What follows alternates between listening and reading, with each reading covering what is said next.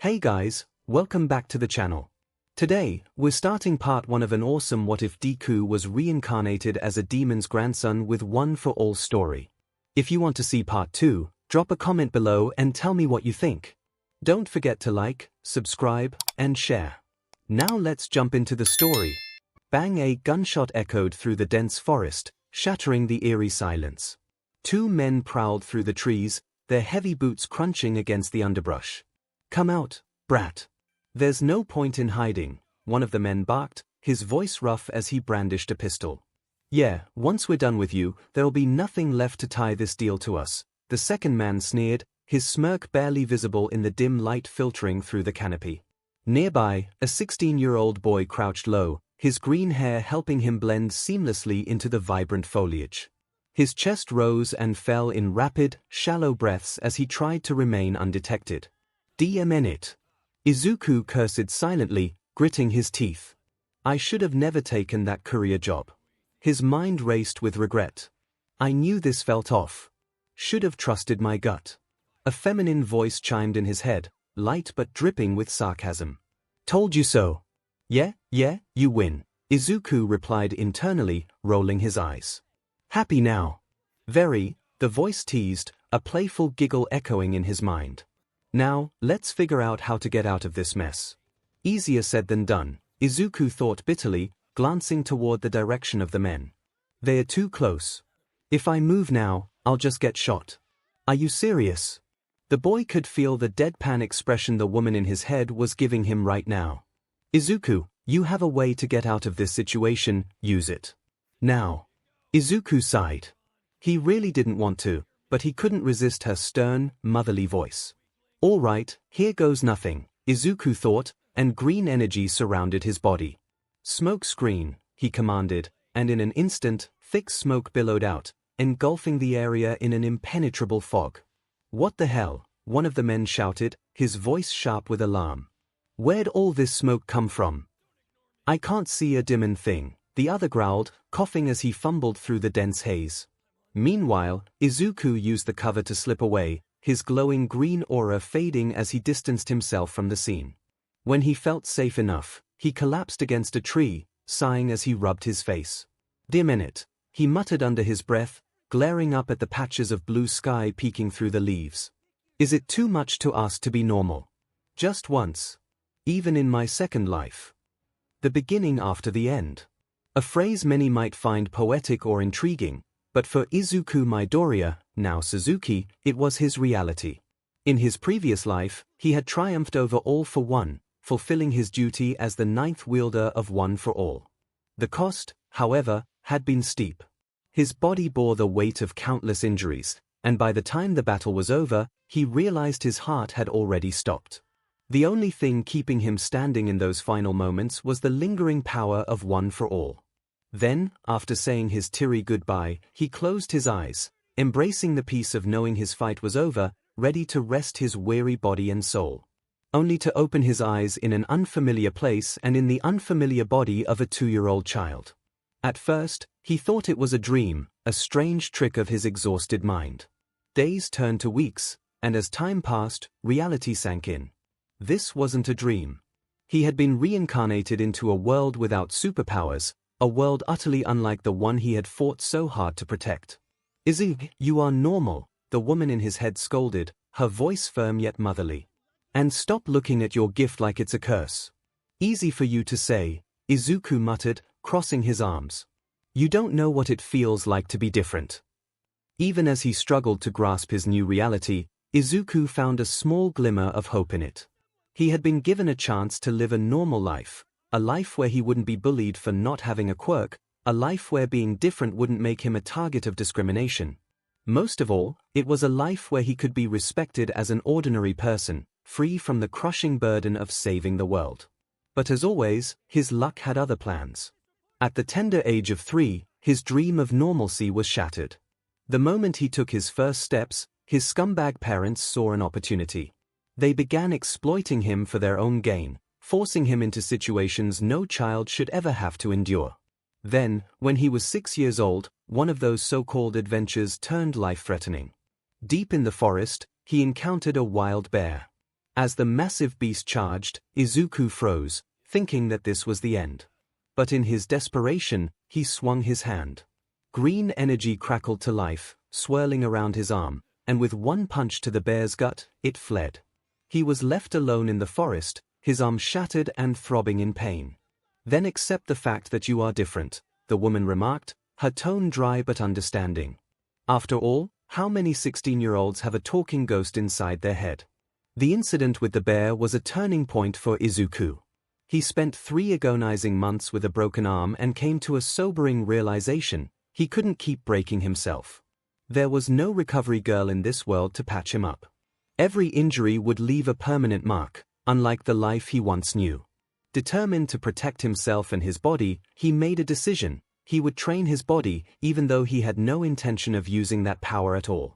And so, once his cast was off, he started training while keeping up with the odd jobs that his parents kept throwing at him. "I know I'm different, it's just," Izuku murmured, staring at his hands as if they held answers he couldn't grasp.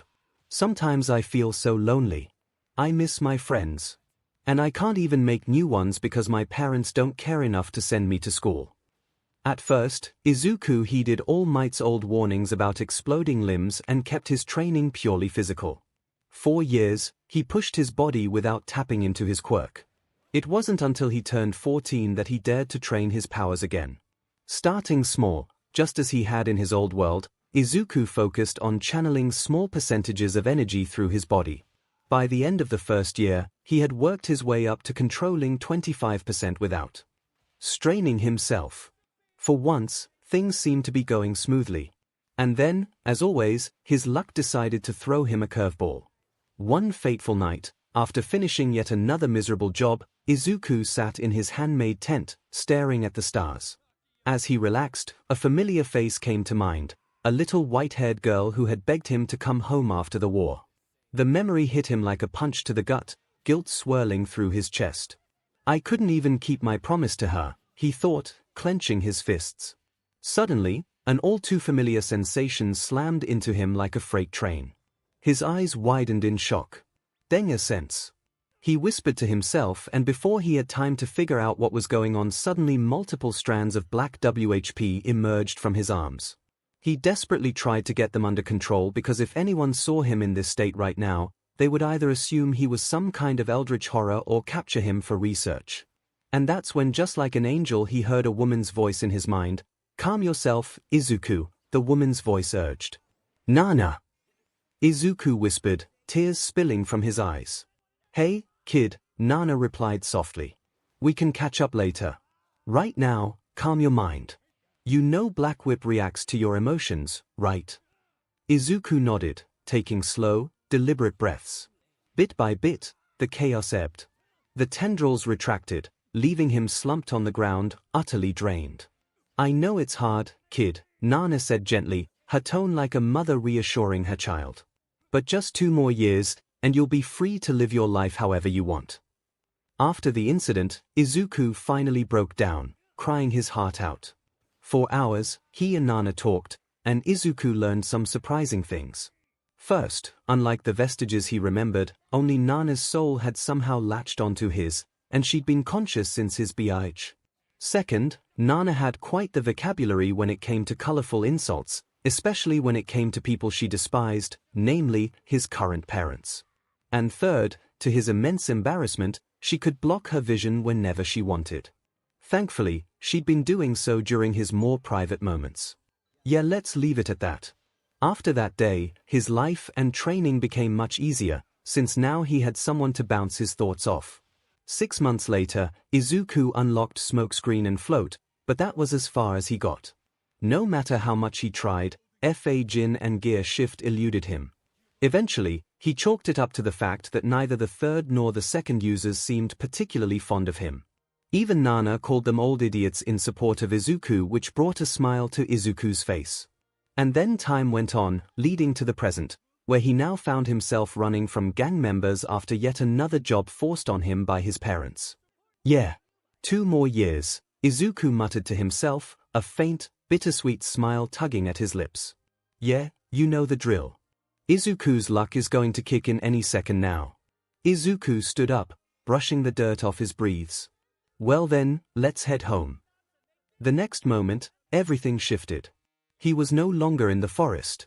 Instead, he found himself floating in a strange void, tightly bound by glowing ropes. A bright red sticker on his chest read, "Sold." What the hell is going on here? Izuku yelled, wriggling in the restraints. That's when he realized he wasn't alone. Hovering nearby was a towering, bald man with 2 curved yellow horns and an impressive white mustache. Before Izuku could demand answers, the world changed again. Suddenly, they were flying, yes, flying, over a bizarre, otherworldly terrain. Izuku's stomach churned with confusion and frustration. "Sir, who are you, and what's going on here?" The man turned to him and spoke in a deep, rumbling voice. Hash hash hash hash hash hash hash hash hash hash hash. Hey. Izuku blinked, completely lost. The man sighed and snapped his fingers. A wave of energy rippled through the air, and suddenly Izuku could understand him perfectly. There. Now you should be able to comprehend demon language. Wow. How did you do that? Izuku asked in a fascinated voice. Do you have a quirk as well? 𝐈𝐴. Nana's voice practically screeched in his head. Focus. He said demon language. Ask what that means. Quirk. The man raised an eyebrow at the mention of quirks but brushed the question aside. Izuku Suzuki, he said, his tone now formal. You are in the netherworld, the realm of demons. What I used on you was a simple translation spell that automatically translates whatever you speak in human language and hear in demon language. Spell. As in magic. Real magic. Izuku stammered, struggling to process. Yes, I can use real magic, the man replied with an amused chuckle. I am a demon, after all. Izuku's mouth opened, then closed, his brain lagging behind his situation. A demon? He asked, sounding highly skeptical. Indeed, the man boomed. I am Sullivan, and Izuku, your parents sold your soul to me. He said it as casually as if he were discussing the weather, punctuating it with a hearty laugh. As soon as Izuku heard that, his body went limp, and he sighed in defeat. Of course, they would do something like that. As he wallowed in his misfortune, a massive mansion came into view, towering and extravagant. What? What is that? Izuku asked, his curiosity momentarily overtaking his despair. That is my mansion, Sullivan replied, his smile curving into a mischievous smirk. Izuku's eyes narrowed as he began discreetly focusing on one for all in his body, preparing himself to break through the ropes and make his escape using smokescreen and float. So, what are you going to do with me now? In an instant, the ropes vanished, and Izuku found himself sitting in a plush, oversized chair. Sullivan leaned down, clasping his hands with a warm, almost grandfatherly grin. Won't you be my grandson? Hey. To be continued. Won't you be my grandson? The demon asked with the warmest smile Izuku had ever seen in his second life. Grandson. Izuku stammered. You heard me right, Sullivan replied, his voice filled with sincerity. Truth is, I'm single, and I've always wanted a grandchild. Without warning, he pulled Izuku into a tight hug, tears streaming down his face. Not to mention, all my friends are always going on about their grandkids. It makes me so jealous, you know. Poor guy, Nana remarked sympathetically, while Izuku suppressed his urge to groan at her. Do I even have the right to refuse? Izuku muttered, his voice tinged with resignation. Considering you bought my soul and all. Of course, I respect your decision. The old demon clung to him again, sobbing uncontrollably. But I'm just such a lonely old man. Please, Izuku-kun, fulfill my dream. Please be my grandchild. I'm begging you. Nana, a little help here. Izuku sent a mental plea. Why not give him a chance? Nana suggested lightly. You're only saying that because your grandparent instincts are kicking in, aren't you? Izuku narrowed his eyes. I have no idea what you're talking about, came Nana's reply, though Izuku could practically feel her avoiding his gaze. With a heavy sigh, Izuku turned his attention back to the crying old demon still clinging to him. Fine, I'll be your grandson. The moment the words left his mouth, the old demon's tears stopped, and a pile of papers appeared in front of Izuku. Wonderful. Now, Izuku-kun, please sign these to make it official. Sullivan said, his voice brimming with excitement. What have I gotten myself into? Izuku thought, staring at the mountain of paperwork in front of him as he began signing. Now then, without further delay, Sullivan took the signed papers from Izuku and snapped his fingers. In an instant, Izuku's clothes and the entire room around them transformed. He now wore what looked like a school uniform, and the room had shifted into a sophisticated bedroom filled with books, desks, and luxurious furniture, reminding him of Momo's room. Sir. What's going on? Izuku asked, bewildered. Izuku-kun, from now on, call me Grandpa, do you understand? Sullivan said, and Izuku nodded his head. And this is for you, of course. You're my first grandchild, so I'll make sure you have the best food, clothing, and education. Education? Izuku asked, tilting his head. That's right, Izuku-kun, Sullivan declared with a proud smile. You'll be attending the demon school. And don't worry about the paperwork, your grandpa's got that covered. Also, you'll be the first human to ever attend, so as long as we keep it a secret, you won't get eaten. What? They'll eat me if they find out who I am. Izuku's eyes widened in horror. Oh, don't worry about that, Sullivan reassured him, grabbing a vial of some strange liquid. He drenched Izuku with it, the liquid smelling like nothing Izuku had ever smelled before. This perfume will mask your human scent. As long as you're careful, you'll be safe. Izuku simply looked at him with a resigned expression. Is there anything else I should know? Nothing I can think of right now, Sullivan replied as he walked toward the door. Now, Izuku-kun, you'll need to wake up early for your first day tomorrow. Get some good rest. Just as Sullivan reached the door, Izuku called out to him. Sigh. Grandpa, can I ask you for a favor? Izuku asked hesitantly. What is it, my precious grandson? Sullivan asked with a warm smile.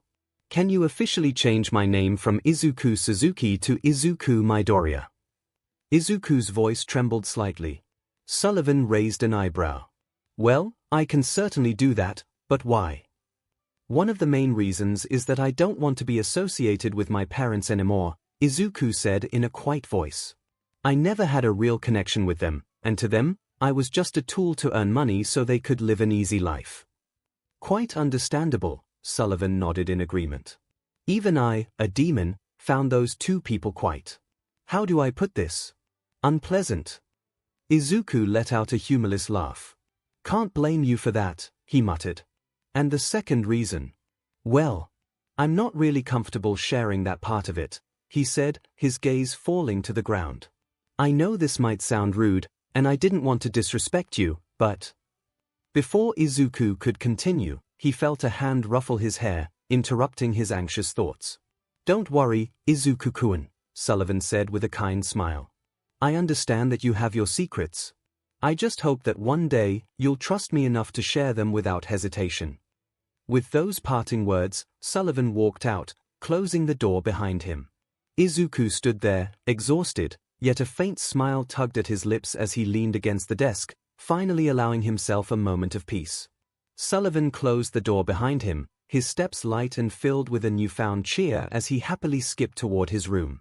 However, just as he rounded the corner, a demon with fiery red hair and cat-like ears appeared, blocking his path. You take your whims too far, the demon said, their voice low and piercing. You could have adopted any demon you wanted, yet you choose to adopt a human as your grandchild. What on earth were you thinking? Sullivan paused, a small smile tugging at his lips. It's nothing really, he said dismissively, his eyes glinting with a knowing look. You'll understand one day, Opera. The demon, Opera, narrowed their eyes but said nothing as Sullivan, with his usual carefree attitude, continued on his way. I'm so excited for tomorrow, Sullivan continued to murmur to himself, his enthusiasm as undeterred as ever. Opera watched them for a moment, their tail flicking in quiet contemplation, before turning and fading into the shadows, unsure whether to be concerned or simply resigned to Sullivan's eccentricities. Meanwhile, Izuku had changed out of his school uniform and into a much more comfortable set of pajamas, which were already neatly hung in the closet along with a variety of other clothes. You know, Nana, I still can't believe any of this is actually happening, Izuku said, his voice muffled by the pillow as he lay down on the bed. It feels like a dream. A really weird dream. I would have pinched you if I had a real body, Nana giggled in his mind, her voice light and teasing. Izuku let out a small laugh. Honestly, I'm just glad I have someone to talk to, he said, his voice softening as his eyelids grew heavier. Anyway, I'm going to sleep, hoping all of this is just a dream. Good night, Mom. He didn't realize he'd said the words out loud until the silence settled around him. But Nana heard it, and those simple words filled her heart with warmth. Despite the strange circumstances, the bond they shared felt real and comforting, and for just a moment, she let herself savor the feeling. Good night, Izuku, she whispered, her voice full of affection. Sweet dreams. The next morning, Izuku woke up to the screeching of birds and the harsh sunlight streaming through his window. He rubbed his eyes and sat up, immediately realizing he was still in the room provided by his new grandpa. So that was not a dream, Izuku muttered to himself, staring out at the unfamiliar scenery outside the window. Unfortunately not, Nana replied with a gentle tone, her voice echoing in his mind. Just as Izuku processed the reality of the situation, the door to his room opened, and his new grandpa appeared with a bright, cheerful smile. Good morning, Izuku-kun. Did you sleep well last night? Sullivan asked, his voice full of enthusiasm. Izuku simply nodded in response. In that case, hurry up and get ready for school. I'll meet you downstairs, Sullivan said, before turning to leave the room. Izuku quickly went through his morning routine, changing into his school uniform, and before long, he made his way downstairs. In the living room, both Sullivan and Opera were waiting for him. Oh my! You look absolutely handsome, my precious grandson. Sullivan exclaimed, spinning around Izuku with excitement. Izuku blinked, wondering if his eyes were playing tricks on him, because somehow his grandpa seemed. Chibi! Breakfast is ready. Please, take your seat, Opera said, their voice as stoic and calm as ever. Izuku glanced at Opera, feeling a bit out of place. You are. I am Opera, Lord Sullivan's loyal servant, Opera replied flatly, bowing slightly. Oh, nice to meet you, Opera, Izuku said politely, to which Opera simply nodded before going back to serving the meal. The food was placed in front of Izuku, and he couldn't help but stare at it.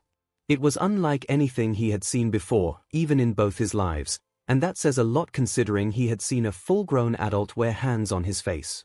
Not funny, Izuku. Not funny, Nana said as he felt a glare in his head. Sorry, Izuku giggled inwardly. Now then, he stared at the strange food. Is it really okay to eat this? Just eat it already, Nana urged. I don't think that demon would go this far if he just wanted to poison you. Izuku took a deep breath and, with some hesitation, took a bite. It's really good, he said, his eyes widening in surprise. I know, right? Sullivan beamed, obviously pleased by Izuku's reaction. And thus slowly but surely, they finished breakfast. Now then, Izuku-kun, let's go.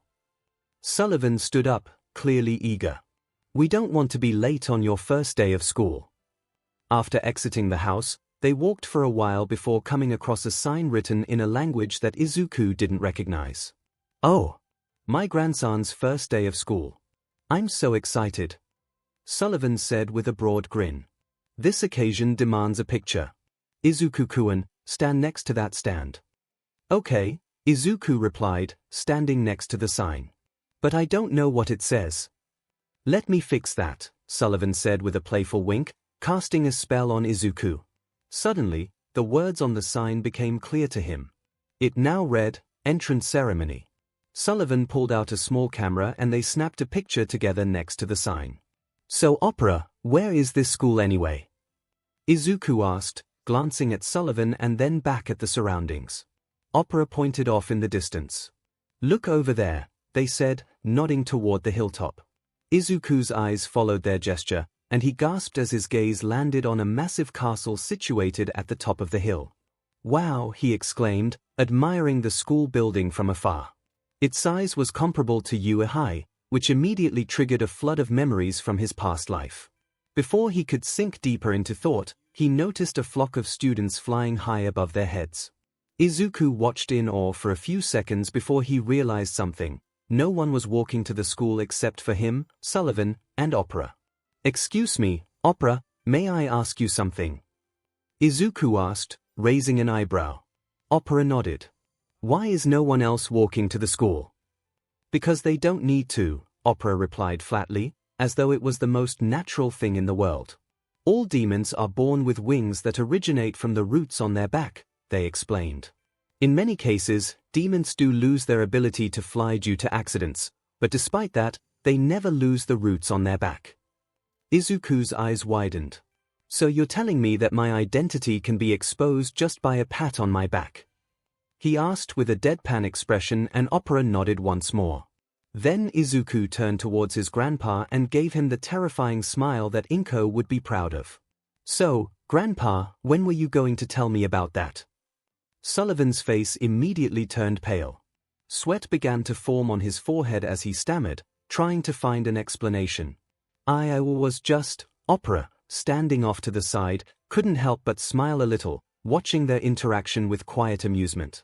"I never thought I would see the day when Lord Sullivan would be terrified of a human child," they thought. Izuku sighed dramatically, rolling his eyes. "It's all right, I'm not mad," he said with a small chuckle. He turned back to Opera. "Is there a way to replicate these roots on my back?" Opera stared at Izuku for a moment, as if considering the question carefully. After a beat, they nodded. "I will look into it." "Thanks." Izuku grinned, pleased by their response. The smile he gave Opera made their ears twitch ever so slightly. Izuku, oblivious to the reaction, gave a satisfied nod, before turning towards the school once more. After that, they reached outside the school gates where Opera and Sullivan separated from Izuku, wishing him good luck. Izuku stood there for a moment, looking at the towering gates before him. His heart raced, not just from anticipation, but from the reality of the situation. One misstep, and he could be on the menu for dinner. "Kid, don't forget that I'm always here to help you," Nana's voice echoed in his mind, providing a small amount of comfort. Izuku chuckled to himself, shaking his head.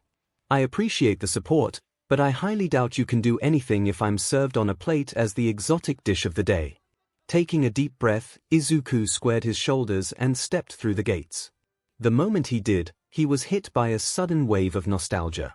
The memories of his first day at 𝐒𝐬𝐽 came rushing back, how nervous he had been, how he tripped and ended up almost in the way of "Ocha, hey, you!" A voice broke through his thoughts, snapping him back to the present. He looked up to see one of 4 demons dressed in different uniforms, calling out to him. "Don't space out in the middle of the road. Head toward the auditorium," the demon said, pointing toward a distant building. Izuku blinked and quickly snapped out of his reverie. "Thank you, and sorry for the trouble," he said, bowing slightly in apology before turning in the direction the demon had pointed. As he began walking, he didn't notice the reddish-orange-haired demoness standing off to the side, watching him with a curious glint in her eye. Her gaze lingered on him for a moment longer than most of the other students had, but soon enough, she turned and followed the others. Slowly but surely, Izuku made his way to the auditorium, his eyes scanning the layout of the school as he walked. When he finally entered, he found an empty seat and settled into it, listening to the hum of conversations around him, students chatting excitedly with their families, their voices blending together in a typical buzz of first-day anticipation. "Wow, it's more normal than I thought," Izuku mused to himself, feeling a bit more at ease. But just as he started to relax, a commanding voice rang out, halting the chatter. "Silence!" The entire hall went deathly quiet. Well, he looks scary, Izuku thought as he glanced at the gloomy-looking teacher who had spoken. "Kind of reminds me of Aizawa." Another teacher stepped forward, his voice loud and clear. "Now, we will formally begin the entrance ceremony for Demon School Babbles. All rise." Everyone, including Izuku, stood up in unison. "It's time to sing the school song," the teacher announced. "Humans only exist to be our food, seek them dry, soul, BLD, flesh, and all tremble at the sound of black wings as we take flight, for we are demons, as this song pours forth from our red lips, scream for us, for we are demons, our castle is the greatest evil, its name is Babbles, a solitary place for study, sacrificing our souls, BLD, and meet without leaving anything behind, we shall aim for the demon's top. That song was quite unnerving, Izuku thought to himself. Izuku, why aren't you more afraid? Nana asked, her voice tinged with worry. They just talked about how humans are food for demons, and all you have to say is that it was unnerving. I'm really concerned. A young boy like you should at least be a little scared for his life. Honestly, I am scared, Izuku admitted, though his voice remained steady. But I just can't bring myself to care anymore. Back then, when my friends and I were around this age, we fought 2 wars just months apart. That's when we learned to push our fears aside and move forward with a smile. Before Nana could respond, the announcer interrupted. Next, greetings from our chair demon. The crowd erupted into cheers, chanting, "Yeah, Demon King. Izuku-kun." Izuku's head snapped toward the stage, his heart skipping a beat when he saw a familiar face, his new grandpa, Sullivan, standing behind the podium in his chibi form. "It's me. Your grandpa." "So he's the chair demon," Nana commented with a resigned tone, though there was a hint of amusement in her voice. The audience, meanwhile, was abuzz, whispering and wondering who the grandson of the chair demon was. "Yes. Indeed. My grandson now attends this school," Sullivan announced, his voice brimming with pride. "He's just so adorable." Izuku's face turned bright red, and he could feel his embarrassment deepening. "Damn it. This is more embarrassing than when Mom showed my baby pictures to All Might." Izuku groaned internally, wishing he could melt into the floor. "Please don't make it worse. And here's the photo we just took together," Sullivan added, pulling out a giant print of the picture they had taken earlier. "And he made it worse," Nana said sympathetically, though she was also enjoying this little scenario of a grandparent embarrassing their grandchild. "I'll make sure everyone gets a copy later." Sullivan continued with a grin before leaving the stage, leaving Izuku with his face buried in his hands. The next announcement came, and Izuku was almost thankful for the distraction. "Now we have a speech from a representative of the new students." Izuku looked up as a student with pink hair stood up, his flawless white uniform standing out in the crowd. "Asmodeus Alice," the announcer called, and the boy began to walk toward the stage. As he did, several of the girls in the audience started to fangirl, whispering and giggling over him. "Well, at least I'm not in the spotlight anymore," Izuku thought with a sigh, relieved for a moment of peace. But just as he was about to relax, the announcer's voice broke through again. "The honor student, Izuku Midoriya." Izuku froze. "Here." Both he and Nana reacted at the same time, staring at the stage in confusion. Then, in the corner of his eye, Izuku saw Sullivan, holding a camera and giving him a thumbs up. Izuku groaned inwardly. "Resigning to my fate, I guess." With a deep breath, he stood up, his heart pounding. As he walked toward the stage, the murmurs of the students reached his ears. "Well, he's quite plain-looking compared to someone like Asmodeus," Izuku overheard from the crowd. "I know I've heard that before," he thought, rolling his eyes internally. "But look at his arms. He looks well-built under that uniform," another voice commented, drawing a faint blush to Izuku's cheeks. "Thank you, I really worked for that." As he approached the podium, Izuku sighed and decided to take charge in the only way he knew how. He slammed the floating picture of him and Sullivan onto the podium with a resolute thud. The audience stilled, their eyes locked onto him. That's when Izuku realized something important. He had no idea what to say. For a fleeting moment, he considered pulling a Kaken, announcing something bold like, "Fight for second place all you want, but I'm going to be the best student in this school." The thought brought a small smile to his face. The demons, however, interpreted his smile quite differently. "Man, even when facing this huge crowd, he's smiling fearlessly," someone murmured in awe, and a ripple of admiration swept through the room. Meanwhile, Izuku's mind raced until his eyes fell on the picture he had slammed down. On its back was a message was scrawled. "I've sent this message to you so that you won't stumble through your school days. Love, Grandpa." Beneath the message were several words that immediately screamed trouble. Should I read this? Izuku mentally asked Nana. Can you make something up on the spot? She countered. Good point. Taking a deep breath, Izuku straightened up. Greetings, everyone. I'm Izuku Midoriya, and for my speech. He glanced down at the text, deciding to wing it. Abuhawk. The moment the first word left his lips, danger sense flared violently. Every nerve in his body screamed at him to stop, but by now, Izuku was too committed. Taratudori. Uzabib. Risutoru. Abaruz. Sutoumanu. Abaruch. Yuru. Mahoraba. Sirazaza. He finished, finally feeling danger sense quiet down. Thank you, he said with a bow. When he looked up, he froze. The crowd was staring at him, their expressions teetering between awe and sheer terror. Then, like a dam breaking, the entire hall erupted into a frenzy of cheers. A teacher rushed toward him, panic and astonishment etched on his face. What the hell, kid? You can't just chant forbidden spells like that. Forbidden? Izuku repeated, blinking in surprise. Yes, forbidden, the teacher exclaimed. Those are taboo spells. If you mess up a single syllable, your body could literally explode. Everybody knows that. Oh, so that's why Danger Sense was screaming, Izuku thought calmly. Don't you do this, brat? Nana roared in his head. Take this seriously. I'm sorry. Izuku stammered, bowing deeply. I didn't know it was dangerous. I apologize for the trouble. The teacher seemed to calm down, his serious expression softening into a grin. Yes, it was dangerous, crazy, and totally amazing. He gave Izuku an enthusiastic thumbs up. But as long as you understand, it's fine.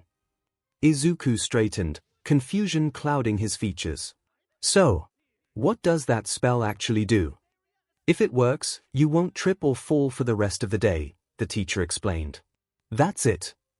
Izuku blinked, baffled. Isn't the trade-off a bit too high for something so small? Duh, the teacher replied with a shrug. That's why it's a forbidden spell. Yep, makes sense, Izuku thought dryly. Still, it's nice to know Grandpa was just trying to look out for me. As Izuku stepped off the stage, finally free from the ordeal, he was immediately blocked by another student.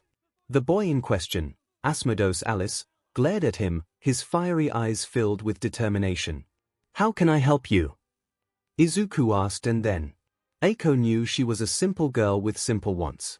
She liked flowers, cute things, photography, and hanging out with people her age. And when it came to boys, she had a clear preference: well-toned muscles on a lean frame, not overly bulky but effortlessly strong. That was precisely why she found herself harboring a tiny crush on the green-haired honor student. After all, he'd just used a forbidden spell during his speech without blowing himself to pieces. And now, that same honor student stood in the courtyard, facing a fiery challenge from the student representative, Asmodeus Alice. The commotion had drawn nearly all the first years, along with a good number of upperclassmen. I was supposed to give that speech, Asmodeus declared, flames crackling to life in his palm.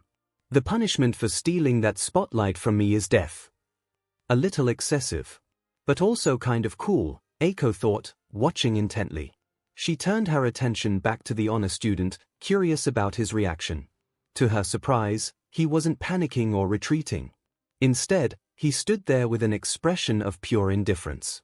Really? Izuku asked, you are talking about killing someone for something so petty? Really? Izuku asked, raising an eyebrow. You're ready to kill someone over something so petty? Silence! Asmodeus roared, his flames flaring brighter. Since you stole my moment, I have the right to determine if you're truly worthy of it. Upon Asmodeus's declaration, the crowd erupted into cheers, but Izuku's unimpressed glare shifted to them, silencing a few in confusion. Wow! Eiko thought, stars in her eyes. His completely unfazed, even against someone like Asmodeus. Hey, do you think the honor student has a chance? Her friend Garko whispered. Before Eiko could respond, a pink-haired girl behind them interjected. No way! A plain-looking guy like him doesn't stand a chance against someone like Asmodeus. She sighed dreamily. Just look at how handsome he is. Listen, I'm sorry, Izuku said, catching everyone off guard. I never meant to take your spotlight. It doesn't matter. Asmodeus shouted, launching a fireball directly at him. Prove to me you're worthy of it. In response, Izuku raised his hand and pointed at the fireball as some kind of green energy swirled around his body, and then he flicked his finger. And to everyone's surprise, not only did that little flick create a shockwave that not only extinguished the fireball but also sent a few nearby demons tumbling backward. We don't need to do this, Izuku sighed. I can apologize, you can forgive me, and we can move on. Shut up. Asmodeus barked, his frustration mounting. How dare you mock me and the flames of my family? With a snarl, Asmodeus launched a volley of fireballs. Yet, Izuku gracefully dodged each one, the green energy continuing to dance around him. Why? Why can't I hit you? Asmodeus demanded, his voice tinged with frustration. Because you're relying on raw power without anticipating my movements, Izuku replied thoughtfully. Honestly, I am really impressed by the strength of your flames and your control over them. And now he was praising his opponent and giving him pointers. What a strange demon, 𝐒𝐽 thought. Enough! Asmodeus roared, conjuring a blazing sword. If magic won't work, I'll defeat you with martial arts. But despite changing his technique, it didn't work as Izuku once again dodged, but this time Asmodeus's leg slipped on a nearby rock, causing him to change direction. Now, that flaming sword was coming towards her, ready to pierce a hole in her body. 𝐒𝐽! 𝐒𝐽 shouted her name, but by now 𝐒𝐽 was too scared to even move from her place. To her, it felt like someone had trapped her feet in ice. And that's when she realized, so this is what facing death feels like, she thought as she felt the heat of Asmodeus's flames on her body. When suddenly, she saw green sparks in front of her eyes, and in the next moment, Izuku was holding her in a princess carry. After gently setting her down, Izuku turned to Asmodeus, his green energy flaring violently. His voice, steady and commanding, cut through the tension. Asmodeus Alice, he said, his tone icy, are we done here? Or are you planning to involve more innocent students in this stupid fight? The crowd fell silent as Asmodeus froze under Izuku's piercing glare. After a moment, he exhaled, extinguishing his flames. You're right, Asmodeus admitted reluctantly. There's no point in continuing this. Asmodeus Alice, take back my challenge and apologize for wasting your time. With that, he turned and walked away. As the green energy dissipated from his body, Izuku approached 𝐒𝐽, his expression softening into a kind smile. Hey, are you okay? He asked. And, sorry for picking you up like that. He rubbed the back of his neck sheepishly. Here. No, it's all right, 𝐒𝐽 stammered, her heart still pounding. Thank you for saving my life. Don't worry about it, Izuku said, grimacing slightly. It was kind of my fault anyway. Are you hurt? I can take you to the infirmary if you need. No, I'm fine. I think, 𝐒𝐽 replied, her voice steadying. Good. Take care, then, Izuku said with a wave before heading back into the school, leaving 𝐒𝐽 staring after him. Now that I got a closer look, one of the girls in the crowd mused aloud, he is kinda hot.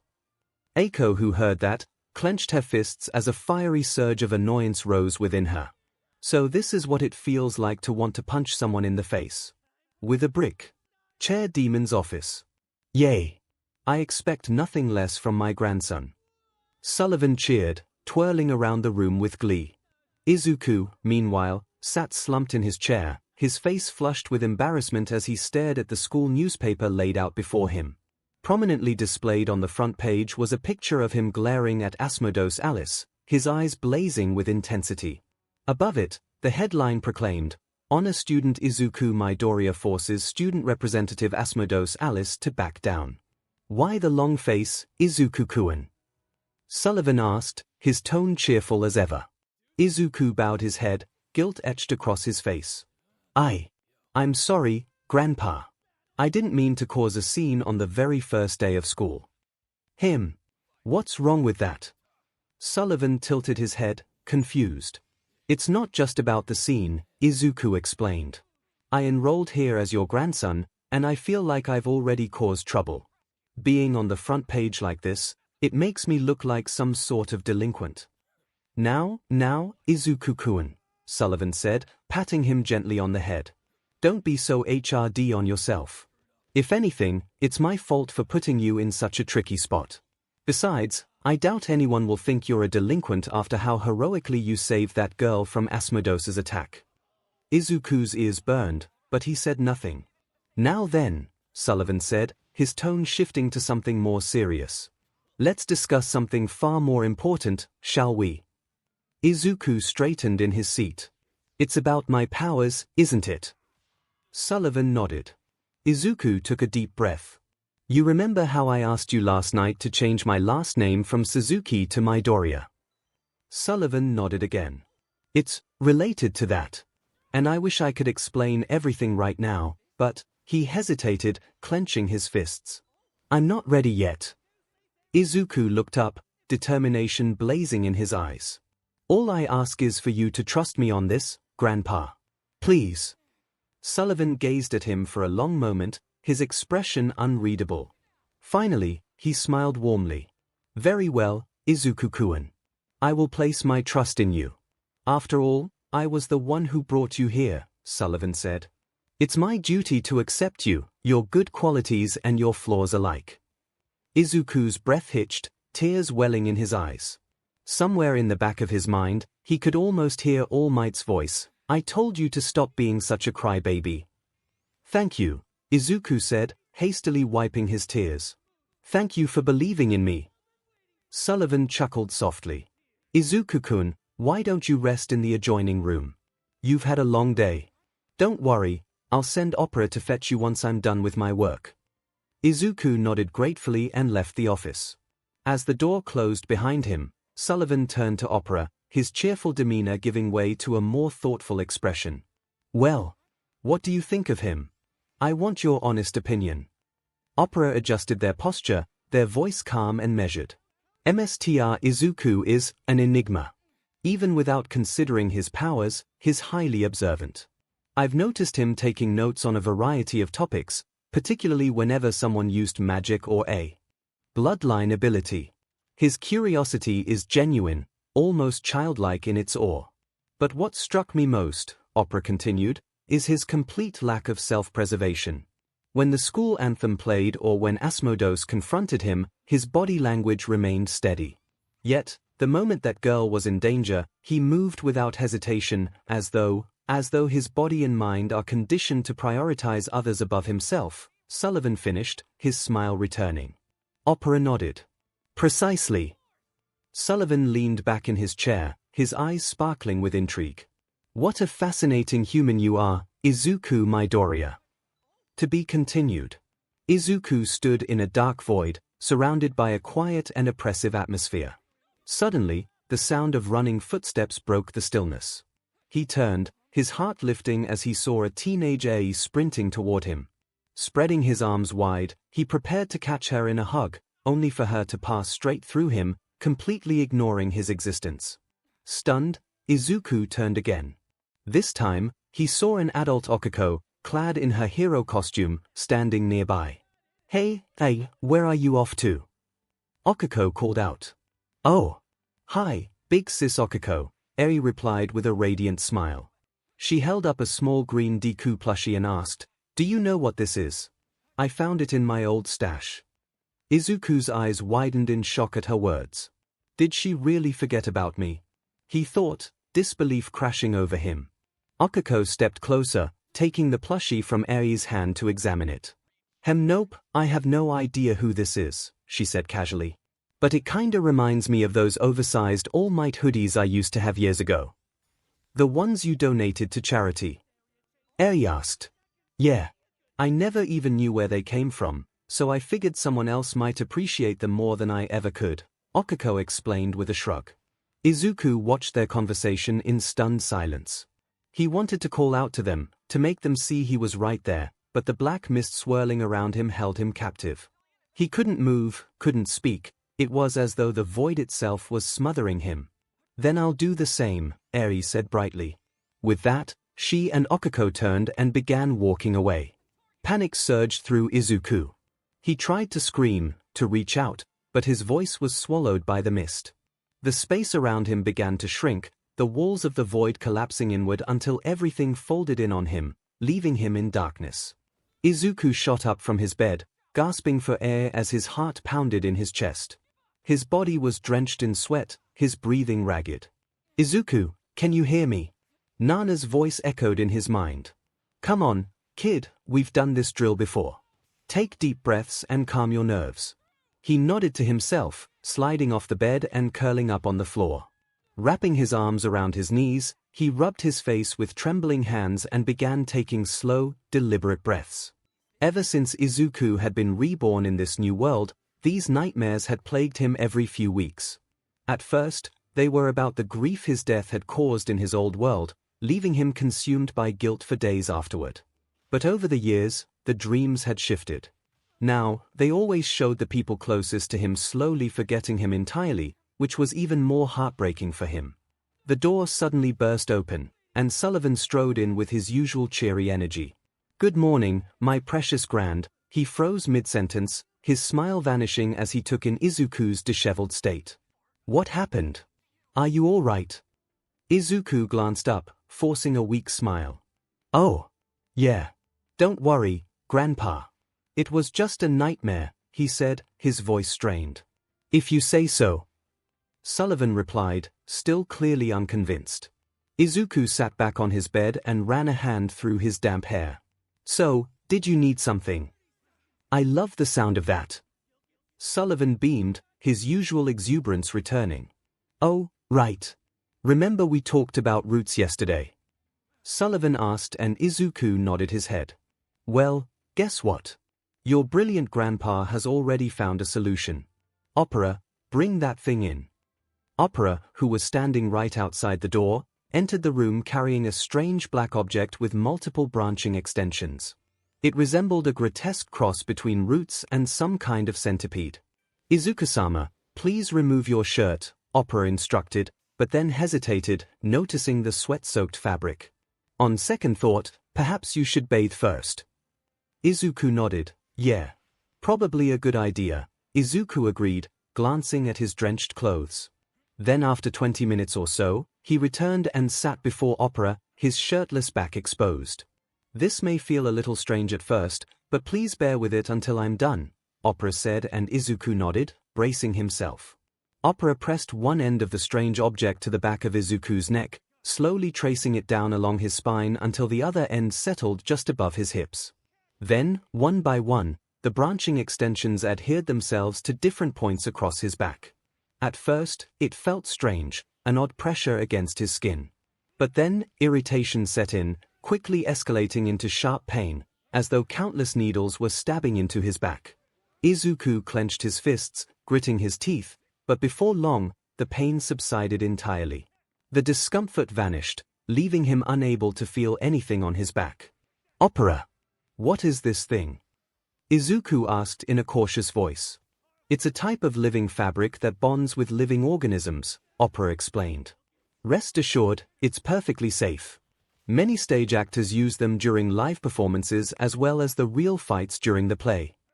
Izuku blinked. "Wait, actual fights during plays?"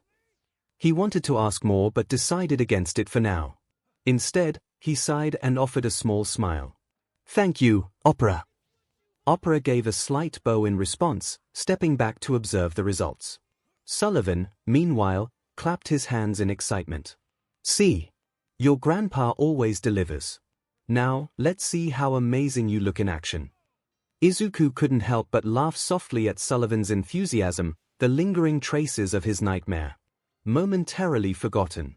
After getting ready for school, Izuku walked down the stairs and took his seat at the dining table for breakfast.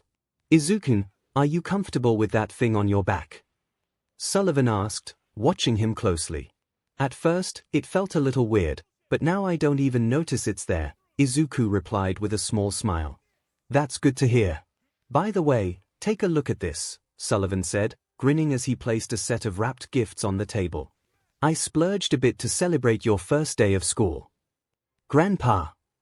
Izuku looked uneasy, his hands fidgeting slightly. I really appreciate the gifts, but you don't need to keep spending so much money on me. You've already given me so much. Now it feels like I'm taking advantage of your kindness." "Nonsense," Sullivan said, waving his hand dismissively. "You're my one and only grandson. Of course, I'm going to spoil you. But—" he softened his tone. "If it really makes you uncomfortable, I'll tone it down a bit." Sullivan reached into his pocket and pulled out a handkerchief with Izuku's name embroidered on it. "Here. Opera and I made this for you. Do you like it?" Izuku took the handkerchief and smiled. "Yeah, it's lovely," he said, then noticed the bandages on Sullivan's fingers. "Wait, what happened to your hands?" Sullivan chuckled sheepishly. "I'm not used to embroidery. It was more challenging than I expected." "Grandpa, don't hurt yourself over things like this," Izuku said with a tired sigh. "Well, at least he's trying to be a good grandparent," Nana remarked in his mind. "Unlike me." "Come on, Nana," Izuku replied. "We've talked about this before. No more self-deprecating thoughts, remember?" Yeah. "You're one to talk," Nana retorted playfully. Breakfast continued, and before long, it was time for Izuku to head out.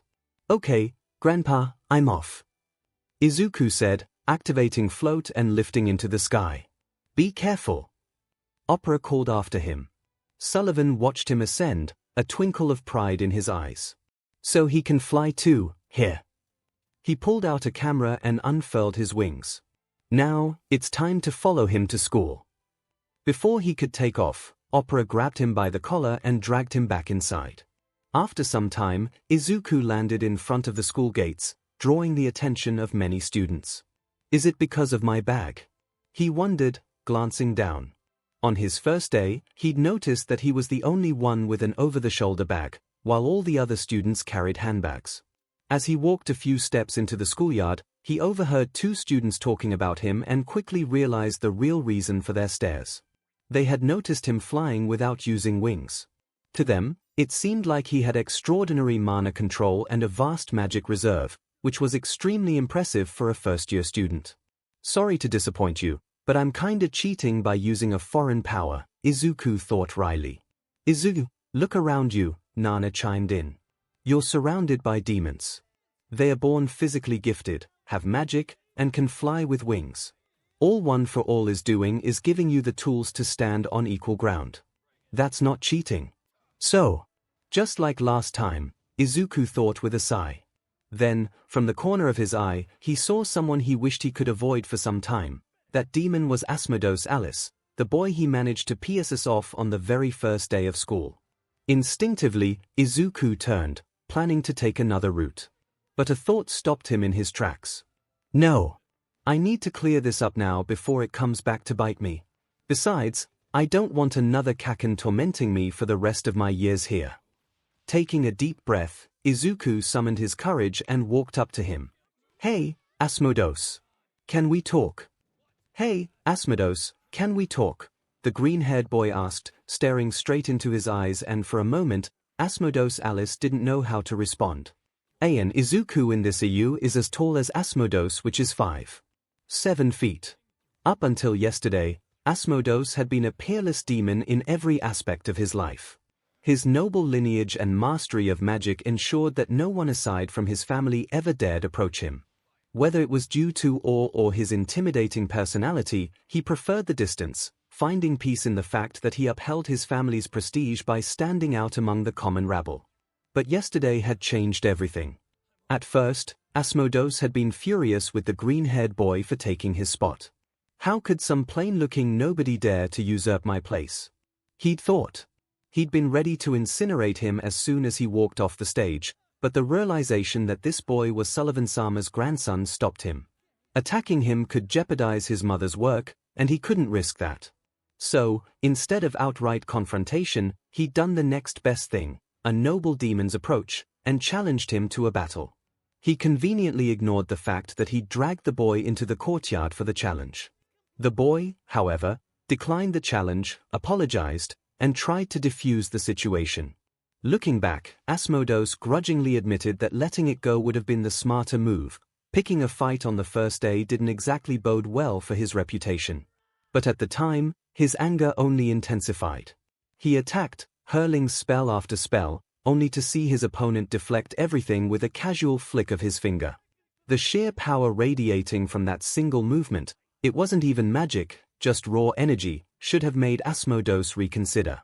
But his pride refused to back down. He kept attacking, and by the time he was breathing and exhausted, the green-haired boy stood unharmed, praising his magic and offering pointers. That had been infuriating enough, but what followed was even worse. In a blind rage, Asmodeus charged with a fire blade, tripped on a rock, and almost injured a bystander. Instead of mocking him, the boy was genuinely angry, not at the insults or accusations Asmodeus had hurled, but because he'd nearly hurt someone else. How could he care about that? Asmodeus had wondered, and that's why Alice had placed him into the mental box labeled "Demons I Don't Understand and Probably Never Will," alongside his mother. And now, here was that same boy standing in front of him, asking for his time. "Yes, what is it?" Asmodeus asked, finally regaining his composure. "Listen, I just want to clear up some misunderstandings," Izuku said. "First of all, like I told you yesterday, I genuinely didn't know Grandpa was going to put me on the spot like that. I didn't even have a speech prepared, so I panicked and had to use that forbidden spell, which, by the way, is a total scam given how risky it is." Izuku paused, looking apologetic. "Second, I'm really sorry for taking your spot. If I'd known how important it was to you, I would have turned it down." With that, he bowed his head, surprising Asmodeus yet again. Eventually, Asmodeus sighed, letting out the tension in his shoulders. "Fine. I'll take your word for it, but only because I consider you my competition now." "Thank you," Izuku said, visibly relieved. "I was worried you'd hold a grudge." He then extended a hand toward Asmodeus. "Let's reintroduce ourselves. I'm Izuku Midoriya. Want to be my friend?" "Hey." Asmodeus raised an eyebrow. "What is a friend? You don't know what a friend is?" Izuku asked, blinking in disbelief. "I don't think I've ever heard the term," Asmodeus replied, tilting his head. "Izuku, I don't think the concept of friendship exists in this world," Nana chimed in.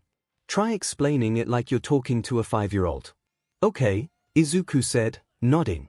"A friend is someone you spend time with without worrying about things like status or power. You study together, train together, share thoughts and feelings, even hang out outside of school." "That sounds like an overly sentimental version of an ally," Asmodeus said, frowning slightly. "But I'm intrigued by your explanation." Then he extended his hand. "Very well, Izuku Midoriya. From this day forth, I, Asmodeus Alice, accept your offer of friendship. You may refer to me as Alice, but only because I see you as my equal. And know this, I fully intend to surpass you one day." Well, that was dramatic, Izuku and Nana thought simultaneously.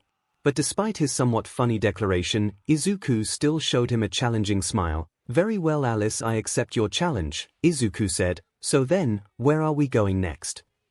"Familiar summoning," Izuku asked as they walked. "Yes," Alice explained. "It's a traditional event here at Babbles and one of the 3 events that determine our rank. Do you know what those other 2 events are by any chance?" Izuku asked. "It should be a flying race and mock battles against the upperclassmen," Alice said. "Our overall performance in these will decide our ranks." "Oh, okay," Izuku said. "I need to restart doing combat training again. Something is telling me that I'm going to need that if I'm going to stay here."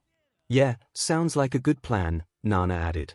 "You must be quite rusty since you haven't had any real battle for so long." "Yeah," Izuku thought.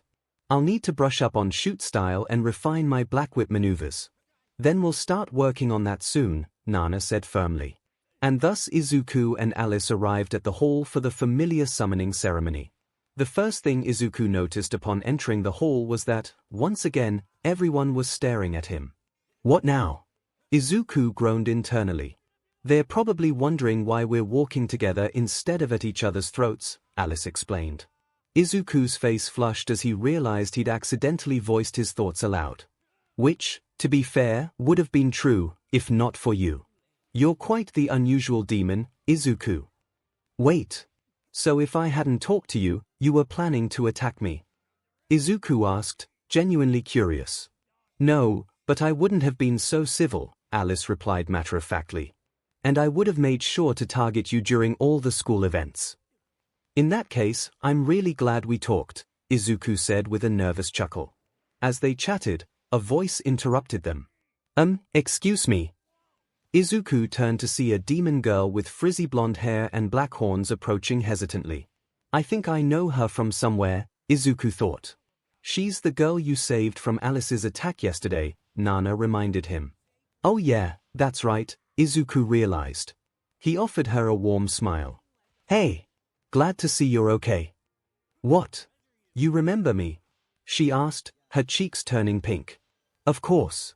We just met yesterday, right? Izuku lied effortlessly. Liar, Nana huffed. Izuku winced as he felt a phantom smack on the back of his head. Oh, I'm sorry. I forgot to introduce myself, Izuku said quickly, extending a hand. I'm Izuku Midoriya. Eiko Oni, she replied, stumbling over her words as she shook his hand. Someone you know? Alice interjected, looking between them. Kind of, Izuku replied. Actually, you know her too. Alice raised an eyebrow. I do. Sorry, but I don't recall meeting her. Remember how you almost sliced someone yesterday? Izuku asked pointedly. Yeah, that was her. Alice's eyes widened slightly in realization. He stepped forward, bowing his head slightly. Please forgive me for putting your life in danger. No, please. It's fine. Eiko said hurriedly, clearly flustered by all the attention. Thankfully, the tension was broken when the hall doors slammed open, and their gloomy teacher from the entrance ceremony strode in.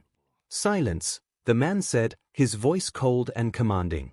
The room instantly quieted under his intimidating aura. My name is Naberius Caligo, he began, glaring at the gathered students. I will be your advisor.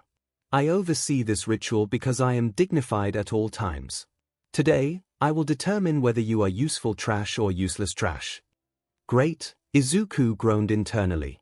No matter what world I'm in, there's always that teacher. As if reading his thoughts, 𝐒𝐭𝐽𝐽's sharp gaze landed on him. The demon walked over, stopping inches away to stare directly into his soul, and said, especially those who rely on their grandfather's position and recklessly chant forbidden spells in public, he said coldly. Then he glared at Alice next. And those who pick fights with fellow students, he said, but his eye twitched upon noticing that Izuku looked indifferent to his intimidation and Alice just outright ignored him. Then, stepping back to address the entire class, Caligo continued, incompetent students will be forced to withdraw immediately. Really? Is fate playing some kind of sick joke with me? Izuku thought as he remembered the words of a certain hobo that haunted him for days, the one with the lowest score will be judged hopeless and will be expelled from the school. Upon hearing that, the students erupted into protests, but 𝐒𝐭𝐽𝐽's withering glare and overwhelming aura silenced them just as quickly. Then out of nowhere, he produced a small pink digital board decorated with cutesy images of animals and flowers, and yeah, it was totally killing 𝐒𝐭𝐽𝐽's vibe. The board's chirpy voice began explaining the summoning ritual steps, a guide to basically summon a familiars. Draw a circle on the parchment with your BLD, walk into the magic circle. Throw the parchment into the flames. A familiar will emerge from the smoke. 𝐒𝐭𝐽𝐽's expression darkened as murmurs spread through the room. Without hesitation, he slapped the board out of the air. Stupid guide, he muttered disdainfully. He hit it, one student whispered. Does he hate cute things? Another murmured. Ignoring them, Caligo held up a parchment. Use this paper with my seal on it. If you forge one, I'll know immediately. Now, line up. You will be called one by one. Is this going to be dangerous? Eiko asked as she slowly raised her hand. What a foolish question, Caligo said. You will be summoning a subordinate and making it serve you. That's what familiars are, and should a familiar disobey its MSTR, Caligo picked up the cute board and created a hole in it. There will be punishment.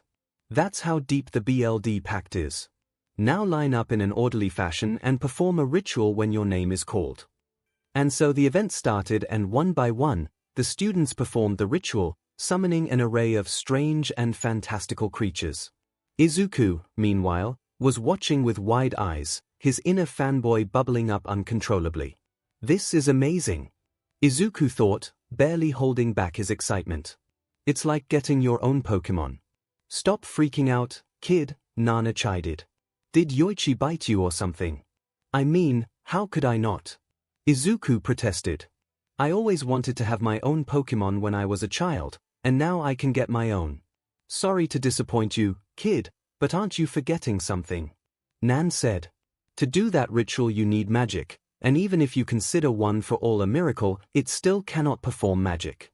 𝐒𝐿's enthusiasm immediately plummeted. Oh. 𝐒𝐿, noticing his expression, asked, Are you okay?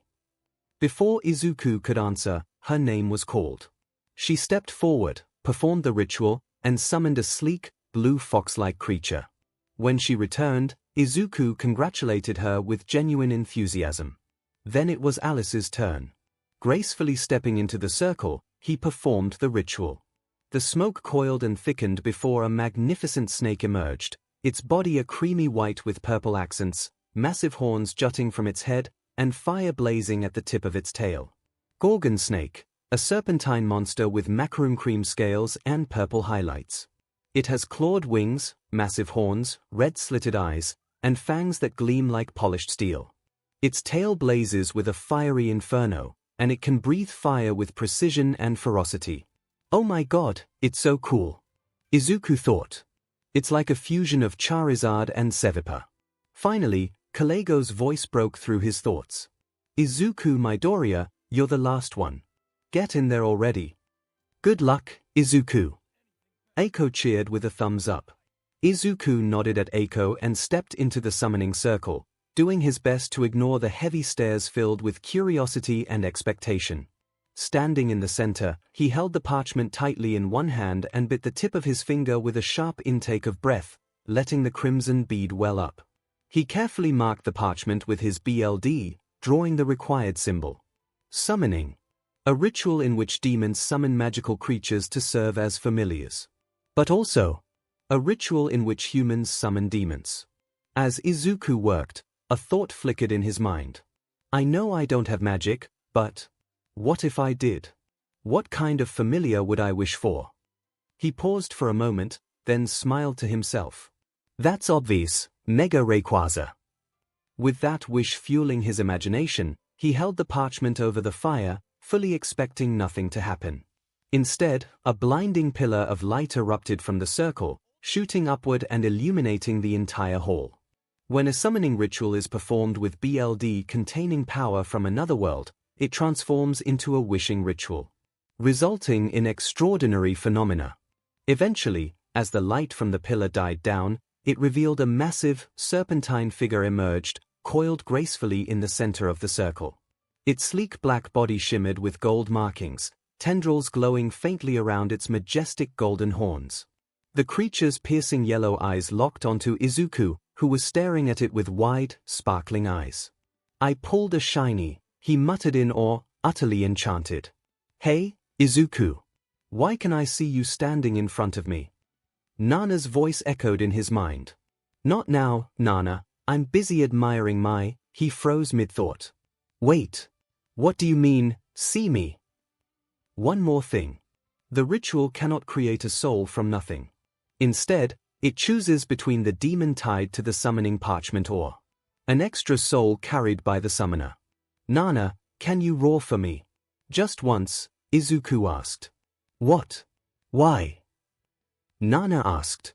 Just do it, 𝐒𝐿 said, and a moment later, the Rayquaza in front of him let out a thunderous roar, the sound reverberating through the hall and causing many students to flinch in fear. Okay, Nana, don't freak out, but I think I accidentally summoned you as my familiar, 𝐒𝐿 explained. Oh, Nana replied calmly. Wait, that's it. 𝐒𝐿's thoughts raced. I thought you'd be furious about being turned into a servant. Well, first of all, 𝐒𝐿. This is not the first weird thing that has happened to us in the last few days, Nana explained, and second, I'm kind of liking this form. I mean, I could literally feel the power in my body. I also think that this form will be more useful since we're going to live here. As Izuku tried to process this, 𝐭𝐽𝐽's sharp voice cut through his thoughts. Midoriya, what is that thing? It doesn't match anything in our records. It's a Rayquaza, Izuku blurted out without thinking. And how, pray tell, do you know that? 𝐭𝐽𝐽's eyes narrowed. CRP. Me and my big mouth, Izuku cursed internally.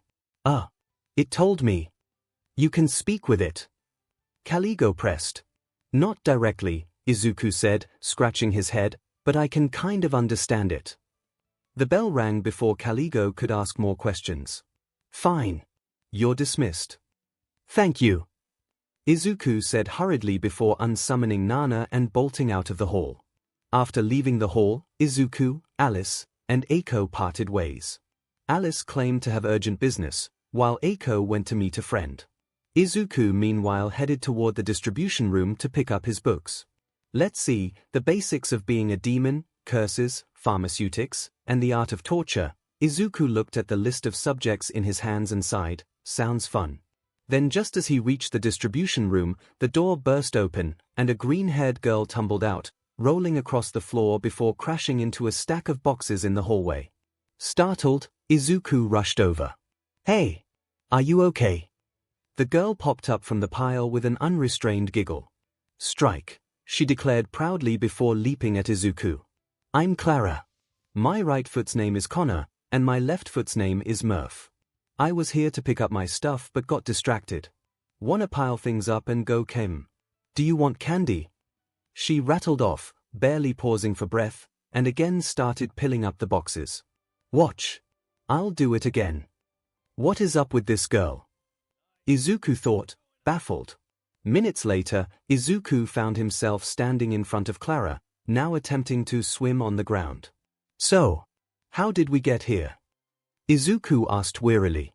Because the teacher recognized you and dumped the responsibility of this chaotic child on you, Nana replied, barely containing her laughter.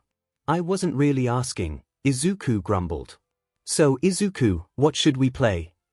Clara asked and pointed at the pile of dangerous-looking things. I have a lot of things. A spiky ball. A picture book. A broken, BLD-stained, family murder house set. And lots of other things.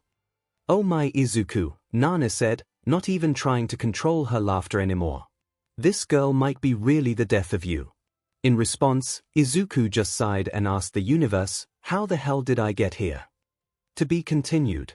Oh man, I'm beat, Izuku groaned, lying flat on the ground as he stared at the orange-streaked sky.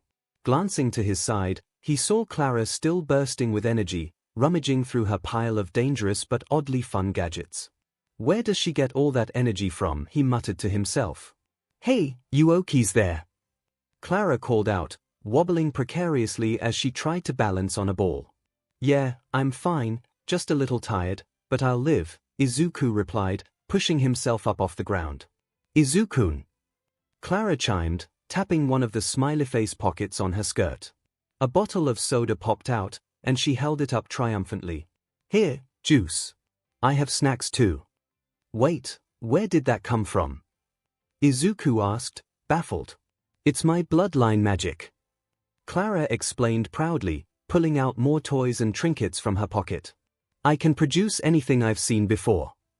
So, you're telling me you can recreate anything you've seen even once? Izuku asked slowly, his expression growing more incredulous. Yep. Clara grinned. Izuku nodded, a distant look in his eyes. And here I thought Momo's quirk was broken. How naive I was. Clara, oblivious to his musings, simply shrugged and started spinning in circles around him. Snapping out of his thoughts, Izuku grabbed his bag. School's almost over. We should head home. Just as he turned to leave, he felt a tug on his sleeve. Turning back, he saw Clara standing there, looking uncharacteristically shy as she clutched his sleeve. Will you play with me again? She asked hesitantly.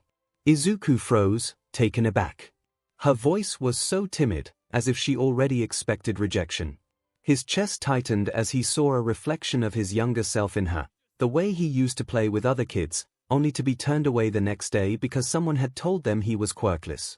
That's why when he saw that same look in Clara's eyes, he felt a weird pain in his heart to see someone so nice have to go through that. Before he could answer, though, someone interrupted. "Hey, Clara. Come here for a second," a boy called out, appearing out of nowhere, and started talking to Clara in a commanding tone that Izuku found very unsettling. "Who's this?" the boy sneered. "Clara, did you find a new owner or something?" He snickered before continuing, "Whatever. Just give me a can of juice." "I don't like him," Nana's voice echoed in Izuku's head, her tone sharp with disapproval. "Yeah, I know," Izuku replied internally. As Clara moved toward the boy, Izuku instinctively grabbed her hand and stepped in front of her. "If you want something to drink, go buy it yourself," he said firmly. "Here." The boy frowned in annoyance. "Come on, honor boy. Stop hogging her and let me get something too." Izuku's expression darkened. His reply was short and cold, "Leave." "What?" The boy flinched but tried to stand his ground. "Wait, what did you?" I said. "Leave."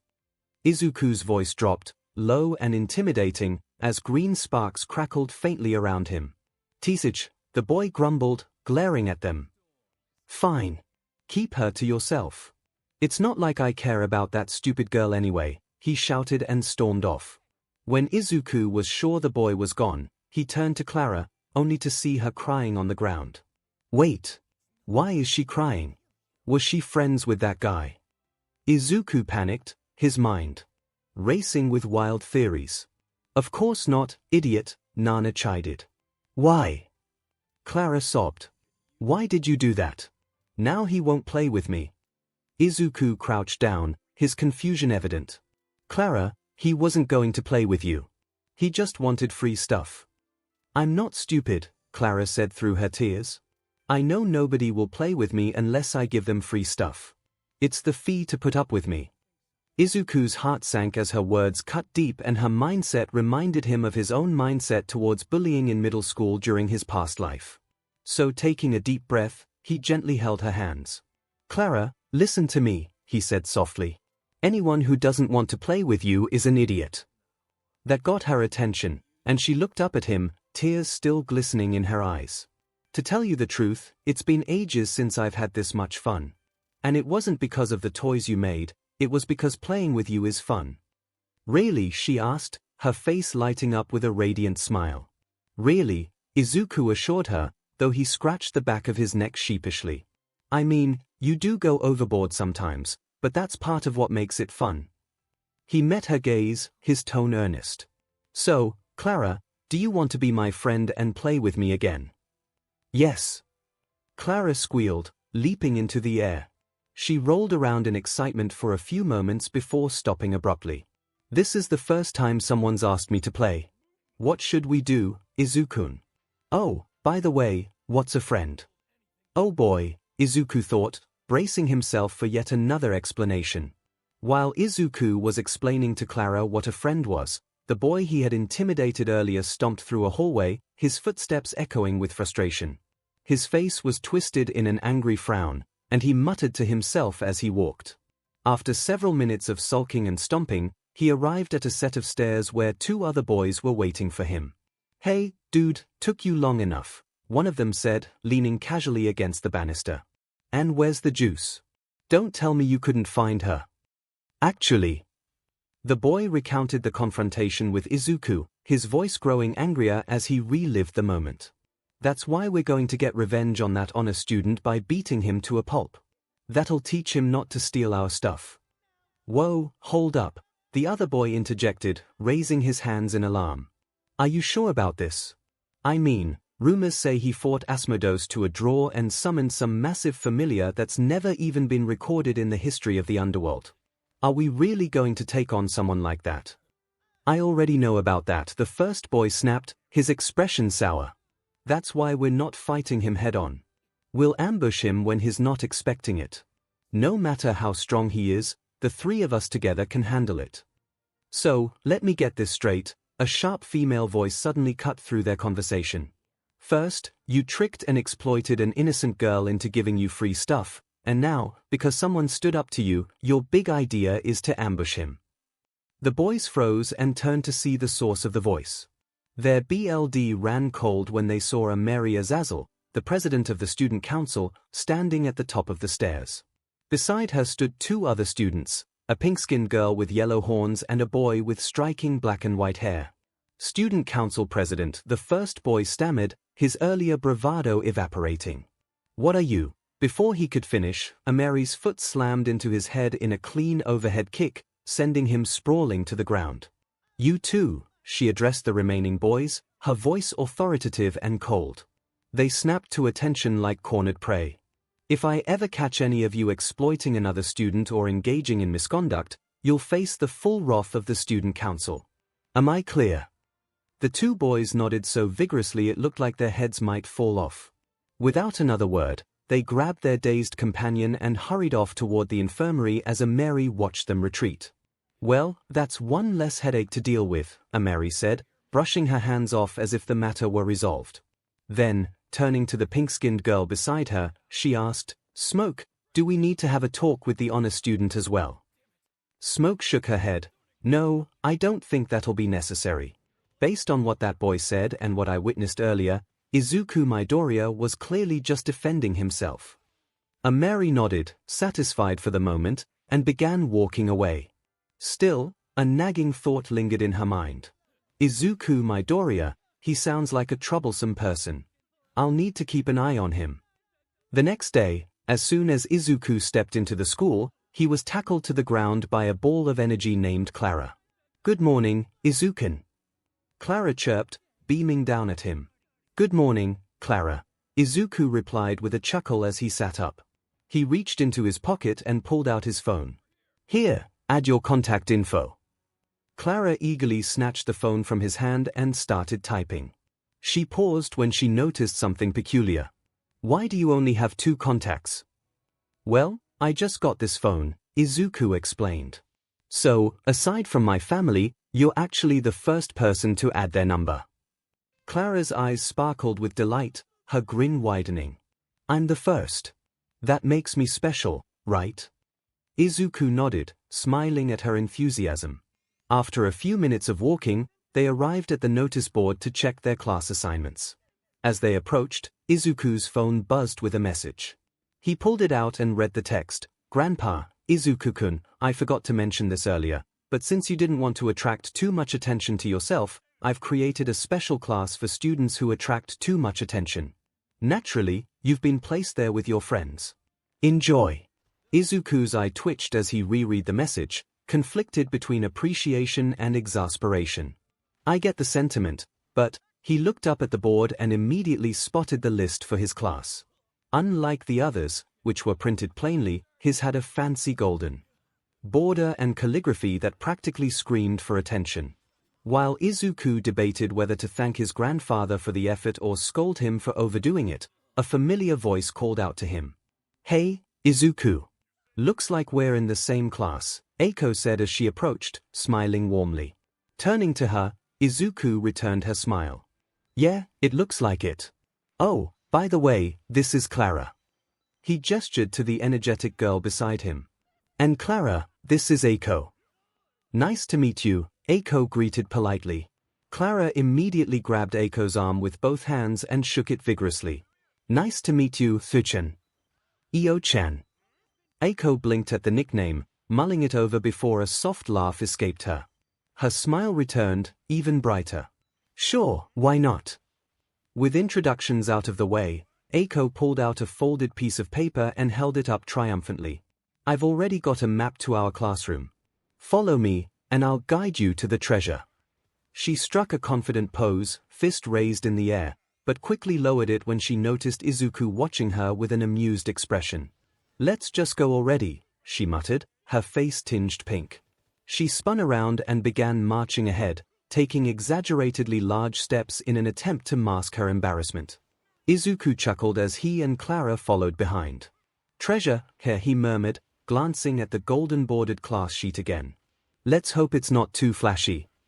After walking for a little while, Izuku, Clara, and 𝐒𝐻𝐼 arrived at a massive gate in a secluded underground area of the school.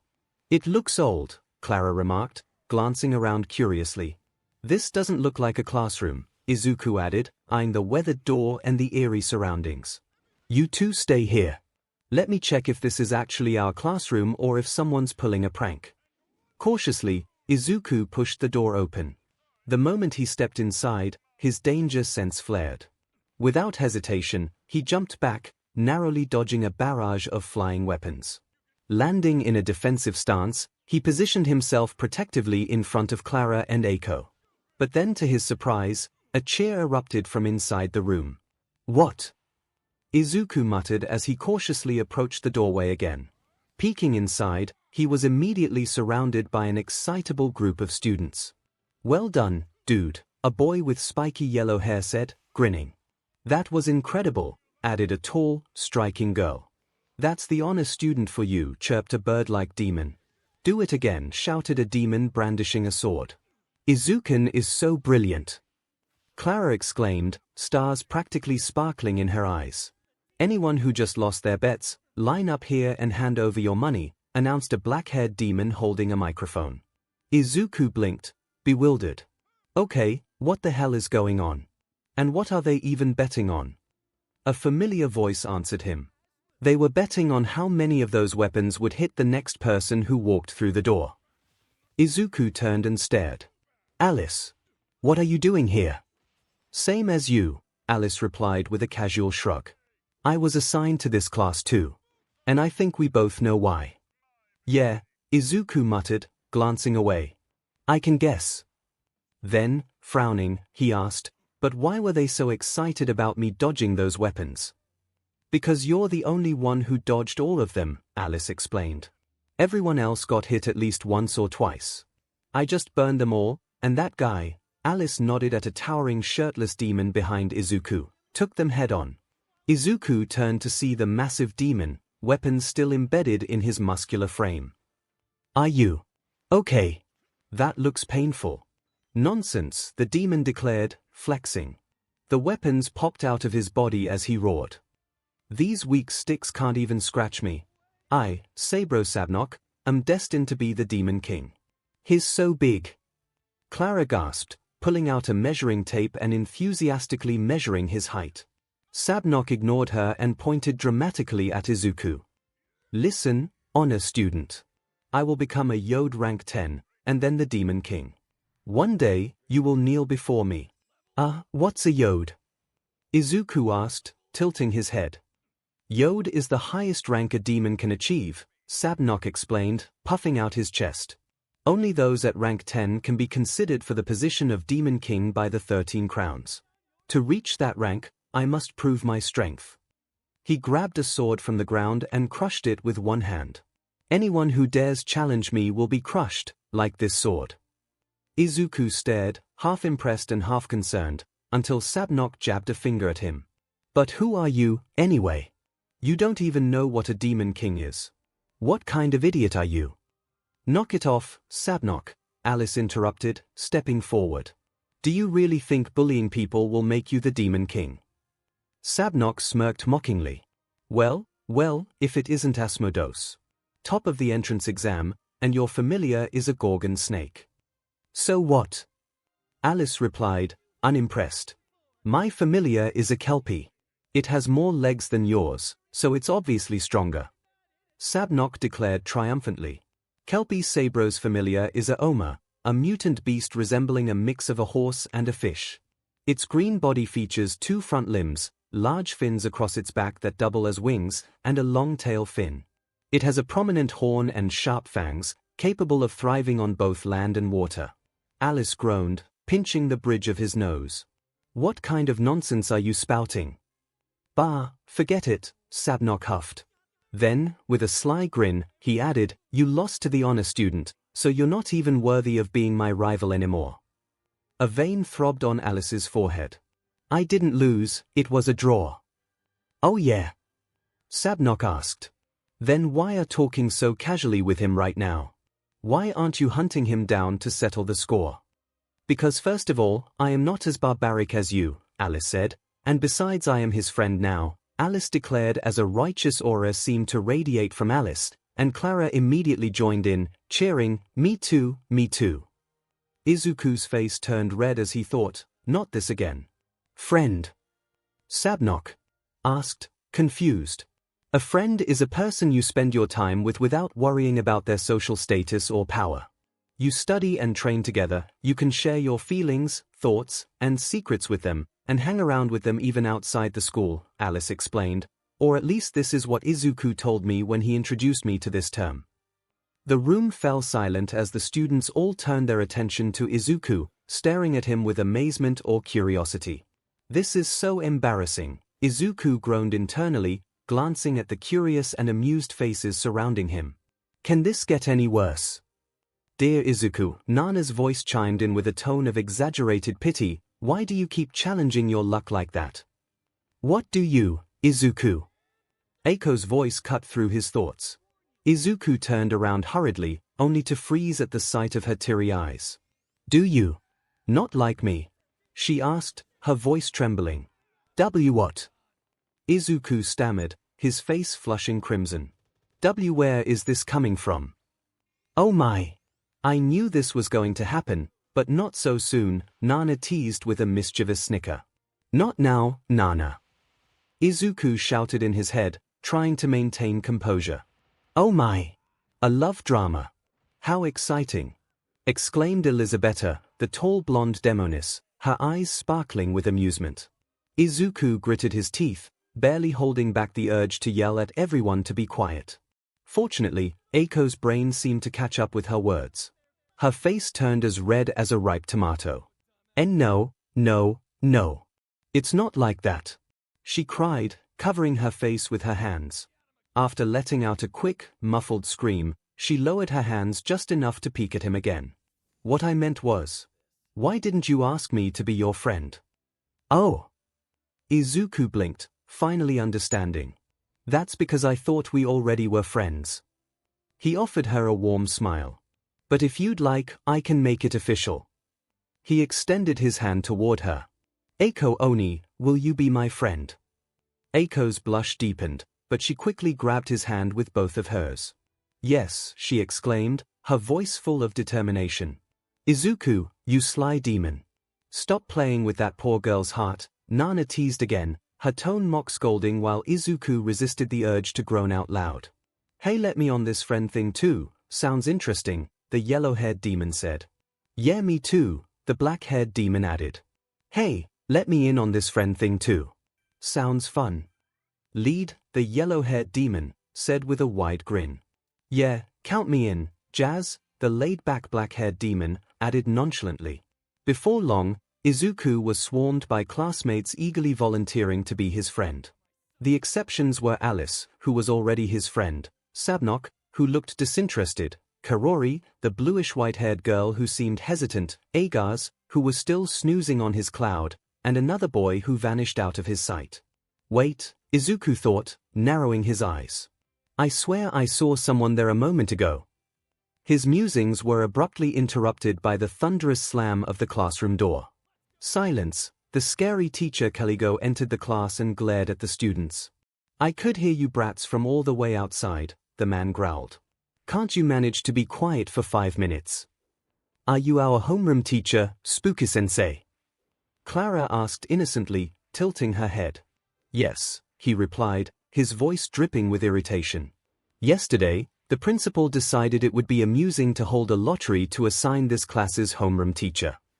His glare intensified as he fixed his eyes on Izuku. Of course, I later discovered the lottery was rigged, by a certain someone's relative, and every single slip had my name on it, he said, and all Izuku could do was avoid making eye contact. Now, sit down, brats. Roll call starts now, the teacher barked. With a wave of his hand, a magical attendance book materialized in his hand. Agars Pissaro, he called. The boy lounging on his floating cloud gave a half-hearted yawn in response. Asmodeus Alice. Yes, sir, Alice replied smoothly. Alossa Schneider. I am a thinking reed, the lion-faced demon declared, sounding oddly philosophical. Andro M. Jazz. Here, Jazz answered lazily, lounging in his seat. 9 Elisabetta.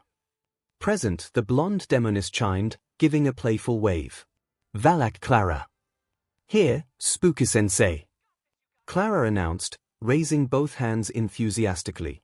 Stop calling me that, 𝐭𝐲 growled, his eye twitching. 𝐒𝐭𝐚𝐲, he called but no one answered. Are you not here, 𝐒𝐭𝐚𝐲? The small bird-like demon, who had been staring dreamily at Elisabetta, hastily raised his hand. Here. 𝐭𝐴𝐲 glared at him but continued the roll call, 𝐔𝐬𝐽.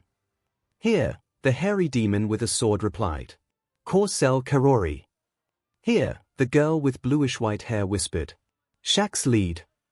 Here. Here, here. The yellow-haired boy replied while playing a video game on a handheld. That again made 𝐭𝐴𝐲's eye twitch. 𝐵𝐴𝐻𝐿. Indeed, 𝐵𝐴𝐻𝐿 replied with a confident smirk. 𝐵𝐴𝐻𝐿, refrain from extremely insolent behavior and foolish actions such as challenging your teachers to fight, 𝐭𝐴𝐲 said with a glare. 𝐒𝐭 oni. Here, 𝐒𝐭 replied, raising her hand timidly. Person swa. No response. 𝐭𝐴𝐲 didn't even bother looking up. And Izuku Midoriya. Here, Izuku said, raising his hand. Good, 𝐭𝐴𝐲 said. Then, without warning, he ordered, Midoriya, 𝐆𝐴𝐚𝐷 seats with 𝐭𝐼. No. I don't want to sit away from. 𝐭𝐼 began to protest, but one glare from 𝐭𝐴𝐲 made him immediately shrink back and 𝐆𝐴𝐚𝐷 seats. Izuku found himself flanked by Clara and 𝐒𝐭, both of whom seemed thrilled with this new arrangement. Now, 𝐭𝐴𝐲 said, slamming the attendance book onto the desk. Class begins. All of you, outside. After a few minutes, the misfit class stood on a cliffside at the back of the school grounds. Your ranks will be determined by the familiar summoning exam from earlier, along with this race and the mock battle scheduled for next Monday, 𝐭𝐴𝐲 explained. The goal is the flag at the top of a hill, shrouded in mist far beyond this valley. 𝐭𝐴𝐲 continued, pulling out a cute-looking digital board. Now, I'll let this abomination explain the rules. I will now explain the course. The first route is a bit longer, but you can pass through Warbling Valley with relatively little danger. The second route is much shorter, cutting through Cutthroat Valley. However, it's filled with danger and traps along the way. Be wary of the monsters and demon birds protecting their nests. Good luck to you all in the race. As soon as the explanation was over, 𝐭𝐴𝐲 knocked the board down and stepped on it. That's it for the explanation. And he still hates cute things, Izuku thought with a strained smile. The Cutthroat Valley is shorter, but it's quite dangerous, Alice said. Well, it's technically shorter, but one wrong encounter could exponentially increase your time compared to those taking the other route, Izuku explained, and unbeknownst to him many of the others were actually listening to him. Not to mention, in the worst-case scenario, you could lose your life. So, in hindsight, the trade-off isn't worth it, just like that forbidden spell. A small smile appeared on Alice's face as she asked, You're still salty about that, here? Here. 𝐵𝐴𝐚𝐷 sneered, overhearing their conversation. What a coward's way of thinking. The only way for a future Demon King is through the Cutthroat Valley. Before anyone could respond, 𝐭𝐴𝐲 immediately squashed 𝐵𝐴𝐚𝐷's declaration. The only route this year is through Warbling Valley, he said, cutting through the tension. And good deduction, Midoriya. Thank you, Sensei, Izuku replied. 𝐵𝐴𝐚𝐷, however, wasn't satisfied. He stormed up to 𝐭𝐴𝐲.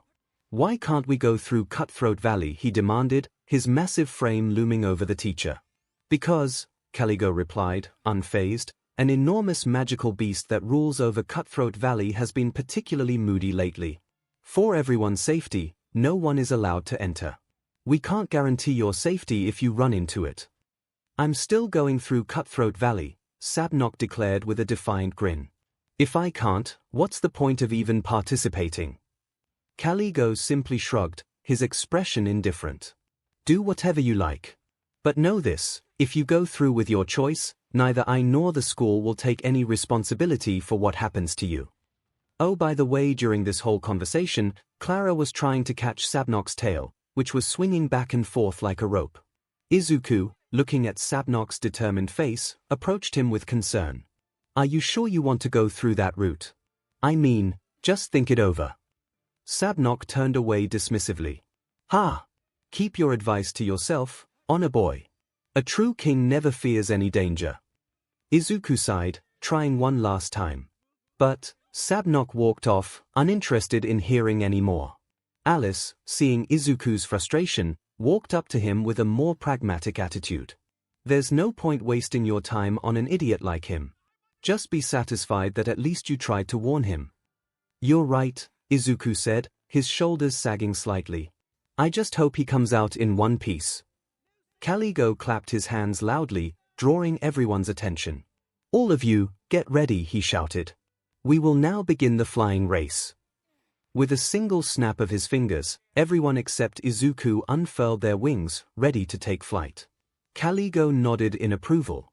Ready, and go.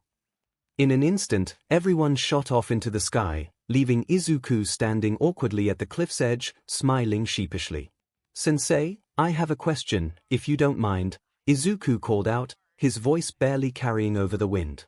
𝐼𝐺, his face already beginning to twitch in irritation, glanced back at him. What now? Izuku hesitated for a moment before asking, does my method of flight affect my score? 𝐼𝐺 raised an eyebrow. Why are you asking that? Izuku shifted uncomfortably. Actually, I had my wings removed due to a childhood accident, but I have other methods of flight available to me. 𝐼𝐺 rubbed his temples, clearly worn out by this new revelation. Well, it's not like I can take any objections if it's a medical condition, he muttered. I'll allow it, as long as you finish the race. Thank you, Sensei, Izuku said gratefully, bowing before springing into the air. 𝐼𝐺 muttered under his breath, watching Izuku fly off. What a troublesome brat, he said, and with a flick of his wrist, 𝐼𝐺 teleported himself to the finish line. Yawned so sleepy, 𝐒𝐻𝐈 complained lazily, floating along on his cloud, his eyes half closed in indifference. He was joined by 𝐭𝐚, who was staring behind with an almost fanatic expression, and Shax, who was engrossed in his handheld gaming device. Behind them, Eiko, Elisabetta, and 𝐿 were taking a much slower pace through the valley, chatting and laughing as they walked. The sound of their voices occasionally drifted through the valley, but they were in no rush, savoring the journey at their own pace. In contrast, the third group, consisting of Jazz, Alossa, and 𝐺𝐝, was strolling along with an air of casual nonchalance. They weren't worried about the race or the obstacles. They were taking their sweet time too, enjoying the leisurely walk through the valley. But little did they know, their every move was being tracked by 𝐼𝐺, who was observing them through a magical screen. He was seated at the finish line, his eyes narrowed in frustration as he watched the students' progress. Idiots! None of them are taking this seriously, 𝐼𝐺 muttered, as he saw 𝐭𝐚 stop to hand Elisabetta a bouquet of flowers. His expression darkened, and he immediately deducted more points from 𝐭𝐚's score. Where are those other fools?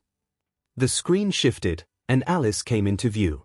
He was soaring through the valley, flying at high speeds, effortlessly dodging obstacles along the way. Suddenly, a patch of hostile plants launched spikes toward him. Without breaking a sweat, Alice summoned his familiar, who promptly burned the entire patch of plants into ash. Well done, Alice muttered with a satisfied smile, as he unsummoned his familiar and continued his flight. Wowie! A voice suddenly interrupted his moment of peace.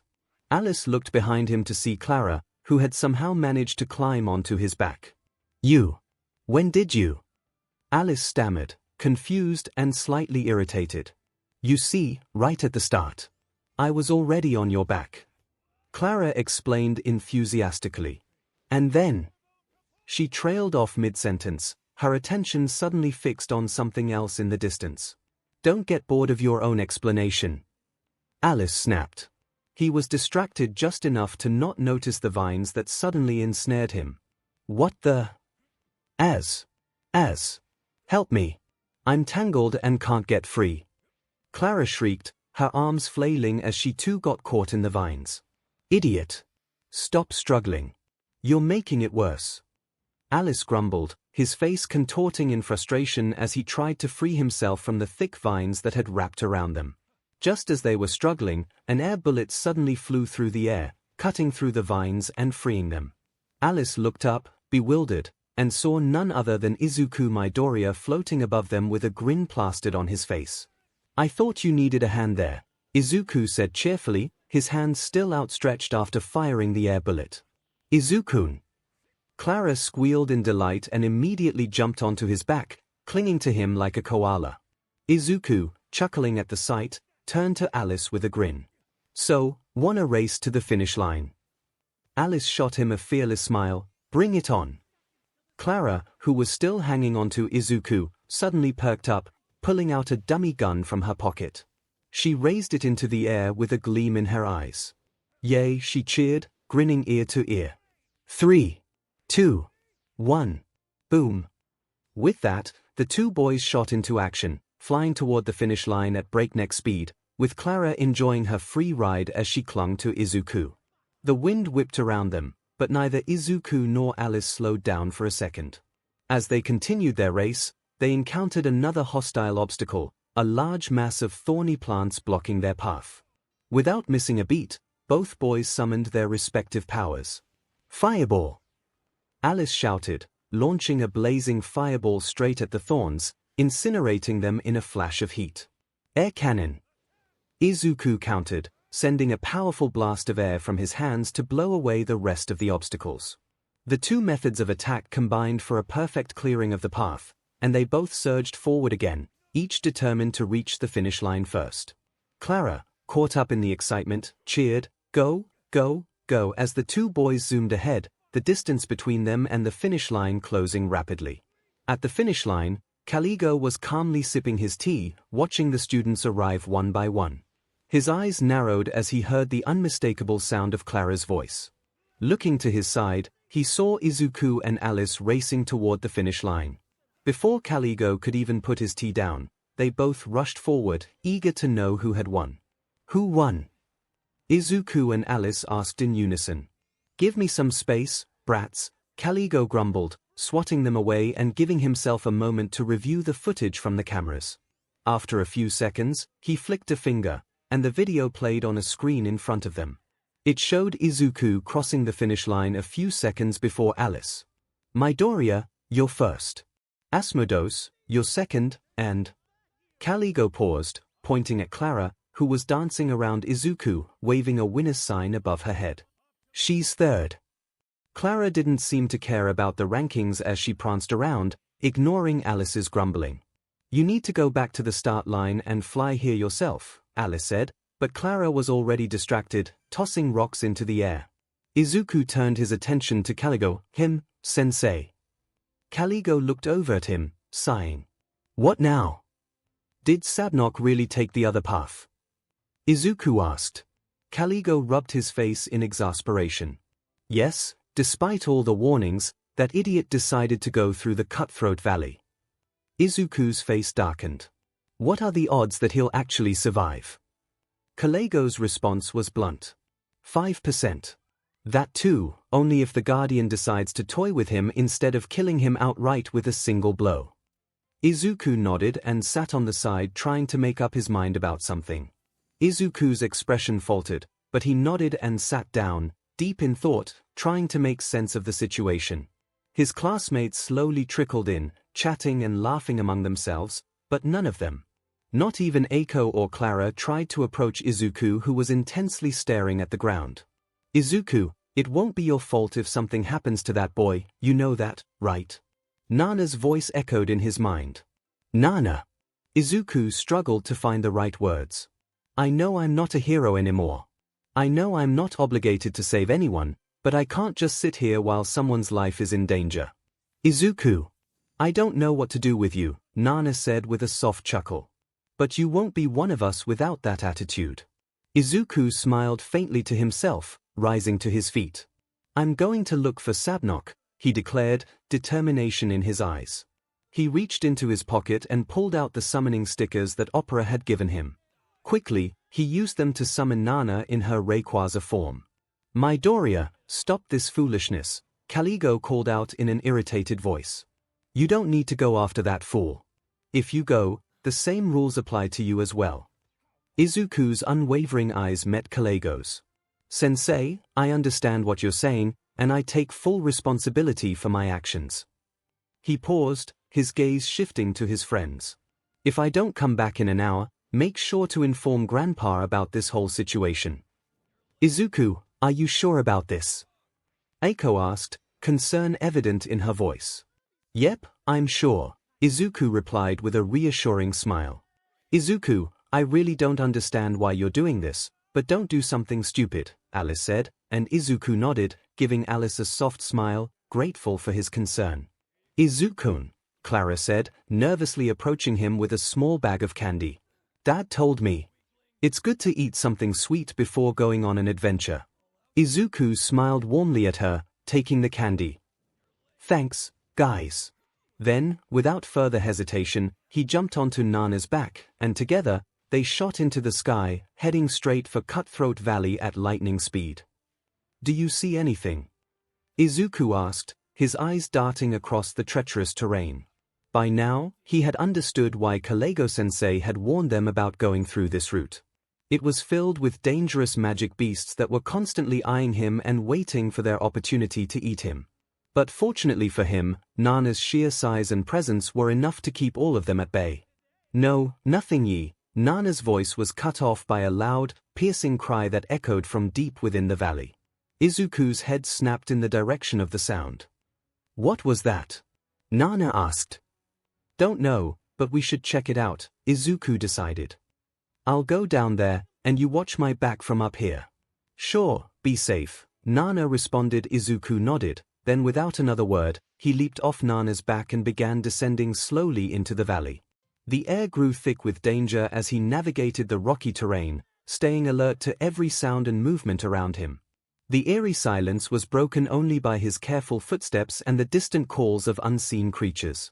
After a short search, Izuku came across a massive white demon bird standing in the middle of a rocky outcrop. The bird had an imposing presence, with dark purple eyes, horns jutting from its head, and an almost regal air about it. However, there was something different about this creature. Its large talon was deeply injured, an open wound visible along its sharp, blackened edges. The bird growled menacingly as Izuku approached, its sharp beak clacking threateningly in his direction. Despite the intimidating display, Izuku didn't back down. He stopped a safe distance away, trying to assess the situation. The bird's body language was clearly hostile, but Izuku soon realized why it was acting this way. "Oh, that's why it's acting so aggressively," Izuku thought, narrowing his eyes as he noticed the deep wound in the bird's talon.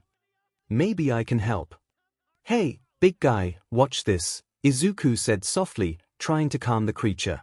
He then took out a sharp rock from the ground and lightly cut his palm.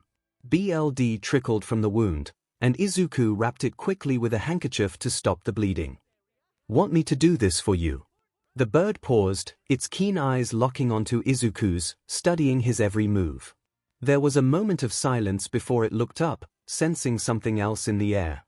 A cold chill ran down its spine as it noticed the immense, serpentine creature hovering above them.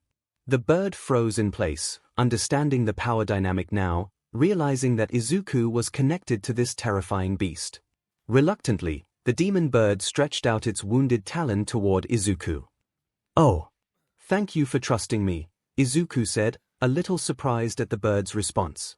He moved closer, reaching for the bird's talon, but then paused. "I don't have anything to wrap your wound with." As Izuku stood there thinking, a drop of his blood fell from his hand and landed directly onto the bird's talon. The moment it touched the wound, something incredible happened. The injury began to heal before his eyes, the flesh knitting together as if the wound had never existed. Izuku blinked in surprise. "Hey," he murmured, staring at the now healed talon, then looking at the drop of his blood in his hand. What just happened?" The bird, now free of pain, examined its talon with a sense of relief. It gave a happy cry, and then, with surprising gentleness, the bird lowered its head and affectionately nuzzled Izuku. Its touch was soft, like that of a cat, but much larger and stronger. Izuku stood there, caught off guard by the bird's affection, until a loud, furious roar broke through the air, shaking the ground around them. "SHT. I was supposed to be searching for Sabnok." Izuku cursed under his breath, realizing how much time had passed. "Hey, big guy, it was nice meeting you, but I have to go now." Izuku took a step back, but the bird wasn't ready to let him go just yet. It caught the hem of his uniform gently in its beak, pulling him back toward it. Izuku sighed and turned to face the bird. "You want me to ride you?" he asked, raising an eyebrow in disbelief. The bird let out an affirmative cry, and with a reluctant chuckle, Izuku climbed onto its back. As soon as he did, the bird flapped its wings, lifting off the ground with surprising speed, and started flying to somewhere while Nana followed them, shouting Izuku's name. Somewhere in the Cutthroat Valley, Sabro Sabnok knelt on the edge of a cliff, just inches away from falling into a constant stream of lava behind him. His body was screaming in pain, and his wings were badly damaged, leaving him with no way to escape. In front of him stood the gigantic, hairy demon beast with glowing red eyes, the guardian of the Cutthroat Valley. The beast growled menacingly. "Curses! I was too careless," Sabnok muttered, wincing in pain. "At this rate, I might die before even becoming the Demon King." "No! I won't give up," Sabnok shouted as he stood, gritting his teeth. He grabbed the metal piece around his neck and, with a defiant look in his eyes, summoned an axe made of the same metal. Sabnok family's bloodline magic. Weapon creation. Sabro can instantly forge a weapon out of nowhere, manipulated by what he is currently biting. He mainly has 3 elements of metal encased as a necklace on his neck. "I cannot lose here." Sabnok rushed toward the Guardian, a destiny. A promise. Fate. None of that nonsense. "I must become the Demon King because that's the coolest thing you can be," he declared, charging at the Guardian. But in response, the creature's massive claw struck him, sending him flying off the cliff. Sabnok glanced at the flowing lava below, a bitter feeling rising in his chest. He knew he was going to die without fulfilling his dream. He had sworn to himself that he wouldn't become a weak demon like him. But there was no point in complaining now. His will had brought him this far. And with that bitter realization, he closed his eyes, accepting his fate. But it never came. Opening his eyes, Sabnok was stunned to see himself suspended in midair, just inches from the lava.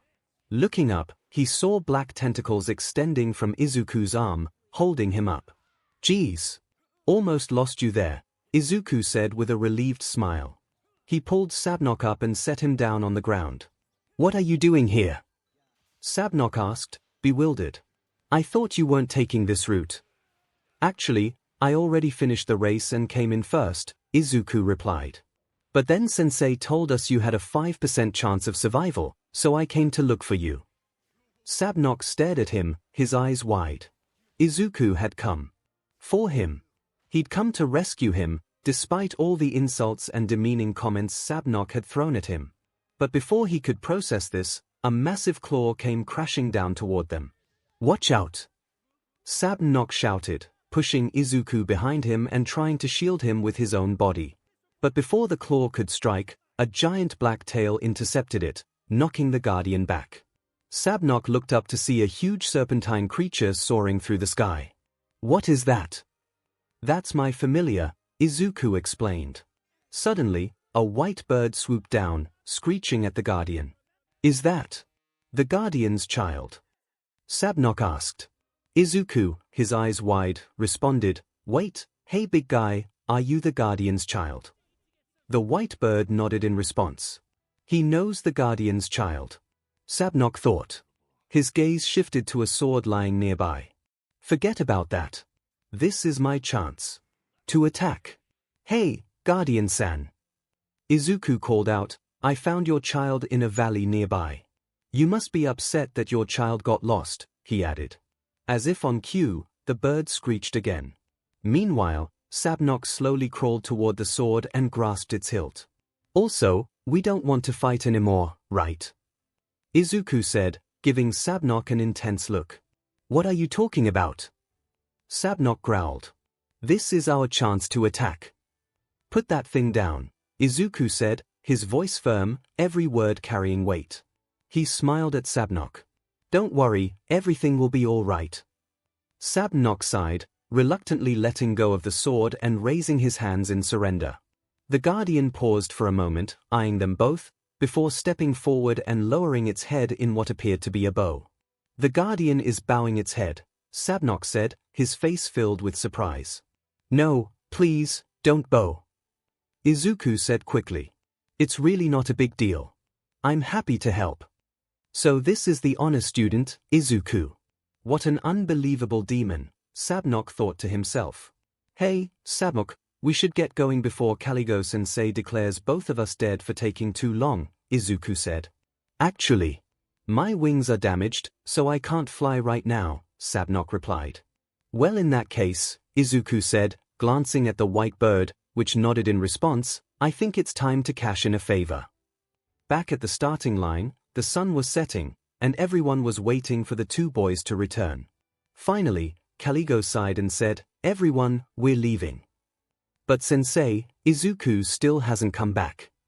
𝐒𝐭 protested. There's no point in waiting any longer, 𝐾𝐠𝐽 said with a tired expression. I'll ask the principal to arrange a rescue team for those two idiots. But just then, the winds picked up violently, and in the distance, they saw 𝐒𝐬𝐽 riding his familiar, the white bird, with the guardian of Cutthroat Valley carrying 𝐔𝐬𝐽 flying toward them. Meanwhile, Alice wore a smirk, 𝐒𝐭 had a relieved smile, Clara was happily chanting 𝐒𝐬𝐽's name, and the other students stood stunned. 𝐾𝐠𝐽, on the other hand, looked like he was done with his life. Finally, as 𝐒𝐬𝐽 and 𝐔𝐬𝐽 descended from their respective mounts, 𝐾𝐠𝐽 approached them and glared at 𝐒𝐬𝐽. Explain. 𝐒𝐬𝐽 then recounted the series of events that led to him returning with the Guardian, though he conveniently left out the fact that his BLD might be a miracle cure for Demo. For obvious reasons. 𝐾𝐠𝐽 sighed and thanked the Guardian for putting up with his moron students. As the Guardian was about to leave, its child appeared in front of 𝐒𝐽 and screeched. The bird is saying that it's thankful for your help, 𝐒𝐭 explained. You can understand animals? 𝐒𝐽 asked, surprised. Yes, it's an inherited magic of my clan, 𝐭 replied. The bird screeched again and started nuzzling 𝐒𝐽's chest. It's saying that it will feel sad if you don't visit again, 𝐭 translated. Oh, don't worry, big guy. I'll come see you whenever I can, 𝐒𝐽 said, hugging the bird, which 𝐒𝐭 quickly captured on her phone. With that, the parent and child flew off, leaving behind a tired teacher and a class of excited students. Silence! 𝐾𝐠𝐽 barked. We're leaving, now. As they walked back to the classroom, 𝐔𝐬𝐽 approached 𝐒𝐽 and said, 𝐒𝐽, once again, thank you for saving my life. 𝐔𝐬𝐽 bowed his head. I apologize for my rudeness earlier. It's all right, 𝐒𝐽 said. We can't judge each other by our first interactions. But I must say, 𝐔𝐬𝐽 continued, you're an amazing person, and that's why, from today, you're my rival. He grinned. Shall we fight for the seat of the Demon King? That sounds like a goal for the distant future, 𝐒𝐽 chuckled. For now, let's just help each other become the best versions of ourselves. He smiled and caught up to Clara, Alice, and 𝐒𝐭. You really are a strange demon, 𝐔𝐬𝐽 muttered, smirking. The next day, when 𝐒𝐽 arrived at school, he saw that he was headlining the school newspaper for the third time in a row. This time, the headline read, 𝐒𝐽 Midoriya befriends the guardian of Cutthroat Valley's child, accompanied by a photo of him hugging the massive creature. Yeah, I should give up on staying out of the spotlight. Maybe it'll work in my favor somehow, 𝐒𝐽 thought with a tired sigh. At least today will be normal since we don't have anything scheduled. Too soon, 𝐒𝐽. Too soon, Nana warned, just as someone tapped 𝐒𝐽 on the shoulder. He turned around to see two students who were often seen at the gates before school assemblies. You're the honor student, 𝐒𝐽 Midoriya, right? The one with black and white hair asked. Yeah, that's me, 𝐒𝐽 replied. Is there a problem? Actually, yes, said the pink-haired girl, who reminded him of Mina. The president wants to have a little chat with you. To be continued.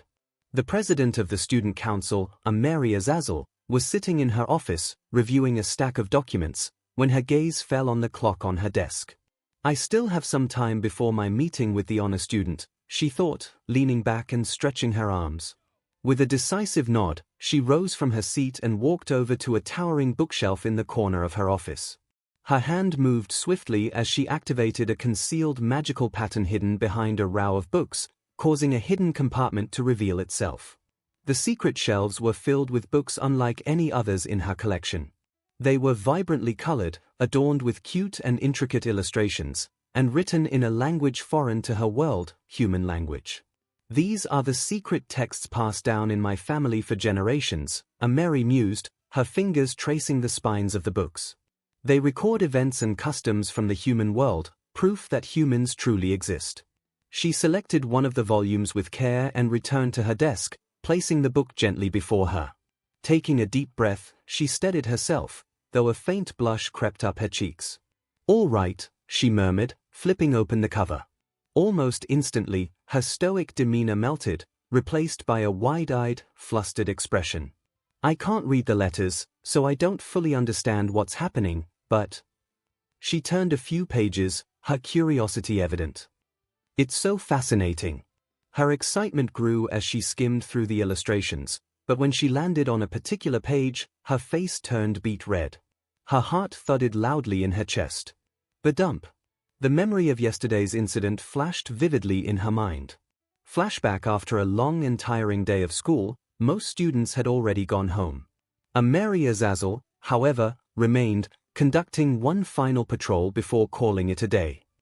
"I could really use a hot shower right now," she muttered, rolling her shoulders as she entered the classroom assigned to the misfit class.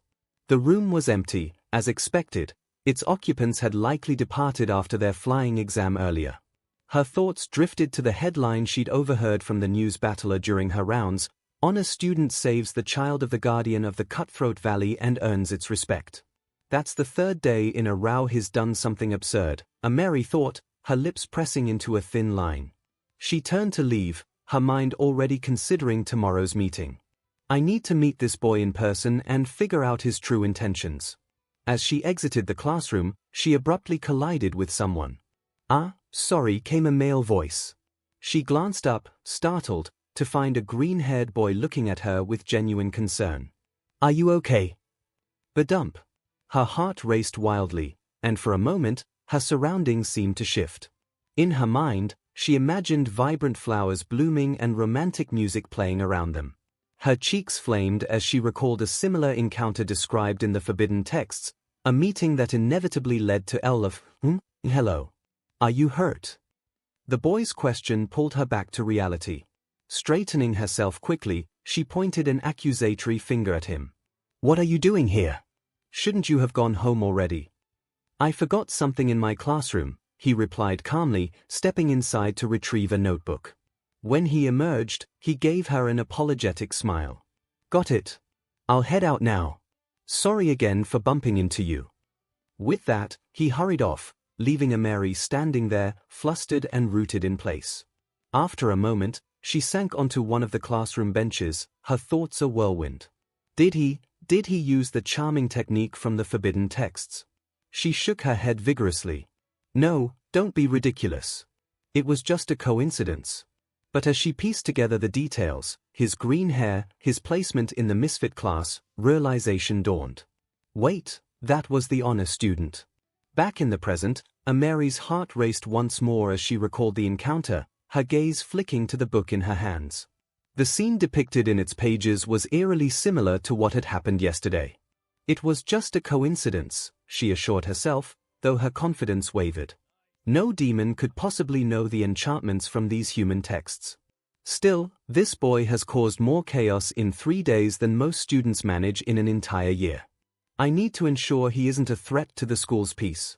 If he is, I'll deal with him appropriately. Just then a knock at the door interrupted her thoughts. "President, Izuku Midoriya is here," came Smoke's voice, the pink girl peeking inside. 𝐼𝐻𝐼 glanced at the book in her hand, debating whether to put it away. Then she smirked faintly. It's written in human language. No other demon could read it anyway. Setting the book down in an unassuming spot, she composed herself. "Send him in," she ordered, ready to face the boy who had been making waves in the school. After a few moments, the door creaked open, and a green-haired boy cautiously stepped inside. His sharp eyes immediately recognized her. "Hey, you're that girl I bumped into yesterday. I didn't know you were the student council president," he said, his voice filled with surprise. Then, almost to himself, he added, "But now that I think about it, it does make sense. You were patrolling the school late, probably part of your responsibilities as president. Izuku's murmuring quickly devolved into a flurry of mumbles, his words overlapping in an incomprehensible stream. Ameri cleared her throat pointedly, breaking through his rambling. I don't exactly go around broadcasting my position to everyone I meet, she remarked dryly, her tone laced with authority. Now, take a seat. Izuku nodded quickly and settled into the chair in front of her desk. So, what is this meeting about? Did I do something wrong? That, Ameri said, leaning forward slightly, her sharp eyes locking onto his, depends on the outcome of this meeting. Izuku gulped under her intense stare as she continued. In the past few days, you've made quite a name for yourself. From the entrance ceremony to yesterday's flying race, you've been at the center of a series of unusual events. So, tell me, Izuku Midoriya, what are your true intentions? Izuku tilted his head, genuinely confused. I'm not sure what you mean. Everything that's happened was either a coincidence or a response to situations beyond my control. The only thing I take full responsibility for is going into the Cutthroat Valley yesterday to save a classmate. Is that so? Ameri replied, her curiosity piqued. She picked up a stack of papers from her desk. Let's go over these events one by one. First, during the entrance ceremony, why did you think it was a good idea to read a forbidden spell in front of a room full of people? Izuku scratched the back of his neck sheepishly. Honestly, I didn't know it was a forbidden spell. You what? Ameri's voice rose in disbelief. You cast a forbidden spell without even knowing what it was. Well, my grandpa kind of put me on the spot, Izuku admitted. I had no idea what to say to the crowd, and then I noticed a note he'd left for me. The words were written on it, so I just read them aloud. Ameri pinched the bridge of her nose, sighing deeply. Moving on. Later that day, you got into a fight with the student representative, Asmodeus Alice. Care to explain how that happened? That wasn't my fault. Izuku protested. He challenged me because he thought I stole his spotlight or something. I didn't even attack him during the fight. All I did was use my powers to save a girl who almost got hurt in the crossfire. So, you're claiming it was self-defense, she asked, and Izuku nodded earnestly. Fine, Ameri said, jotting down notes. The next day, after the familiar summoning, you nearly got into another fight. This time with a different boy. And I don't regret that, Izuku said firmly. He was a JRK who was taking advantage of Clara's bloodline magic, and don't think I did anything bad by standing up to him. Yes, one of my subordinates saw that confrontation and informed me about that, Ameri said. I just wanted to see your thoughts on the matter. She flipped to another page. Let's move on to yesterday's flying race. How exactly did the situation with the Guardian unfold? Oh, that, Izuku recounted the story, explaining how he first finished the race, then realized Sabnok might be in danger. He described finding the Guardian's child trapped in the valley, helping the young creature, and ultimately earning the Guardian's gratitude. In the end, Izuku concluded, the Guardian gave Sabnok a ride to the finish line because his wings were injured during their fight. Ameri listened intently, her expression unreadable. After a moment of silence, she asked, why did you risk your life to save him? Izuku blinked, caught off guard. What do you mean? My question is, was there any need for you to go after your classmate when you clearly knew that the fate your classmate was going to face was the result of his own action and choices? Ameri said, now looking straight into his eyes. You are lucky that you found Guardian's child when you did, otherwise how were you planning to face Guardian on your own? Then she let out a tired sigh. I am honestly trying to understand, why were you trying to risk your life for someone you just met a few hours ago? Izuku's gaze grew serious, and he met her eyes without hesitation. Because when you have the power to stop bad things from happening, but you don't, then those bad things happen because of you. Badump. Ameri's heart skipped a beat at the intensity in his eyes and the conviction in his voice. She quickly cleared her throat to regain her composure. Cough. All right, I understand, she said briskly. Rising from her seat, she extended her hand. Thank you for your time. Best of luck with the mock battles. Izuku stood and moved to shake her hand. As he approached her desk, his eyes landed on a certain book. Wait. First love memories. What's this manga doing here in the demon world? He blurted out, picking up the volume. I remember seeing this all the time in the stores while passing by one. Meanwhile, Mary was looking at him with wide eyes. He can read it. He can read manga written in the human language. That means I can ask him to read it for not the time, Mary. She yelled at herself. Now it all makes sense. His mindset is so unlike other demons. Wait a minute, what is a human doing in the netherworld in the first place? How did he cross the dash?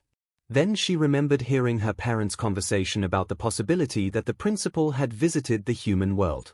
Don't tell me. Sullivan-sama brought a human into the demon world. I have to inform my father as soon as possible. But before that, her expression hardened. Standing abruptly, she grabbed Izuku's hand. The boy froze, his face pale as realization dawned on him. Izuku Midoriya, she said, her voice sharp and unyielding.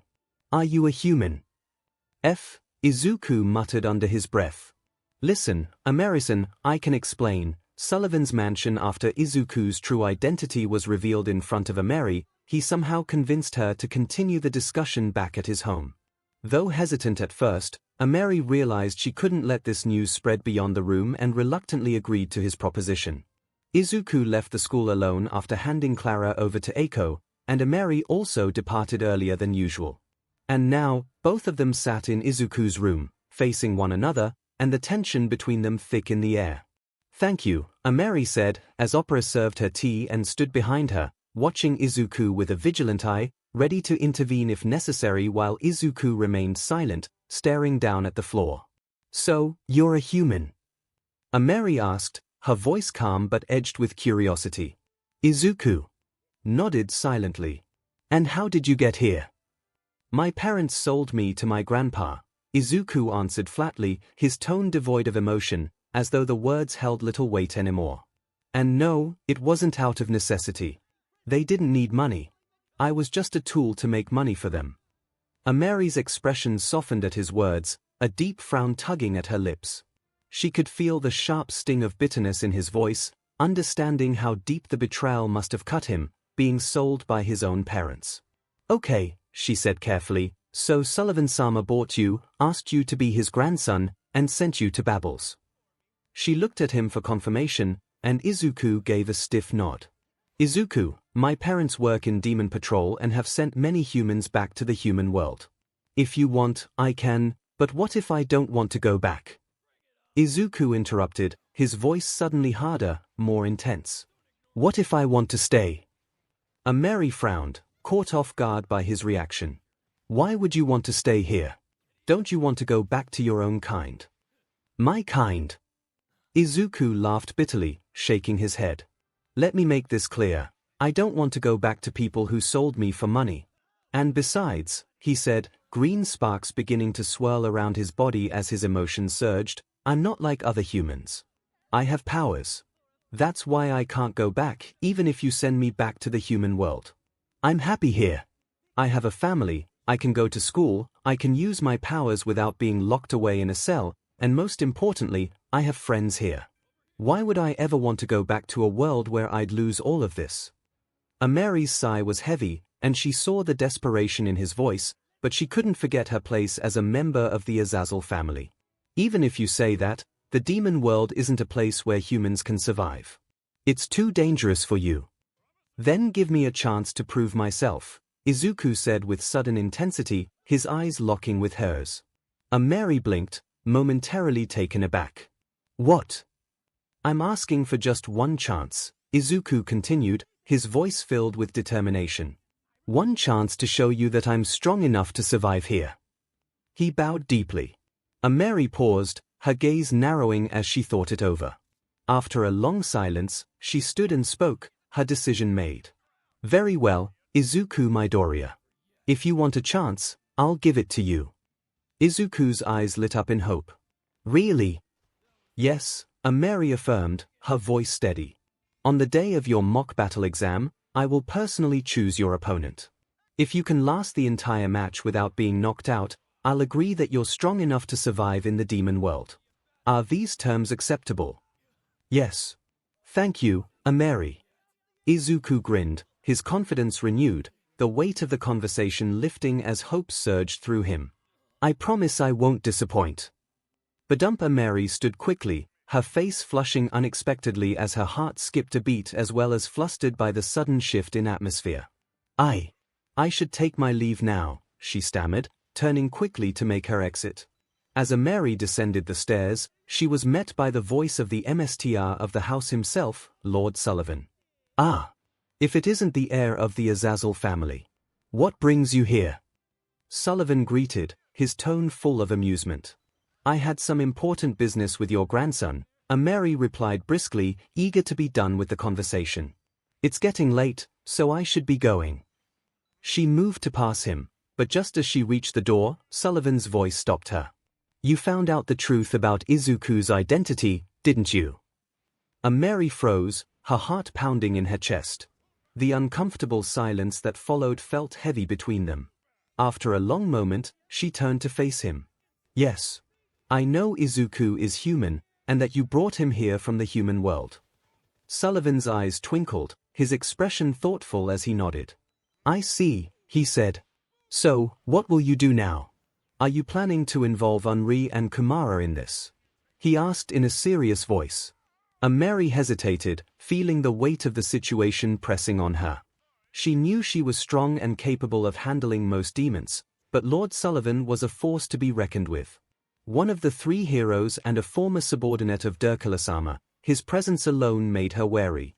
Taking a deep breath, she calmed her nerves, knowing that she had to choose her next words carefully, otherwise, she could risk bringing his wrath upon the entire Azazel family.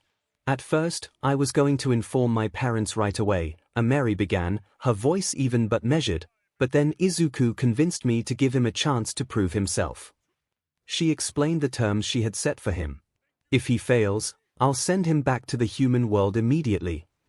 Sullivan gave a warm smile, nodding in approval. That's reasonable. He paused before adding, in that case, be prepared to be amazed. I'm sure Izuku will come out on top, no matter who he faces. Izuku's room. Izuku sat cross-legged on his bed, happily munching on snacks, his mind drifting back to his earlier conversation with 𝐼.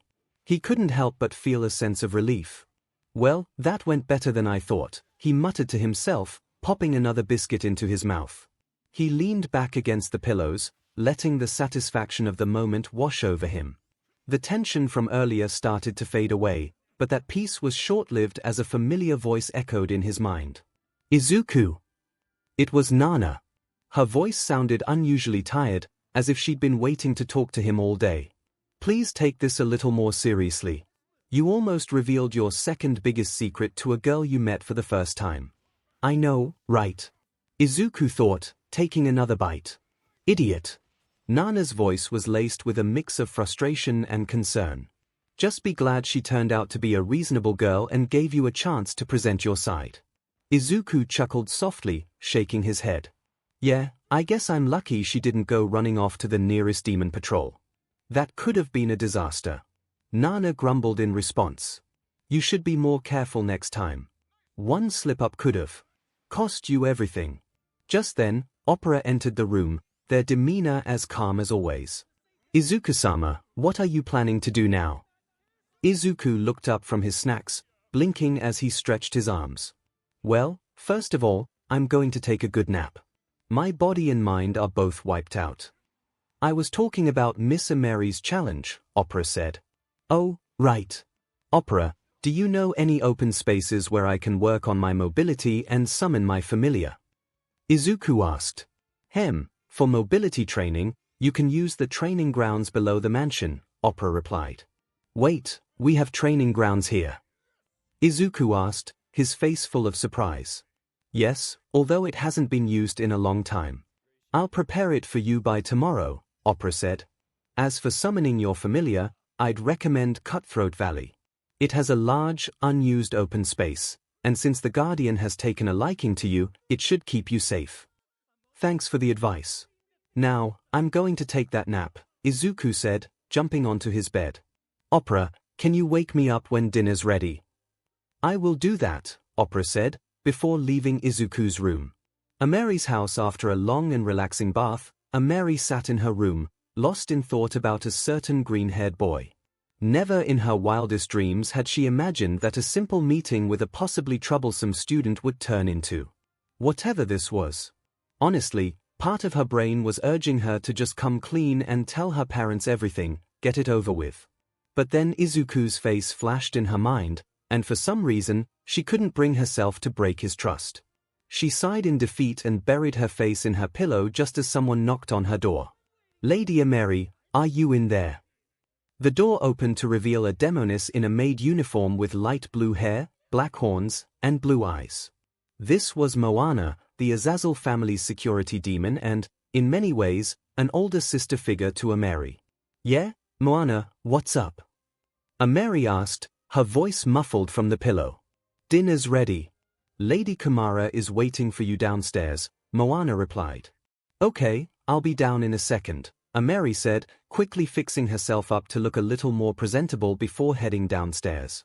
When she arrived, she was greeted by Moana, who was serving the food, and another demoness with a curvaceous figure, long shining red hair, fox ears, and 9 tails, 𝐼𝐼's mother and co-head of the Demon Border Patrol, Kumara Azazel. "Hello, Mom. How was your day?" 𝐼𝐼 greeted her as she took a seat at the table. "Nothing exciting, sweetie, just the usual," Kumara said with a warm smile. "So, anything interesting happened at school today? I'm guessing that dealing with the new juniors must have been exhausting for the student council president." 𝐼𝐼 grimaced at the question, her thoughts immediately drifting to a certain troublesome junior. "Yeah, juniors can be a handful sometimes," she muttered, poking at her food. They began their dinner, but 𝐼𝐼 barely touched her food, her mind still occupied by Izuku's words. "Unlike other humans, I have powers.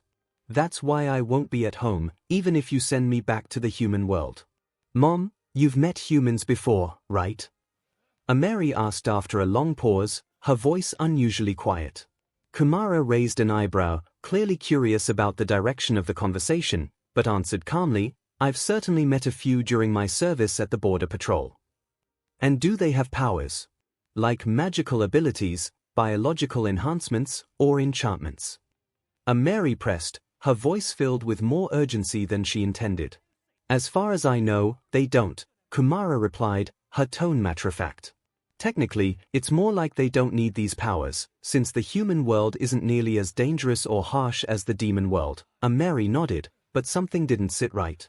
Then what was that green energy around Izuku? She thought to herself, but then suddenly, it hit her, there was no charm involved in the bumping incident yesterday. Her face flushed red as she realized the truth.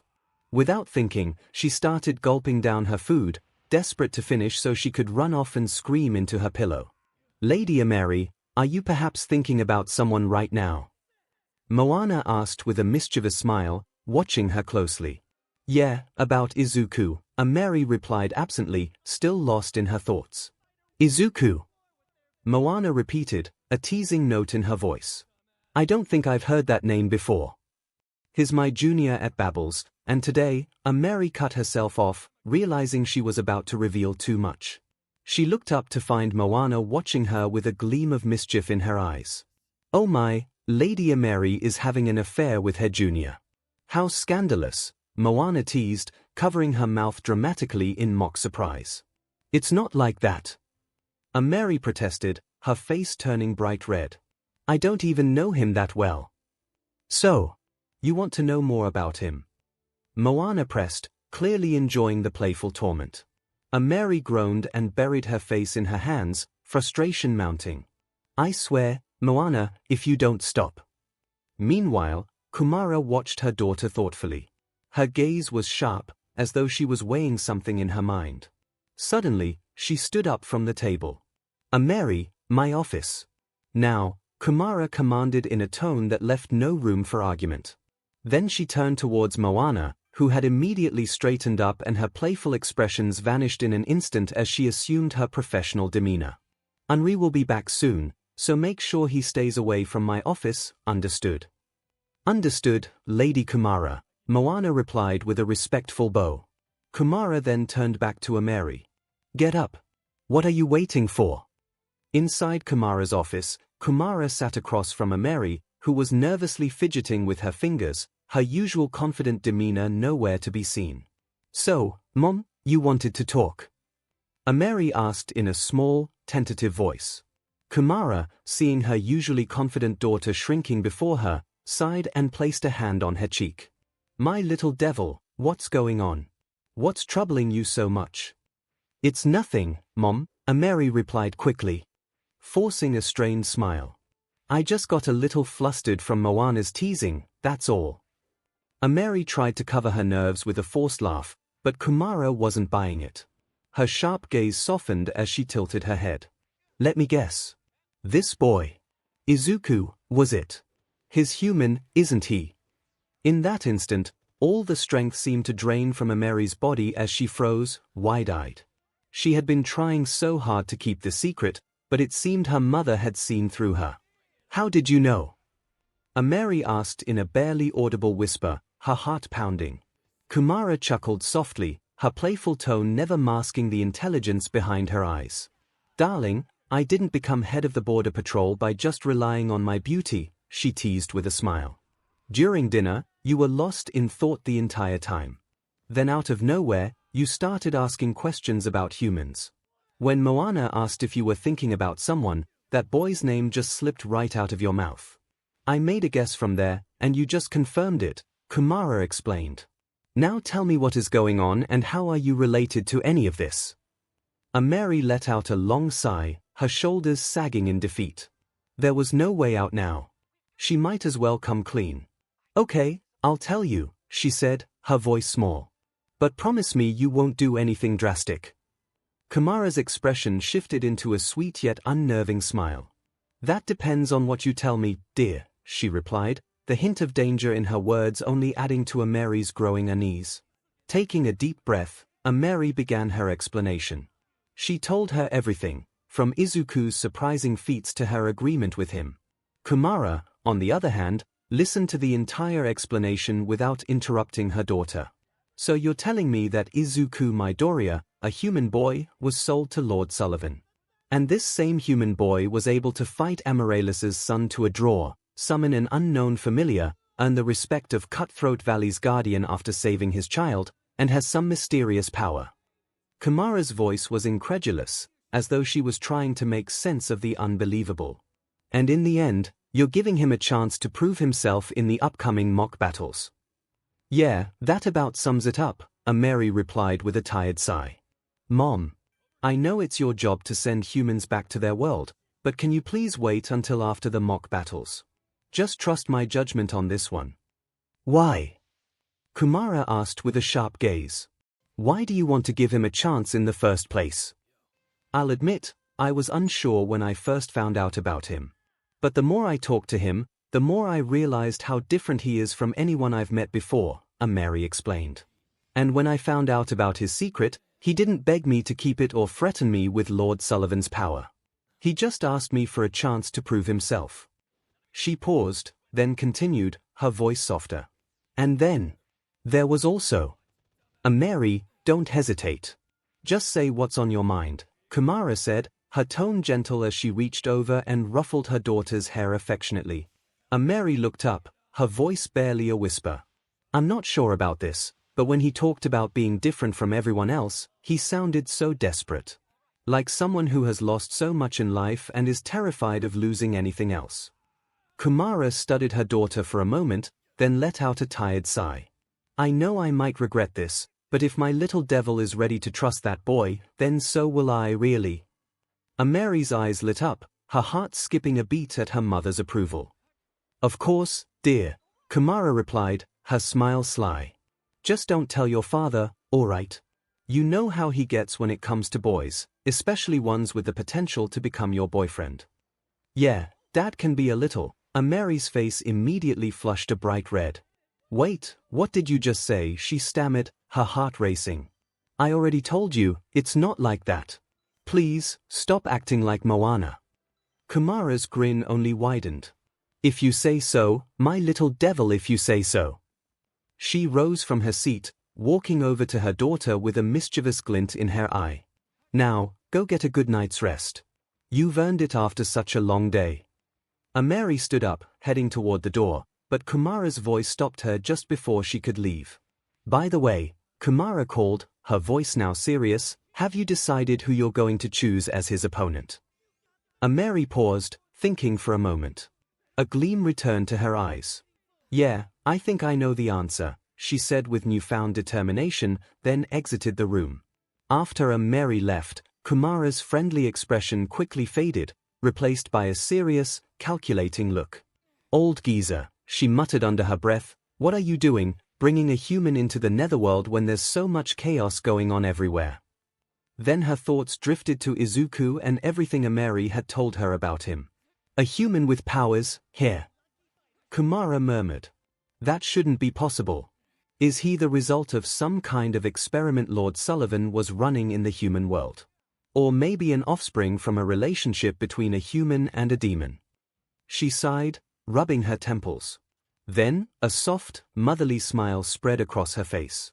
But still, no matter who or what this boy is, he's surely a positive influence on Mary. Lately, she hardly acts like a girl her age. But with him, she's so fluttery, nervous, and bashful. More importantly, she's even willing to go against our family's duty to stop this boy from being deported. Her eyes gleamed mischievously as the thought solidified. In that case, Izuku Midoriya. I'd love to see what kind of person you really are with my own eyes. To be continued.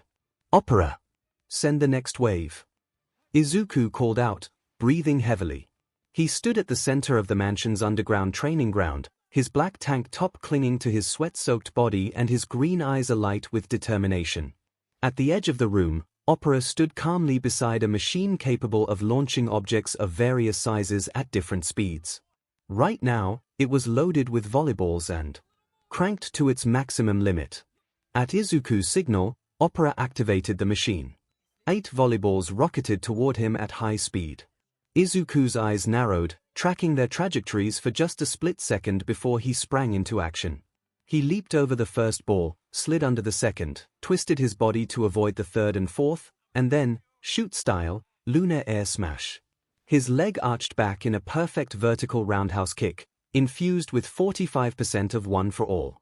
The compressed air blast from his kick sent the remaining ball hurtling into the back wall with a resounding thud. Great work, Izuku, Nana's voice echoed in his mind. Rumi's training must have been really effective if you're pulling off moves like that, she said, and Izuku could practically feel the shd grin in her tone. Yeah, Izuku thought with a tired smile, brushing a hand through his damp hair. Her teaching style is intense. The memory of their first meeting brought an unbidden, genuine grin to his face. Flashback: it had been 2 days since Izuku returned from his solo run, and at the moment, he was alone in Gym Gamma, working on his kicks, since his usual training partners had already called it a day. Then, when he was getting ready for another round, a woman with bunny ears approached him with a thoughtful expression. Hey, Miko. Do you need something? Izuku asked, wiping sweat from his brow. Rumi stared at him for a moment before bluntly declaring, your kicks are 𝐒𝐻D, and your technique is dog water. Oh, okay, Izuku stammered, too stunned by her blunt opinion to respond properly. That's why I'm going to take you under my wing and make you the second best kicker in this country, she said with a confident grin. Okay, he replied absent-mindedly, then did a double take. Wait, why? Because you'll be fighting on the front lines with me, and I'm not teaming up with someone who can't even kick properly, she stated matter-of-factly. Upon hearing that, Izuku looked down and clenched his fists. She is right. I can't hold back people I am fighting with because of my inability to do something. Then, Izuku looked at her with determined eyes. Miko, please help me to improve my shoot style, he said, bowing to her. But then, suddenly, he received a smack on the head from Miko's metal arm. Geez, kid, relax. I said I would train you, didn't I? She said with an exasperated expression. Then her face softened as she ruffled his hair. Listen, kid, I know you have a world riding on your shoulders right now, but you don't need to do everything all by yourself. Then she looked into his eyes and flashed a confident smile. And I don't care how hypocritical it sounds, but you can count on adults around you to save your butt. Yes, Izuku replied with a smile, only to get smacked again. I told you to relax. And drop the formalities. Just call me Rumi, she said as she headed for the door. Your training will start tomorrow, same place, same time. Then, as she was just about to exit the gym, a devilish smile appeared on her face. By the way, I noticed those bunny ears on your costume. They actually look quite cute on you, she said and left the room laughing out loud, leaving a red-faced Izuku behind who was trying to form words from his mouth. As the memory faded, Izuku blinked back into the present to find Opera approaching with a towel. Izuku-sama, that should be enough for today, Opera said, their voice calm as they surveyed the training ground littered with volleyballs and debris. Yeah, thanks. And sorry for the trouble, Izuku replied, taking the towel and wiping his face. He hesitated for a moment before asking, so, do you think I have a chance? Opera placed a hand on their chin while their eyes flickered thoughtfully. It's hard to say since we don't know who Ms. Mary will choose as your opponent. But based on your progress and skill, I believe you'll do quite well. Thanks, Izuku beamed at him, I will take all the positivity I can right now. Opera's ears twitched slightly. Izuku-sama, you should go take a bath. I'll prepare breakfast in the meantime. Got it. Izuku nodded, slinging the towel over his shoulder as he followed Opera out of the underground training ground. Good morning, Izuku-kun. How did your training go? Sullivan asked, smiling warmly as Izuku settled into his seat at the breakfast table. It went well, I think, Izuku replied, picking up his utensils. My movements are still a little stiff, but overall, it was a solid session. That's good to hear, Sullivan said, taking a leisurely sip of his tea. So, how do you plan to spend the rest of your day? Well, Izuku began, shoveling a bite of food into his mouth. Since we don't have school today, I thought I'd go over some study materials I got earlier this week. Other than that, I don't have much planned. In that case, why not accompany Opera on their little trip to Magical Street? Sullivan suggested. Magical Street? Izuku asked curiously, holding out his plate for seconds. It's a well-known shopping district nearby, Opera explained as they refilled his plate. I need to pick up some items for the house. You're welcome to join me if you'd like. Izuku, I think it's a good idea, Nana's voice chimed in his mind. Going along could help you learn more about this world and its economy. Izuku mulled it over for a moment before nodding. Sure, I'll join you, he said. Excellent. Sullivan beamed, clapping his hands together. And while you're at it, pick up a few things for yourself. Izuku tilted his head, smiling sheepishly. You've already given me so much, Grandpa. I don't think there's anything I really need right now. In that case, what about a custom uniform? Sullivan suggested, his eyes sparkling with excitement. A custom uniform.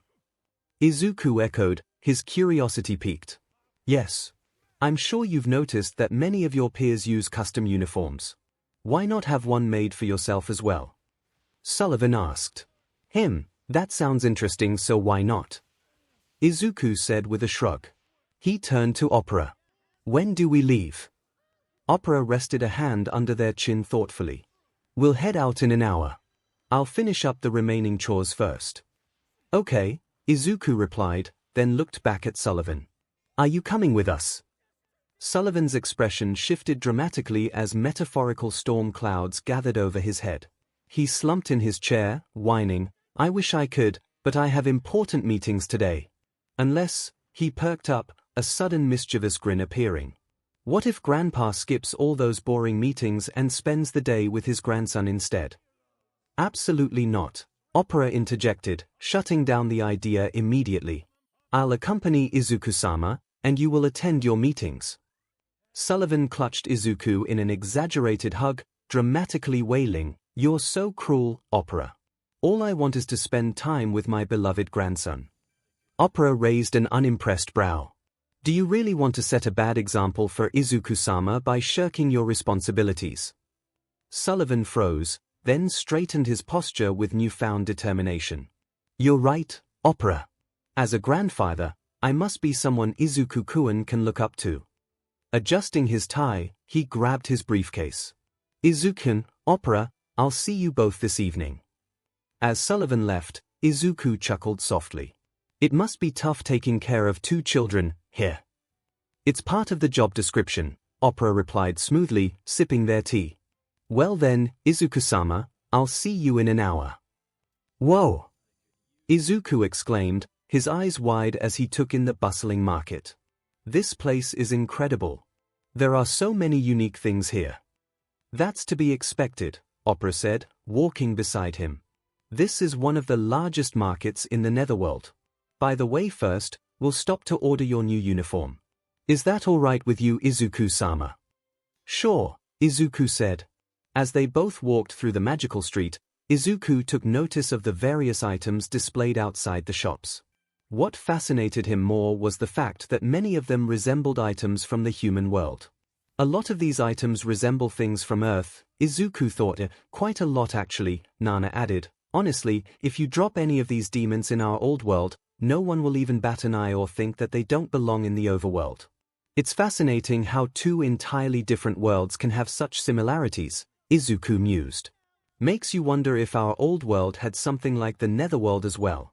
Maybe, Nana replied, her voice tinged with somber reflection. Though I'd say we've already faced the worst demons our world had to offer. Just then, Opera's voice pulled him out of his internal conversation with Nana. Izuku-sama, we've arrived, they announced, stopping in front of a sleek, elegant shop. Izuku hesitated as he looked up at the grand storefront. Opera, are you sure we should shop here? This place looks really expensive. Yes, this place is a little expensive, but that won't be a problem, Opera said in a tone that left no room for argument. In fact, as the grandson of Sullivan-sama, you will have to visit many similar places in the future. After that little conversation, Opera and Izuku walked inside the store. As they stepped inside, the opulent interior immediately captivated Izuku. Gleaming marble floors reflected the warm light of ornate chandeliers, and rows of luxurious clothing were arranged with an almost artistic precision. Employees moved gracefully through the store, tending to customers with practiced poise. One such employee, a woman with neatly tied hair and a polite smile, approached them. Welcome, esteemed guests. How may I assist you today? We'd like to order a custom uniform, Opera stated. Of course, the employee replied, maintaining her professional demeanor. But I must inform you, custom uniforms can be quite expensive. That won't be an issue, Opera said calmly. You can send the bill to Sullivan-sama's mansion. The moment Sullivan's name was mentioned, the employee's eyes widened in surprise, and her smile faltered for just a moment. She quickly regained her composure and bowed deeply. Please wait here for a moment. I'll fetch my superior. With that, she turned and hurried toward the back of the store. Izuku shifted awkwardly, glancing at Opera. What is going on? He whispered. Nothing that we should be worried about, Opera replied. This is just how the general public reacts to Sullivan-sama's name. They don't want to offend or inconvenience him or his closed ones, even for trial matters as such. Moments later, the employee returned, this time accompanied by a tall, elegant woman dressed in a sharp black suit. Good afternoon. My employee mentioned you're associated with Lord Sullivan. Do you have any proof of your connection? The woman asked. Opera reached into their pocket and produced a ring adorned with Sullivan's emblem. Holding it up, they said, I am Opera, Lord Sullivan's security demon, and this is Izuku-sama, his grandson. Izuku stepped forward and gave a small bow. Hello, it's a pleasure to meet you. My. Polite, aren't you? The woman said with a smile. I'm Rose, the owner of this establishment. She glanced at her employee. You may return to your duties. I'll personally assist our guests. With a graceful gesture, Rose led them upstairs to a private fitting area on the 2nd floor. Once they were seated, she turned her attention to Izuku. Now then, young man, what kind of uniform are you envisioning? Do you have a design in mind? Actually, Izuku began, explaining the design he and Nana had brainstormed while waiting for Opera to finish their chores at home earlier. Rose listened intently, nodding occasionally. That's a fantastic idea. We can definitely work with that. Then she motioned to a nearby employee, who immediately stepped forward with a measuring tape and a notepad. As the employee took Izuku's measurements, Rose continued, your design has a good balance of practicality and personality. It'll suit you well. Leave the rest to us. Once the measurements were done, Rose scurried them back to the entrance. We'll deliver the finished uniform directly to Sullivan-sama's mansion, she assured with a professional smile. Then, turning to Izuku, she added, by the way, young man, I never caught your name. Izuku Midoriya, he said with a polite bow. Thank you for your help today. The pleasure was all mine, Rose replied, producing an elegant business card seemingly out of thin air. If you ever need anything else, don't hesitate to reach out. She gave him a playful wink before disappearing back into the store. After leaving the shop, Izuku and Opera continued wandering through the bustling market, crossing items off their list one by one. As they went, Opera used the opportunity to teach Izuku about the local economy, how to handle the netherworld's currency and spot high-quality goods. He even got a quick lesson on spotting counterfeit goods and avoiding shady merchants. As the sun began to dip below the horizon, painting the market in warm golden hues, Izuku turned to Opera with a grateful smile. Thanks for bringing me along today. I had a lot of fun, and I learned so much. I'm glad you enjoyed it, Izuku-sama, Opera replied, glancing at the sky. But it's getting late. We should head back, I still need to prepare dinner. In that case, let me help, Izuku offered, his smile widening. Think of it as a thank you for today. Opera raised an eyebrow, amused. That's a surprise. You know how to cook. I mean, I'm no expert, but I can manage something edible if my life depends on it, Izuku said, scratching the back of his neck sheepishly. In that case, I'll gladly accept your help, Opera said with a small smile. But fair warning, netherworld ingredients can be quite unique. And so, Izuku's weekend concluded with a bit of cooking and quality time with his new family, setting the stage for Ameri's big challenge awaiting him in Monday's mock battles exam. Alice's house, big brother is so amazing. Voile exclaimed, her voice bubbling with admiration. Yeah. He's the greatest person in the world. Lily agreed, her eyes sparkling with awe as they watched their older brother, Asmodeus Alice, training with his flames. With a flick of his wrist, Alice launched another blazing fireball at a distant target. As the flames soared through the air, an elderly butler approached, bowing with respect. Alice-sama, he began, Lady Amaryllis has returned from her work and wishes to see you. Got it, David. I'll be there in a minute, Alice responded, his focus unshaken as he prepared yet another fireball, launching it at the next target. David hesitated for a moment, then spoke again, his voice tinged with concern. Forgive me for interrupting, Alice-sama, but you've been training for hours now. Perhaps it's time to take a break. You've accomplished quite a lot today. Alice, still absorbed in his training, muttered under his breath, Yeah, I know. Just one more push. With a deep breath, the flames in his hands roared to life, swirling in an intricate dance of heat and power. He compressed the energy tightly before hurling the fireball with perfect precision. The resulting explosion obliterated the target completely, turning them to char. So cool. Voile and Lily cheered, clapping enthusiastically as they watched their brother's display of power. That was quite a spectacular attack, Alice-chan. A cheerful voice chimed in from behind, and before Alice could even react, he was suddenly tackled into a bear hug by a tall, elegant woman with long, flowing pink hair. Mother! Alice growled, his face reddening as he struggled against her tight grip. Get off me! I'm covered in sweat, how can you not find this disgusting? Amaryllis grinned mischievously, pinching his cheeks affectionately. Darling, I'm the one who gave 𝐵 to you. Nothing about you could ever disgust me. Alice sighed, his patience already wearing thin as she continued. Still, I must admit, I've never seen you this passionate about training. What's got you so fired up? Alice straightened, a cocky smirk spreading across his face. It's because, for the first time in ages, there's someone who can actually keep up with me. And I'm not about to lose to him. But how could anyone possibly compete with you? You're the best in the whole netherworld. Voile asked, her head tilted in confusion. Lily nodded in agreement, equally perplexed. Alice crouched down and affectionately ruffled their hair, a fond smile on his face. "Don't worry, girls. I'll keep working hard to stay on top, just for you two." Amaryllis watched the scene unfold with a warm, affectionate smile, but her curiosity was piqued. "By the way, Alice, who is this new rival of yours?" Alice shot her a suspicious look. "Why do you want to know?" "I'm just curious," Amaryllis said, pouting dramatically. "I want to meet the boy who's managed to motivate my Alice so much." Alice let out a long, exasperated sigh. "There's no need for you to meet him or any of my friends, for that matter."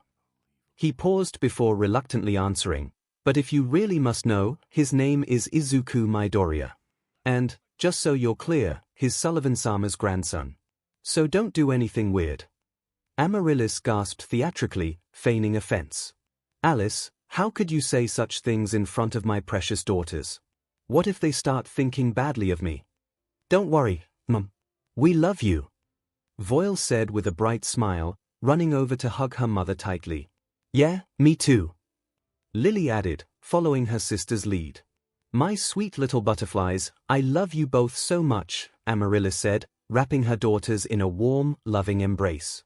Meanwhile, Alice rolled his eyes at the scene and muttered under his breath, "I swear, this family is going to be the end of me," before heading inside to freshen up. "By the way," Amaryllis called out to him as she walked away, her curiosity still lingering. "What exactly is a friend?" Alice paused in his tracks, turning back to face her with a raised eyebrow. "Don't ask me, I'm still trying to figure it out myself." With that, he disappeared inside the house. Clara's house in the spacious backyard of the Valak estate, a sprawling farm stretched across the land, its neatly arranged rows teeming with a wide variety of fruits and vegetables. Clara, as cheerful and lively as ever, moved from plant to plant, picking the ripened produce and placing it into the baskets slung over her back. Her humming and soft singing filled the air, creating a harmonious melody as she worked. Nearby, her mother, Mrs. Valak, watched her with a warm smile. She had always known Clara to be energetic and full of life, traits that ran deep in their family. But recently, there was something even brighter about Clara's demeanor, something her mother couldn't help but notice. "Clara, did something happen?" Mrs. Valak asked, raising an eyebrow with a hint of curiosity in her voice. "You seem even more cheerful than usual." Clara paused for a moment, glancing up at her mother with a playful tilt of her head. "Really?" she asked innocently. Then she shrugged it off, her smile widening. "I'm just happy because tomorrow I'll get to play with Azaz, Io-chan, and Izuku-an," she declared, her face lighting up at the thought. Her mother's eyes widened in surprise at the mention of Clara's peers, as this was a subject Clara rarely discussed at home. It was unusual for Clara to talk about others, and Mrs. Valak felt a tug of curiosity. "Clara, who are these people?" she asked, and immediately noticed a different kind of glow appear on Clara's face, her smile stretching wide as she began eagerly explaining. "Azaz is really strict sometimes, and he does scold me, but he never says anything mean or tells me to go away, even when Izuku-an is busy with something else. Io-chan is super nice too. She brings me sweets, talks to me about clothes, and takes so many pictures of me." Clara pulled out her phone from her pocket, showing her mother a gallery of pictures, each one more adorable than the last. They were candid shots of Clara, some taken from afar, others close up, all full of charm. "Oh! And then there is Izuku-an, and he is like the best you know." Now the glow on Clara's face was tripled. "He is the first person who actually played with me. He lets me ride on his back and doesn't get angry when I play pranks on him and dash." Clara's words tumbled out rapidly, as she went on, recounting every little thing she had done with Izuku over the past week, from their playful adventures to the quiet, heartfelt moments. Mrs. Valak listened intently, a smile tugging at her lips as she observed how happy Clara was. Finally, after a few minutes of rapid chatter, Clara paused to catch her breath, but the happiness never left her face. Mrs. Valak's smile softened with warmth as she looked at her daughter. "I guess you've finally found the demons you belong with," she said, her voice full of understanding and affection. "In that case, why don't we invite them over next time you all have free time? I'd love to meet these peers of yours." Clara's eyes sparkled with joy, her face lighting up even more. "Really? You'll meet them?" she exclaimed, her voice practically singing with excitement. "Of course, dear," Mrs. Valak replied, gently patting Clara on the head. "Now, let's finish picking the rest of these vegetables, shall we?" Clara beamed at her mother's words and nodded eagerly. "Okay, Mom." With that, the two of them continued their work in the garden, the sound of their laughter and light-hearted conversation blending with the peaceful hum of nature surrounding them. 𝐒𝐭𝐲's house. The sun had already dipped below the horizon, and the twin moons of the netherworld bathed the night sky in their eerie light. Inside the Oni household, 𝐒𝐭𝐽 Oni lay sprawled across her bed, absorbed in a book. The calm evening was broken by her mother's voice calling from downstairs. "𝐒𝐭𝐽, you have a guest." "Guest?" At this time. 𝐒𝐭𝐽 thought to herself, puzzled. She closed the book with a sigh and headed downstairs, only to be greeted by a familiar face. "𝐤𝐽, what a surprise!" 𝐒𝐭𝐽 exclaimed, her eyes lighting up. Without thinking, she rushed forward and pulled her friend into a tight hug. "Wait, what brings you here at this hour?"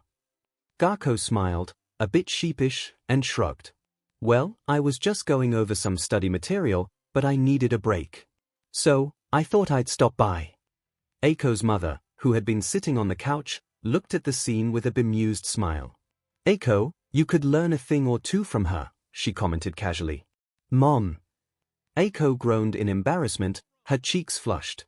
From the kitchen, 𝐒𝐭𝐽's father's voice rang out, cheerful as always. "Come on, dear. It's only the first week of school. Don't be so hard on her." "Dad. You're home already. How was business today?" 𝐒𝐭𝐽 asked, walking into the kitchen where her father was preparing dinner. He gave a casual shrug. "Business as usual. Nothing exciting happens at the diner, you know." "Typical," 𝐒𝐭𝐽 muttered before turning back to 𝐤𝐽𝐽. "So, how's school treating you?" "Good, I guess," 𝐤𝐽𝐽 replied, though there was a noticeable bitterness in her tone. "But nothing exciting like your class." "Wait, what class are you in, 𝐒𝐭𝐽?" her mom asked, genuinely curious. "Misfit class," 𝐒𝐭𝐽 said nonchalantly, not sensing the subtle tension in the air. "Misfit class?" Her mother raised an eyebrow. "What kind of name is that? And what did you do to end up in such a strange class?" "Maybe it's because of the kind of people she's been hanging out with lately," 𝐤𝐽𝐽 said suddenly, her voice carrying an edge. 𝐒𝐭𝐽 turned, her eyes widening in surprise. "𝐤𝐽𝐽, what are you saying? You know Izuku and the others aren't bad people." "I don't know, okay," 𝐤𝐽𝐽 said, her tone sharper now. "I just don't want you to get left behind when they move up in their lives," she said as 𝐒𝐭𝐽's eyes narrowed, her patience wearing thin. "Wait a minute, what's going on here?" 𝐒𝐭𝐽's mother stood up, her concern evident. "𝐒𝐭𝐽, are you hanging around with bad company?" "No. Of course not, Mom." 𝐒𝐭𝐽 rushed to defend herself, her face flushed with frustration. "Izuku saved my life on the first day of school, and has even apologized to me for that incident. And Clara is Clara, she can't be a bad person." 𝐤𝐽𝐽 sighed and rubbed the back of her neck, clearly reluctant. "Izuku. Midoriya is Sullivan-sama's grandson, and as is Asmodeus Alice," she said, her voice flat. At the mention of those names, 𝐒𝐭𝐽's mother's face drained of color. There was a sharp clattering sound from the kitchen as a dish fell to the floor. "Izuku did save her during his fight with Asmodeus when a stray attack nearly hit her," 𝐤𝐽𝐽 added. "But it was their fault to begin with." "And this Clara girl?" her mother asked, her voice now tinged with suspicion. "Clara Valak," 𝐤𝐽𝐽 said dismissively. "She's an idiot." "Take that back," 𝐒𝐭𝐽 snapped, glaring at her friend. Her voice was fierce, unlike anything 𝐤𝐽𝐽 had heard from her before. "Clara might do some silly things every now and then, but she is not an idiot." 𝐤𝐽𝐽 flinched, caught off guard by the sudden intensity. Okay, sorry. I didn't mean it," she mumbled, her tone now apologetic. However, 𝐒𝐽𝐽's gaze didn't soften. "Also, 𝐤𝐽𝐽, please leave," she said firmly, the words sharp. "I don't want to talk to someone who's badmouthing my friends." "Wait, 𝐒𝐽𝐽," 𝐤𝐽𝐽 started, but 𝐒𝐽𝐽 cut her off, her voice cold. "No, just go. I'll talk to you later, but not right now."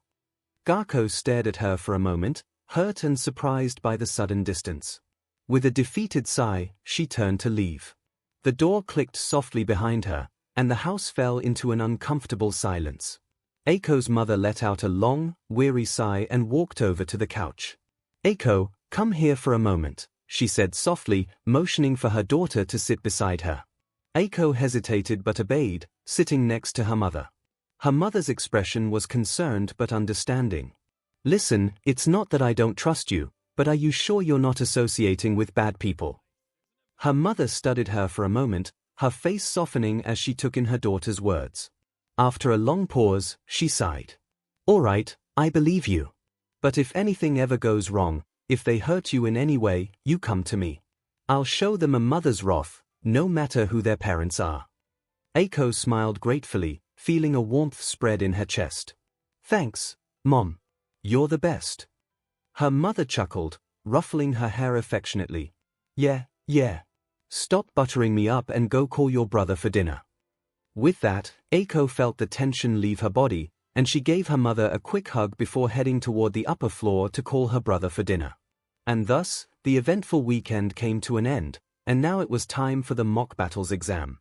I know many people don't like OCS, but I am trying not to rewrite Iramakouen's story with Izuku's skin, so there will be few OCS in the story, and I hope you will like them. "Oh, man, it's been ages since I felt this nervous about anything," Izuku thought, staring at his reflection in the mirror, a towel loosely draped around his waist. "Honestly, this feels just like the day of US entrance exam." A soft chuckle escaped him as memories surfaced. "I was so nervous back then, scared, even. I'd only gotten one for all a few hours before and had no idea how I'd manage to pass if it didn't come through for me." "But you did pass," Nana chimed in, her voice warm and encouraging, "and you didn't just pass, you saved someone's life. That's as heroic as it gets." Izuku smiled faintly, shaking his head. "I don't know, Nana. Most of the time, I was running around like a headless chicken, panicking about what to do next. And then, I completely wrecked myself at the end. I doubt anyone watching thought that was heroic, especially on the teacher's screens in the monitor room." "Oh, I wouldn't be so sure," Nana teased lightly. "Okako certainly seemed to think otherwise, didn't she?" she said, but immediately regretted it when she sensed Izuku's mood shift and his expression darkened, as well as the faint smile vanishing from his face. "Well, I guess we'll never know, here," he replied, his tone tinged with bitterness. "I'm sorry. I didn't mean to, it's fine," he cut in, forcing a sad smile. "Really? It's been 16 years. I've accepted my reality and moved on." The smile stayed on his face, but Nana wasn't fooled. She could feel the lie beneath his words, the ache he refused to acknowledge. However, she wasn't cruel enough to call him out on it. After a few moments of awkward silence, Izuku silently thanked whatever luck he still had when Opera called out, "Izuku-sama, your new uniform is here."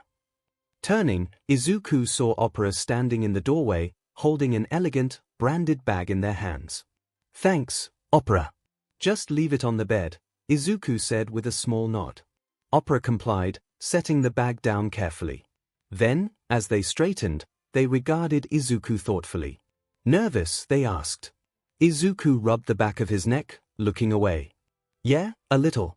I'm confident in my abilities, but I still don't know what to expect from my opponent. That's what's throwing me off." "In that case, I have some advice for you," Opera said. "Advice?" Izuku tilted his head. "Well, more like a hidden trick," Opera explained. "In the rank-obsessed society of the Netherworld, showing fear to your opponent is as good as admitting defeat. That's why, when you feel fear, you need to step out, run towards that fear, and turn that into excitement." "Opera-san, that is terrible advice for someone like Izuku," Nana said dryly, though she knew Opera couldn't hear her. "This boy already runs headlong into danger without thinking twice." Izuku ignored Nana's comment and thanked Opera, who left shortly afterward to prepare breakfast. "Get ready, Izuku," Nana said softly as his gaze fell back on the bag on the bed. "Today's going to be a long one." He sighed, reaching for the bag. "Yeah. I know," he thought, his resolve steeling itself despite the nervous flutter in his stomach. Babel's staff room. Half an hour before the students began flooding into the school, Nibirius 𝐂𝐬𝐫 sat in the staff room, meticulously reviewing documents and savoring the rare, precious silence his day allowed. However, this brief moment of peace was abruptly shattered by a voice that grated on his very soul. "𝐂𝐬𝐫-sensei!" Bars Robin's boisterous call echoed. As he strode into the room with his usual boundless, and to 𝐂𝐬𝐫, thoroughly unwelcome, energy. Robin, the new trainee teacher, was loud, brash, and utterly lacking in tact, the perfect trifecta of traits 𝐂𝐬𝐫 despised most in a person. Even casual conversation with him felt like torture which 𝐂𝐬𝐫 wasn't inclined to endure. With a resigned sigh, 𝐂𝐬𝐫 glanced up from his documents, his tone sharp and clipped. "What do you want?" "Today's the mock battles exam, right?" Robin asked, leaning casually on 𝐂𝐬𝐫's desk, as 𝐂𝐬𝐫's eye twitched in irritation. "Yes," 𝐂𝐬𝐫 grunted. "What about it?" "I was just thinking, it's kind of unfair, isn't it? First-year students facing off against second-years when they haven't even had their first proper class yet," Robin said, and 𝐂𝐬𝐫 opened his mouth to respond, but someone else beat him to it. "Robin-sensei, there are 2 reasons we conduct this test so early in the school year." The person who answered his question was the teacher supervisor and 𝐂𝐬𝐫's senior, Dantalian Dali. "First of all, it helps us to determine the combat potential of our new first-year students. Depending on the results of this exam, we teachers could help the students in lacking areas. And second," suddenly Dali's usual light-hearted demeanor shifted into a serious one. "And second, it's to show students where they belong right now." "Where they belong?" Robin echoed, tilting his head. "Exactly," Dali said. "This exam shows them where they currently stand compared to their peers and sets the bar for where they should aim to be by the end of the year. As for the second-year students who fail to defeat their opponents, it's a wake-up call for them to start putting effort into their combat and physical training." "But the matchups are random. There'll be unfair fights," Robin pointed out. "Of course," Dali replied with a playful smile. "Luck is often a factor in battles, too. This exam teaches students to adapt and overcome, regardless of the circumstances." "Whoa! You've thought of everything," Robin said, admiration gleaming in his eyes. Before the conversation could continue, a soft knock at the door drew everyone's attention. Standing in the doorway was a striking 9-tailed demoness dressed in an elegant black gown and a confident smile on her face. "I hope I'm not interrupting anything important," Kumara said smoothly as she stepped inside the room. "Not at all, Mrs. Azazel," Dali said, rising to greet her with a respectful nod. "Though I must admit, your visit is a surprise. We weren't informed of your arrival." "Don't worry about me," Kumara said with a dismissive wave. "I'm here on personal business, not official matters. But since I was passing by, I thought I'd stop in to say hello to all of you." "Thank you for your thoughtfulness, Mrs. Azazel," Dali said. "Please, come in. Perhaps we could discuss a few things over tea." "That's kind of you, but I'll have to decline," Kumara replied with a polite smile. "I have other pressing matters to attend to." She gave a small nod and exited the room. Not long after, there was another knock on the door, and this time it was younger Azazel standing there. "𝐂𝐬𝐫-sensei, can I ask you for a favor?" After leaving the staff room, Kumara, accompanied by the ever-vigilant security demon Moana, made her way toward the student council office to visit her daughter. Deciding to take the scenic route, she strolled leisurely through the corridors to observe the lively activity of the school. By now, the building was buzzing with energy. Students crowded the hallways, some chatting animatedly while others, rushing to their classrooms. "It's so good to be young," Kumara mused aloud, her voice tinged with nostalgia. "No responsibilities, no deadlines, no superiors breathing down your neck. What a wonderful time of life. Don't you agree?" She glanced at Moana, only to sigh when she noticed the security demon glaring daggers at passing students. "What are you doing?" she asked, one brow arched. "Scaring off the leeches who are ogling you, Lady Kumara," Moana replied flatly, in a matter-of-factly tone. Kumara sighed again. She was well aware of the stares, both from boys and girls, but she didn't care enough to address them. "Cut them some slack, Moana. They are hormonal 16-year-olds. Of course, they're going to look at someone as gorgeous as me. So keep your hands in check and don't do anything rash unless someone actually crosses a line." Moana hesitated, her eyes narrowing at a particularly bold group of students, before replying, "Understood, my lady." However, her posture remained vigilant as they continued their walk. The pair eventually arrived at the central hall, the liveliest section of the school. The grand space was bustling with students chatting in groups, waiting for someone, or scanning the notice board for any new information. Suddenly, the bustling atmosphere quieted as all eyes turned toward the entrance. Curious, Kumara stepped forward to see what had captured everyone's attention and saw a green-haired boy walking into the hall, wearing a white turtleneck under a black blazer with a single thin white stripe on the shoulders and sleeves, marking him as a first-year student. His dark red shoes and over-the-shoulder bag added a distinct touch to his appearance. But that wasn't all. Kumara also observed the reactions of the other students towards the boy and noticed how some looked at him with admiration, others with fascination, and a few with jealousy. However, she couldn't tell if the boy was deliberately ignoring the attention or simply oblivious to it. Her curiosity piqued, Kumara stepped forward for a closer look, but before she could approach, a lime green-haired girl bolted toward the boy, her voice cutting through the silence. "Aizukuin," she called. The boy caught her with practiced ease, spinning her around before gently setting her back down. Moments later, two more students approached, a blonde-haired girl who greeted him warmly and a boy Kumara immediately recognized as Amaryllis's son. "Good morning, Izuku," the blonde girl said with a smile. "Your new uniform suits you." "Wait, did she just call him?" Kumara began, her voice trailing off. "Yes, my lady," Moana confirmed. "That's the boy Lady Ameri mentioned." A slow, sly smile spread across Kumara's face. "In that case, why not introduce myself?" Without hesitation, she strode toward the group and stopped directly in front of the green-haired boy. Izuku blinked, startled by her sudden appearance. Do I know you?" he asked, his three friends instinctively stepping closer behind him. "I'm afraid not," Kumara replied smoothly, extending a hand. "Kumara Azazel, co-head of the Demon Border Patrol." At the mention of her title, Izuku stiffened briefly but quickly composed himself. He shook her hand firmly. "Izuku Midoriya. It's a pleasure to meet you."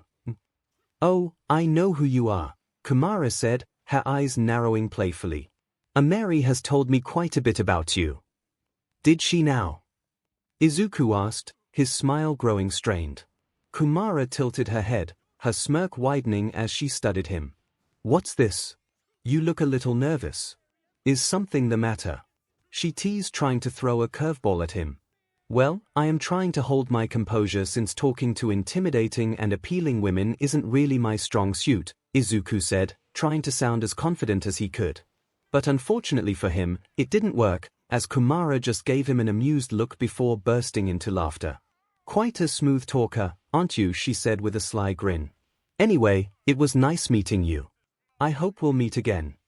With that, she turned and walked away, leaving a dumbfounded Izuku and his equally stunned friends behind.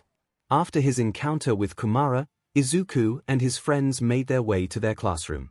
Along the way, he received several more compliments on his uniform, which he accepted with his usual mix of humility and slight embarrassment. Once homeroom concluded, Niberius Caligo led Izuku and the rest of the misfit class to the school gym, where the other first-year students, along with their second-year students, were gathered on opposite sides of the field. Scanning the massive gym, Izuku quickly noted the layout, spacious, with wide-open areas designed for combat and high ceilings to accommodate aerial maneuvers. His gaze shifted to the stands, where a few teachers had taken seats. Among them, he spotted Kumara, her 9 tails curled elegantly around her chair. Beside her was the blue-haired demoness he had seen earlier. When his eyes met Kumara's, she smiled at him with a playful and knowing expression on her face. Startled, Izuku quickly averted his gaze, his cheeks heating slightly. From the corner of his eye, he could see her laughing softly, clearly amused by his reaction. His attention then shifted to Ameri, who stood at the forefront of the second years like their leader, flanked by the student council members. She raised an eyebrow at him, clearly curious about his interaction with her mother. Before Izuku could dwell on it, the sound of a magical amplifier crackling to life drew his attention to the center of the gym, where Dantalian Dali stood. Welcome to today's mock battle exams. Dali announced, his booming voice carrying across the room. I, Dantalian Dali, will oversee this exam alongside Nibirius 𝐒𝐭𝐽𝐲. He gestured to 𝐒𝐭𝐽𝐲, who stood stiffly beside him, arms crossed and his expression as stern as ever. Before we begin, let me explain the rules, Dali continued, his voice taking on a serious tone. In today's exam, first-year students will face their seniors in one-on-one matches. Each match will last 15 minutes, and first-years can win by either knocking out their opponent or remaining standing until the timer runs out. His gaze shifted to the second-years, who shuffled under the weight of his scrutiny. Naturally, killing your opponent is strictly forbidden, Dali added in a sharp tone, as is intentionally inflicting life-threatening injuries. Finally, outside interference of any kind will result in immediate disqualification. So weapons and magic are still allowed, Izuku noted as he mentally catalogued the information. Makes sense. Otherwise, someone like Sabnok would be handicapped by the rules. Now, before we start, does anyone have any questions? Dali asked, and Izuku hesitated briefly before raising his hand. His gesture immediately drew attention, whispers rippling through the crowd. Yes, Midoriya. Are there any restrictions on the arena we'll be fighting in? Izuku asked. I mean, are there defined boundaries we have to stay within? Dali shook his head. No, not really. As long as you don't leave this building, the entire gym is your playground. Thank you, Izuku said, nodding thoughtfully. Just as I thought, he mused. In a world of magic and bloodline abilities, creativity and adaptability can decide the outcome of a fight. Luckily for me, I could use this to my advantage. Any other questions? Dali scanned the students, but none spoke up. Very well, he declared with a wave of his hand. Take your seats until your name is called. Let the battles begin. 2 hours had passed since the start of the exam, and by now, of the students had already completed their matches, with the majority of them ending in favor of the second-year students. At first, Izuku had assumed that the 15-minute matches would drag on forever, leaving him stuck waiting for hours. But to his surprise, nearly every match ended well before the time limit. Most wrapped up under the 3-minute mark. The longest match, however, had stretched to 5 minutes, one involving a tall, brown-haired student who was relentlessly chasing after a senior. The senior, meanwhile, had casually started singing a song during the match, and, in a bizarre turn of events, managed to win by the end of it. Izuku observed that the matches involving the first years were mostly lopsided. The few students who had won their matches were mostly paired up against second years who didn't seem all that interested in combat at all. It was clear that the seniors held a significant advantage, especially since they were using powerful spells that Izuku knew he and the other first years wouldn't be learning for quite some time. Now, the exam was nearing its conclusion. Only 14 students remained, of course, including Izuku and the Misfit class. As he watched the final few matches unfold, Izuku couldn't help but reflect on how things had gone for his classmates. And well, surprisingly enough, not as disastrous as some might think. The results from the Misfit class could be divided into 3 categories. The first category consisted of the students who didn't care much about the exam and performed half-heartedly. Agaz, for example, had simply slept through his match and lost by default, while Jazz, on the other hand, had tried to steal from his opponent but lost interest when he realized the student had nothing valuable. Instead of backing off, he attempted to attack, only to quickly lose after a swift and well-placed counterattack. 𝐒𝐭𝐚 had strongly refused to strike his female opponent, only to be knocked out when she didn't hold back and landed a powerful kick to his face. And someone named 𝐿𝐴 hadn't even shown up to their match and had to forfeit by default. Then, there were those who had tried to win but had simply been unlucky. Shax had faced Johnny, the strict and no-nonsense student council member.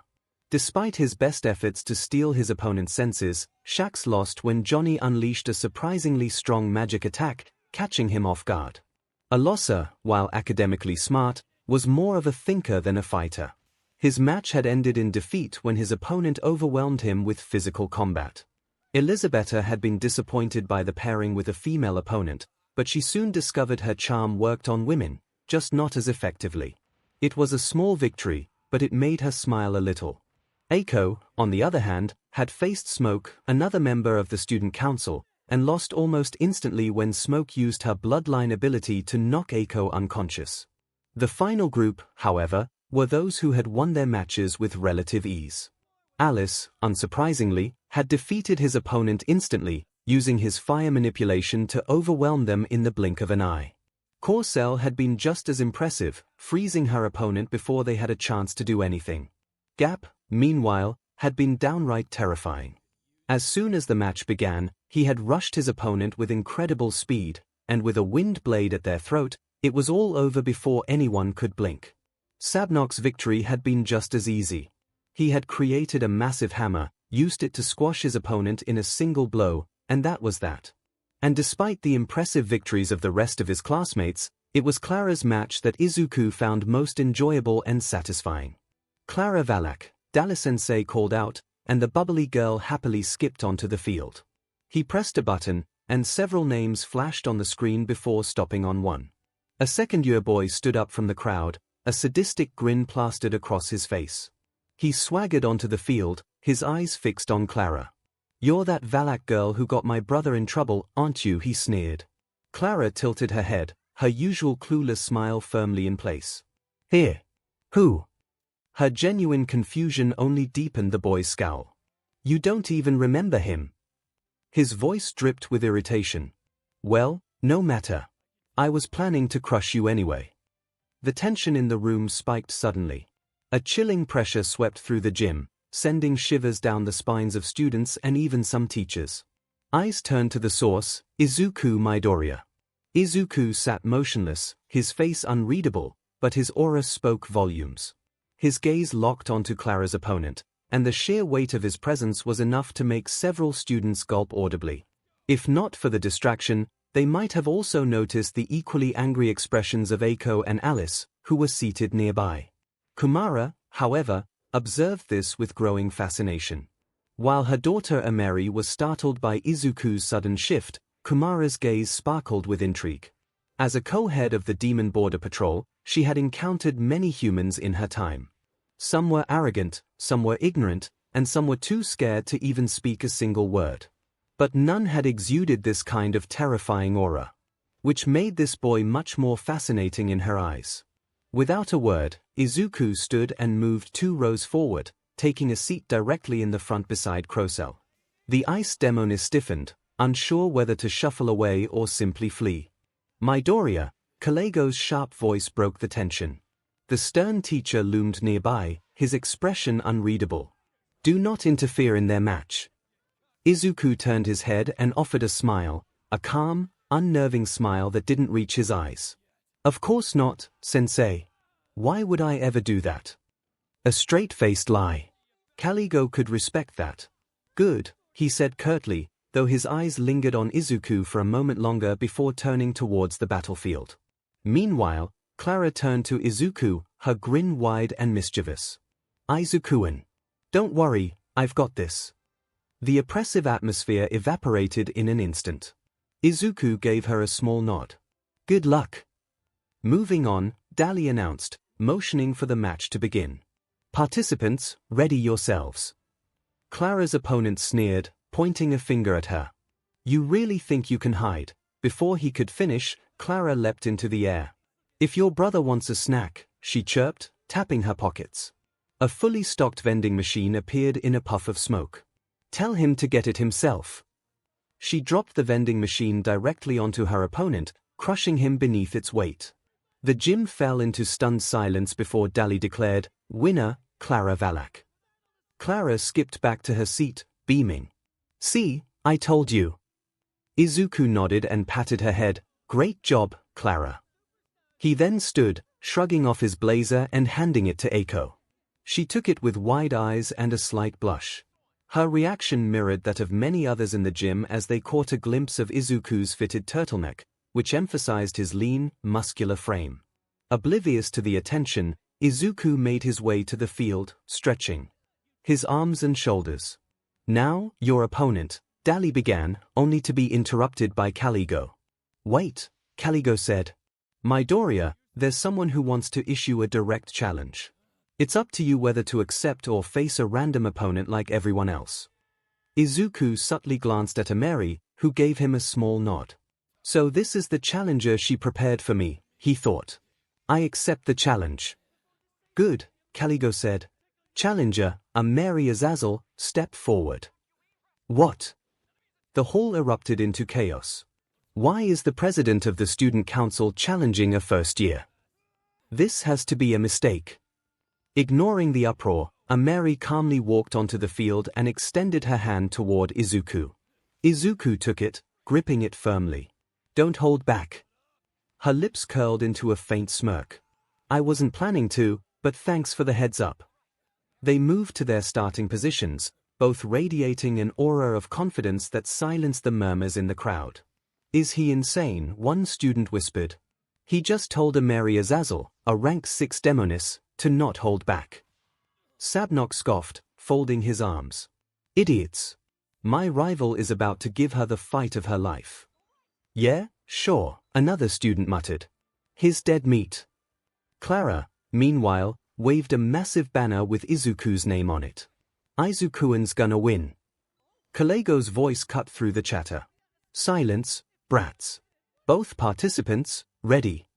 Izuku and Ameri nodded, their gazes locked. Then begin. Kalego barked. Then begin. Ameri moved first, a blur of speed as she lunged at Izuku with a punch aimed squarely at his face. Quick as lightning, Izuku sidestepped, narrowly avoiding the blow, and retaliated with a punch of his own, but Ameri effortlessly deflected it. The two exchanged blows in rapid succession, each attempting to gain the upper hand. Ameri was fast and powerful, but Izuku was relentless. For now, he relied on his danger sense, weaving and ducking to evade her strikes while looking for openings to attack. For 5 intense minutes, they continued their back and forth, neither landing a decisive blow. Meanwhile, the spectators were in awe, stunned that a first-year student with no rank was holding his ground against a rank 6 demoness. Go, Aizukuan! Clara cheered loudly, waving her banner. Get her, Izuku! Eiko shouted, equally enthusiastic. Alice, meanwhile, watched with a calm expression. As a trained fighter, he could tell this was just the beginning. Back in the field, Izuku blocked another punch and leaped back to create distance as beads of sweat trickled down his forehead. This isn't working, he thought, clenching his fists. His arms throbbed from blocking Ameri's strikes. Time to change tactics. Let's try shoot style. Channeling 30% of one for all into his legs, Izuku surged forward. He pivoted mid-stride, unleashing a powerful roundhouse kick aimed at Ameri's head, which she managed to block, but the force of the impact made her wince with her arm trembling slightly from the impact. Izuku's lips quirked up in a brief smirk. Finally, a solid hit. At that moment, Miko's words echoed in his head, don't give your opponent time to breathe or think, especially the strong ones. Otherwise, you'll be the one eating dirt at the end. Taking the advice to heart, Izuku pressed his advantage. He unleashed a relentless barrage of kicks, each strike pushing Ameri further onto the defensive. The rhythm of his attacks was relentless, forcing her to block and evade with increasing urgency.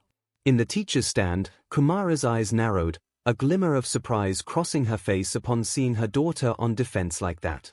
Up until this point, there were very few demons who had actually managed to give her daughter a serious challenge, even without her bloodline magic. But right now, a human boy was keeping her on her toes. Ameri, meanwhile, was growing irritated with each kick as every attack carried enough force to sting, and the continuous barrage left her no room to counter. Her patience finally snapped. She swung her leg up to intercept his next kick, forcing him back, and then launched her own flurry of kicks in retaliation. But Ameri didn't stop there, and just like Izuku, she kept assaulting him with her legs until she found an opening and feinted left, then swung her leg at his ribs. But to her surprise, Izuku had already anticipated that, as he smirked at her before jumping into the sky. Channeling 50% of one for all into his leg, he unleashed, shoot style, lunar arc and axe kick came crashing down, missing Ameri by a hair as she flew backward to avoid it. The ground beneath his foot shattered, cracks spidering out from the impact. Ha ha! That's what I expected from my rival. Sabnok bellowed, a wide grin splitting his face. Back in the air, 𝐼𝐻𝐼 was catching her breath, as she only managed to dodge that attack by a hair's length. But unfortunately, Izuku wasn't going to allow that. Because right now, he was above her, and his leg was arched back. And before she could realize what was going on, Lunar Roundhouse, a horizontal roundhouse kick slammed into her face and sent her crashing into the ground. Gasps filled the arena, and the members of the student council were literally stunned. Mary Azazel, their leader and probably one of the strongest students in the school, was getting smacked around by a first-year student. They were also cessed at the boy who dared to kick their president in the face, but the sensible part of their brain knew that there was a reason their president issued that challenge, and they could see why. Going back to Izuku, who was in the air, immediately rushed after her to get another hit in when suddenly his danger sense activated.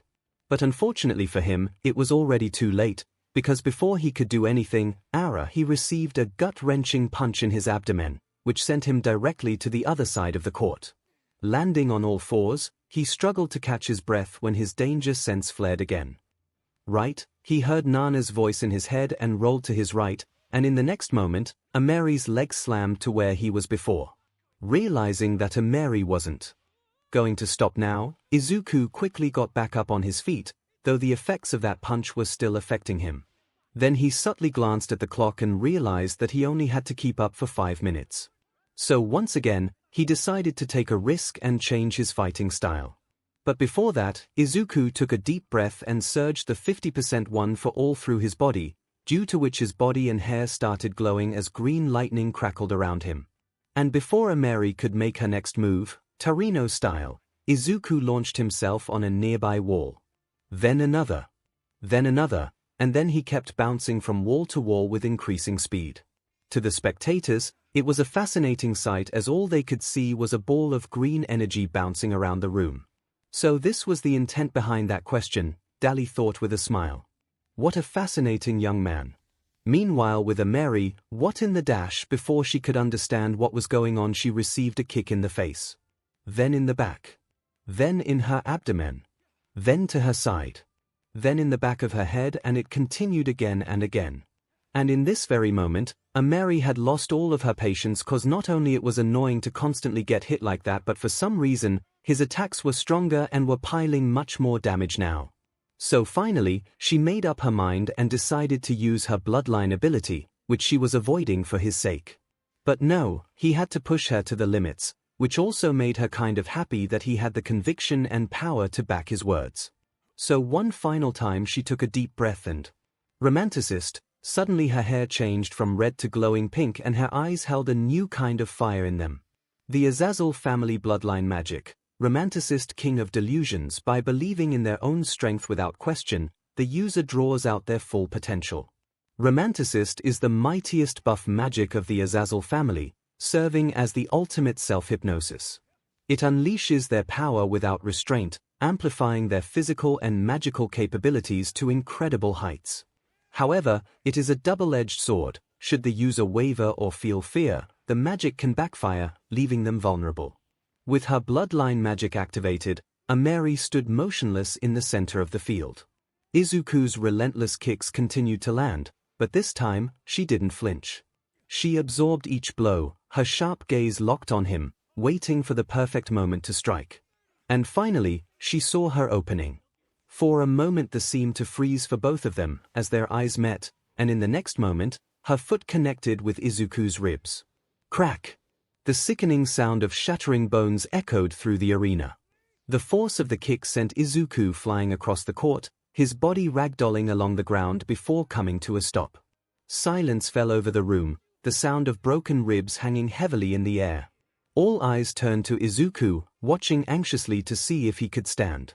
𝐼𝐻𝐼 began walking toward him, her expression unreadable. Meanwhile, Izuku struggled to push himself off the ground, his breaths shallow and elbred. Midoriya, can you, Caligo started, but Izuku cut him off with a shaky thumbs up. Slowly, he got to his feet, one hand clutching his injured side. Then, through the pain, he flashed a determined smile. Nice hair, he wheezed. But I think red suits you more. 𝐼𝐻𝐼 let out a laugh, shaking her head. I'm amazed you can still joke in this state, she said. Her tone turned serious. But it's over now. Izuku glanced at the clock and saw only 60 seconds remained on the clock. Not yet, he replied, releasing a sudden surge of smoke from his body. What the hell? Ameri muttered as she was enveloped in a thick white fog. Do you really think this will hide you from me? She called out, annoyed. Then with a single sweep of her leg, she dispersed all the fog on the field, but then she realized her opponent wasn't there anymore. Then the realization hit her that the fog she dispersed was settled on the side of the ring. She started looking around, trying to find him. Really, Izuku, you're going to hide from me now, after facing me in such a brutal fight? She asked, trying to bait him out. Who said anything about hiding? She turned at the sound of his voice, her eyes widening as she spotted him sliding out of the smoke. His 2 fingers glowed abnormally, pressed under his thumb, and his confident smirk only deepened. Air flick, 80%, he said. The air bullet struck her shoulder with immense force, sending her crashing into the arena wall, leaving a gaping crater in her wake. Once again, the hall went into complete silence as they tried to deal with their shock. Especially the student council members, who had their jaws wide open when they saw Izuku actually manage to get a good hit on Ameri in her romanticist form. Not even they had managed to do it yet. Then they looked at Izuku and noticed that he was clutching 2 broken, heavily wounded fingers in his hand, while his eyes were still locked on Ameri with intense focus. Just then from the rubble, Ameri stood. Her glowing pink hair was as vibrant as ever, her predatory gaze fixed on him. Without hesitation, she began walking toward him, and Izuku did the same. But before they could clash again, the buzzer blared. Dali stepped forward, his voice cutting through the tension. Time's up. Winner of the match, Izuku Midoriya. As soon as Izuku heard those words, relief flooded his body and his knees buckled, but just as he was about to fall to the ground, someone came from behind and caught him in their arms. Good job, Izuku-kun, Sullivan said warmly. I'm proud of you. Grandpa! Izuku exclaimed, smiling weakly. He immediately regretted it as pain flared through his ribs and body. You saw the fight? Of course I did, Sullivan replied, beaming. But I was so nervous, Opera had to hold me back to keep me from interfering. As if remembering something, Izuku separated himself from Sullivan. Wait here a moment, he said, walking toward Ameri, who sat surrounded by her student council. Wow, he really did a number on you, her smoke. Remarked, her sharp eyes scanning Ameri's battered form, focusing on the dislocated shoulder she was clutching. That BSE, Johnny growled, his fists clenched in barely contained anger. Just say the word, President, and please don't pick a fight with me, came a strained but calm voice. The group turned, startled, to see Izuku Midoriya approaching. He was clutching his left side, his uniform torn and stained with dirt, yet he wore a tired, apologetic smile. I just did what any good opponent would do and gave it my all. Johnny's glare intensified. He surged forward, hand outstretched to grab Izuku's collar, only for Smoke to step in, blocking him with a sharp, warning gesture. His right, Smoke said firmly. Ameri was the one who challenged him. He honored that challenge. There's no need for bad BLD, but he hurt the president. Johnny's voice rose in protest. It's our job to, Johnny.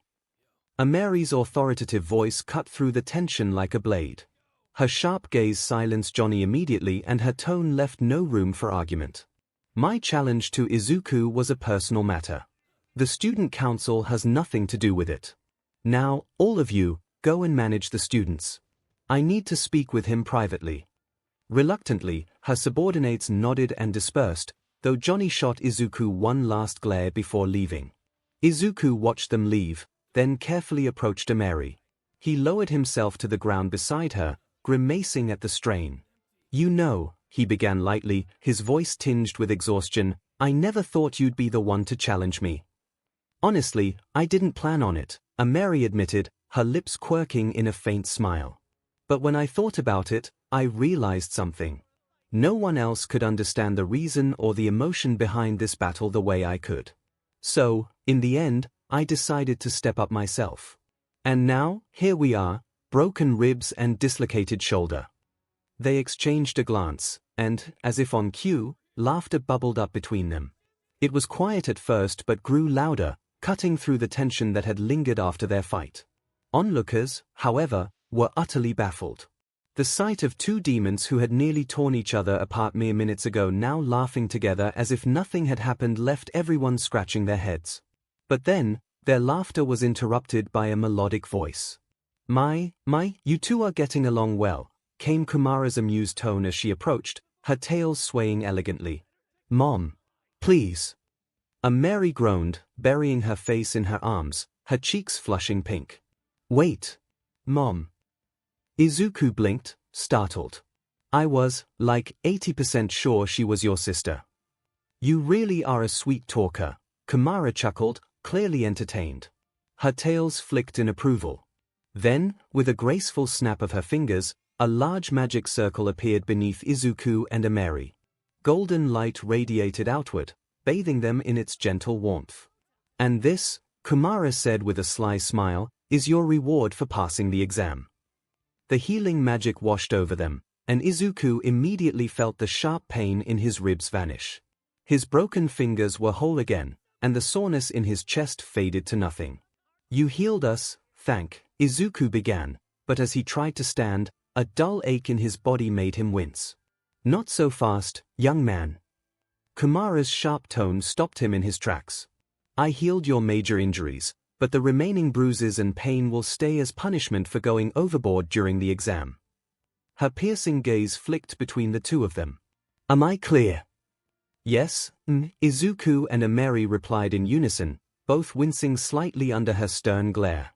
Before the conversation could continue, 𝐒𝐽𝐫's voice rang out over the field. Line up. It's time to assign your ranks. To be continued. All right, brats. It's time for you to get your ranks, 𝐒𝐽𝐫 announced with his usual sharp tone. Get in line. At his command, the students immediately scrambled to form a line. Meanwhile, Izuku hung back, casually taking his place at the end of the line. He figured it was safer to go last, just in case something absurd happened, again. You really know how your luck works, here.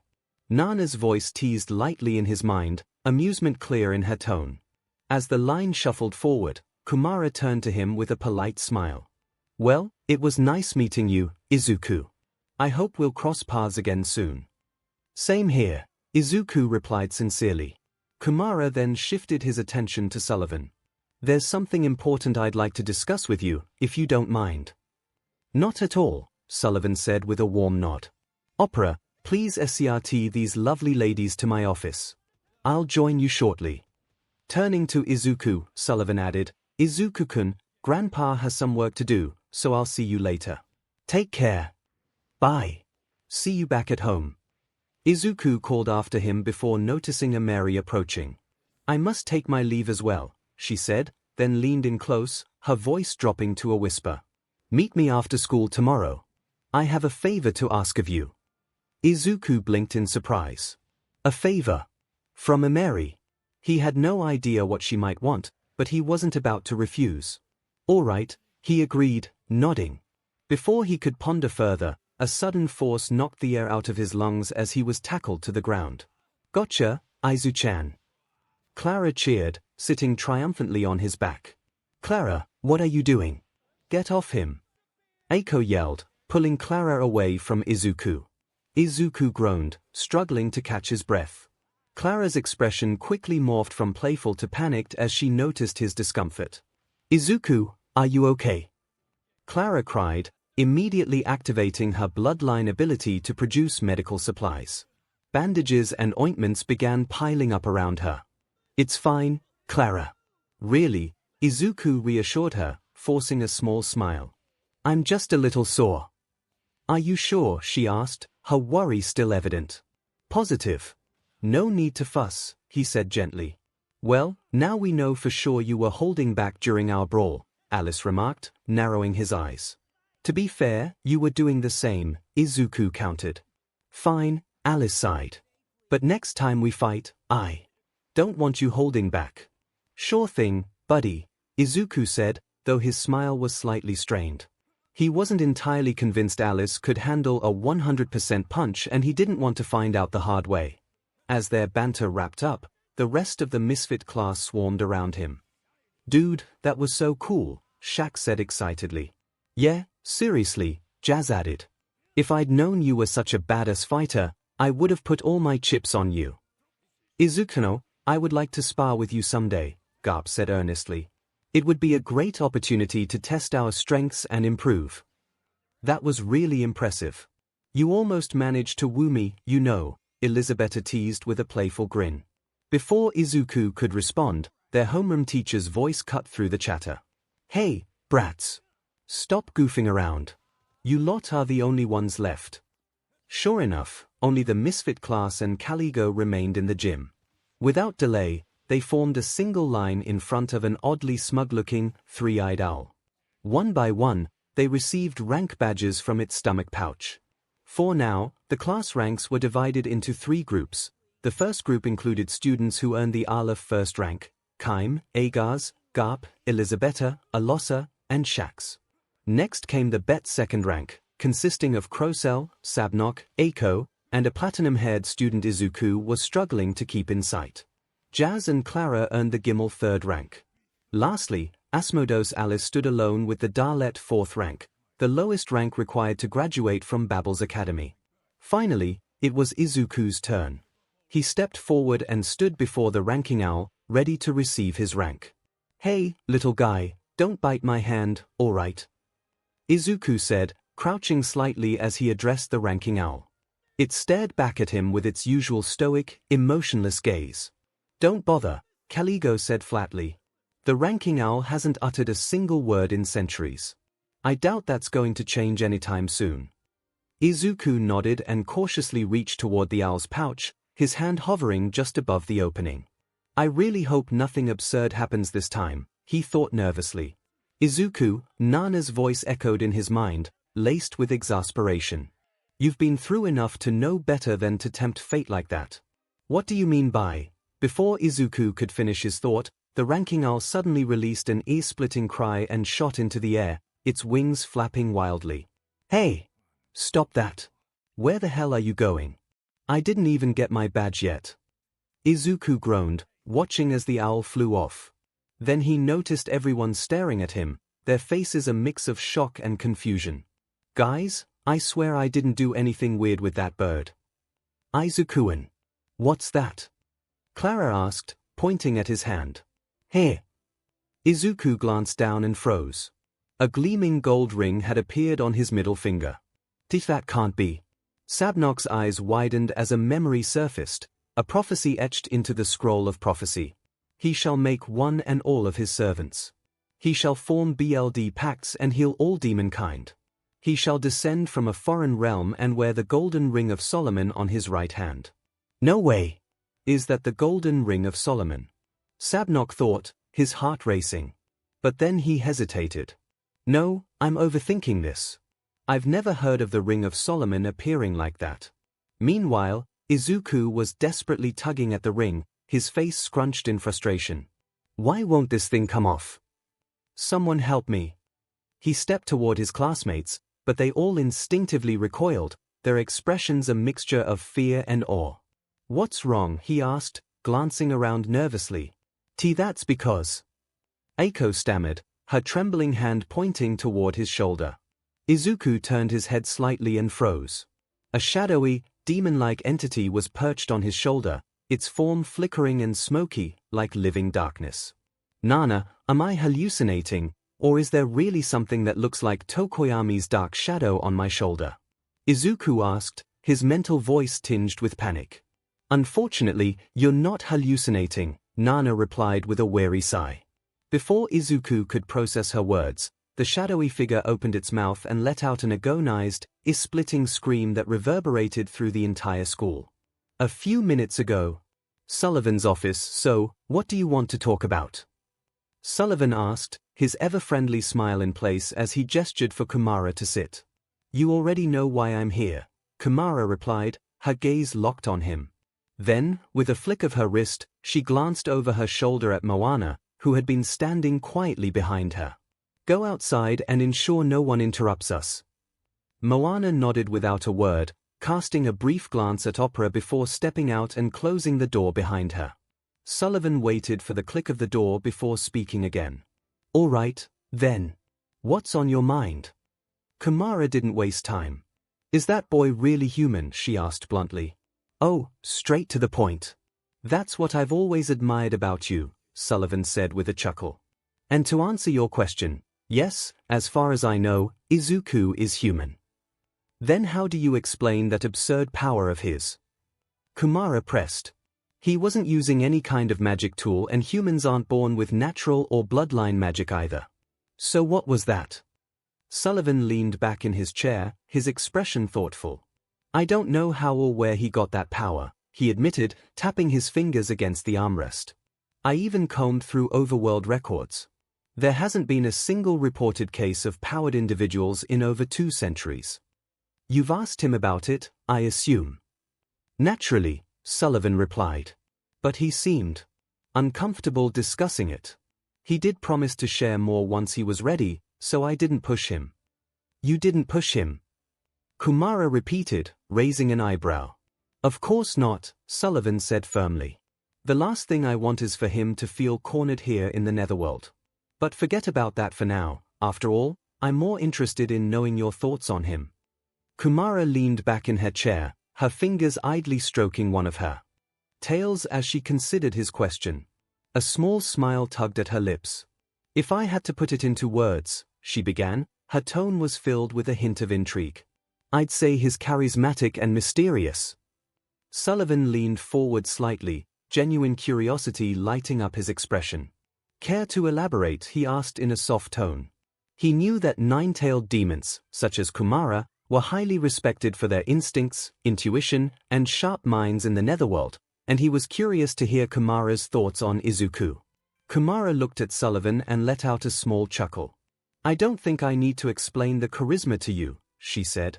His way of conducting himself, the way he interacts and treats those around him, and that reassuring smile of his are simply magnetic. She leaned forward, a hint of excitement in her voice.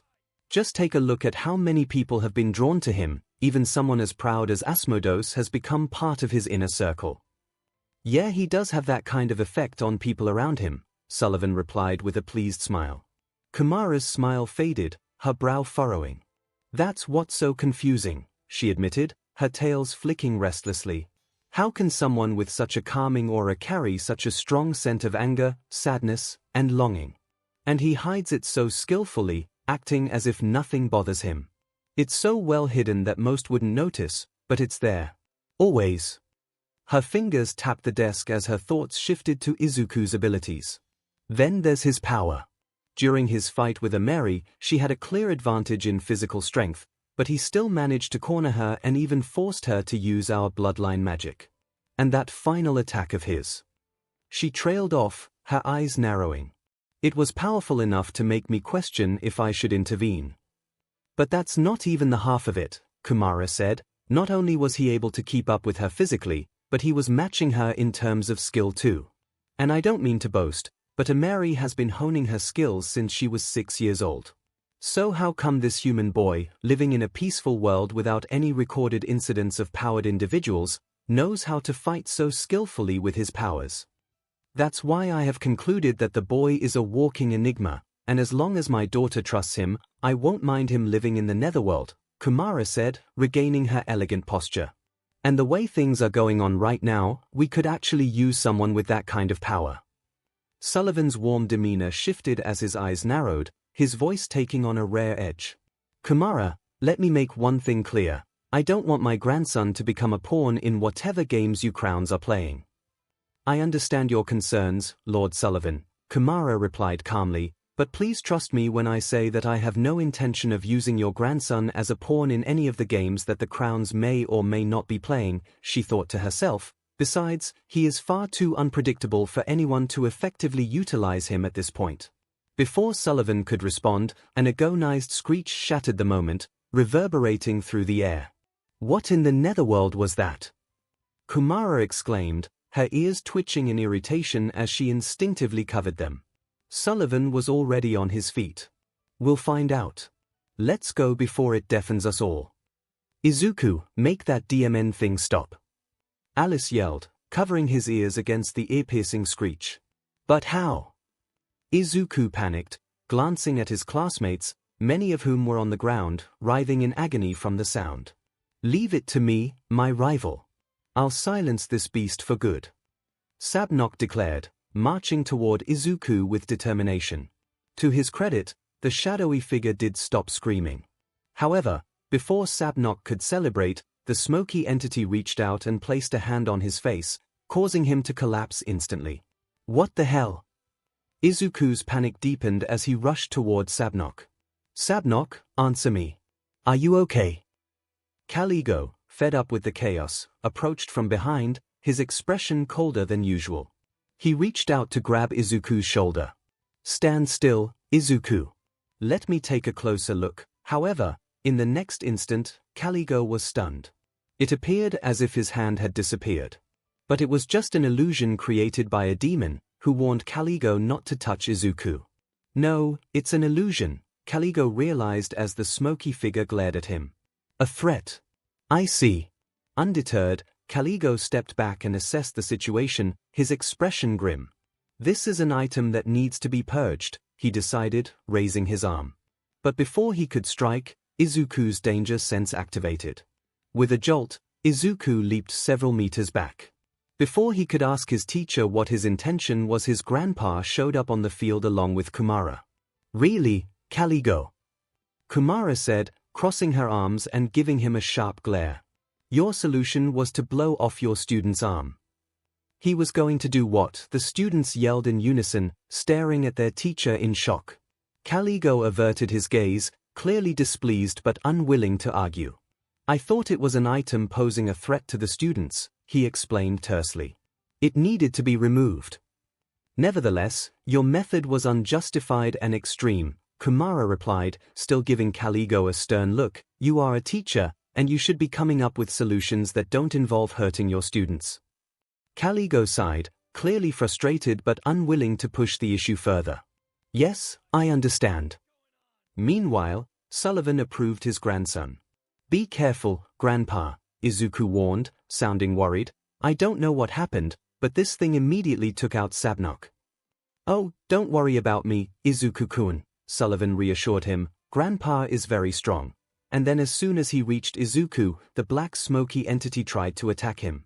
Watch out! Izuku cried out in warning, but to his surprise, Sullivan simply placed one hand on the smoky thing's mouth and muttered, Here, eat up. And then the smoky demon started to expand, growing larger and larger until it finally went back inside the ring. It went back, Izuku said as he curiously examined the ring. Sullivan dusted off his hands, smiling as if nothing had happened. Izuku-kun, that's the Ring of Gluttony. It's a magic item designed to store its user's magic. But when it's starving, it starts consuming magic indiscriminately. Consuming magic. Izuku studied the ring nervously. Is it safe for me to keep wearing it? Absolutely. Sullivan reassured him. Once it's fed enough, it'll be harmless. Poor thing must have been crying out from hunger. 𝐒𝐵𝐽𝐻 groaned as he sat up, his strength partially restored thanks to Kumara sharing some of her magic. To think it could drain so much magic from someone. The principle really is incredible. One thing to note, Izuku-kun, Sullivan added cheerfully. Once you put on that ring, it can't be removed. That's oddly convenient, Nana remarked dryly.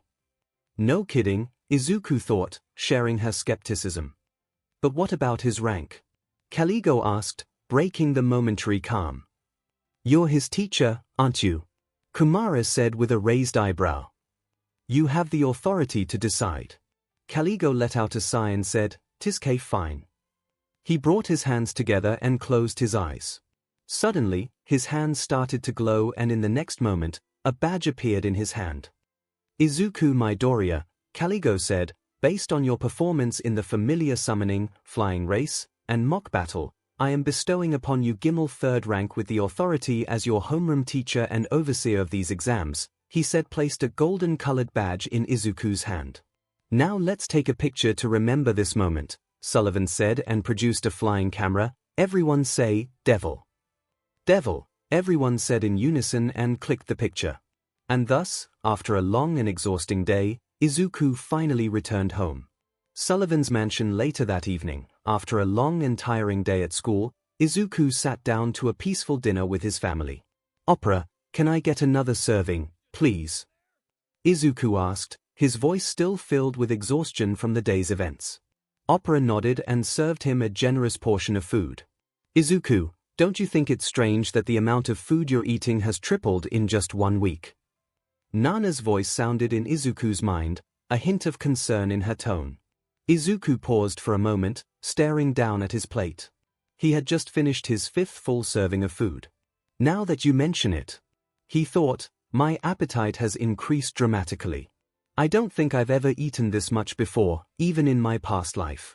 Do you think we should be worried about this?" Nana asked, a flicker of concern still lingering. "I'm not sure," 𝐒𝐿 replied after a brief pause.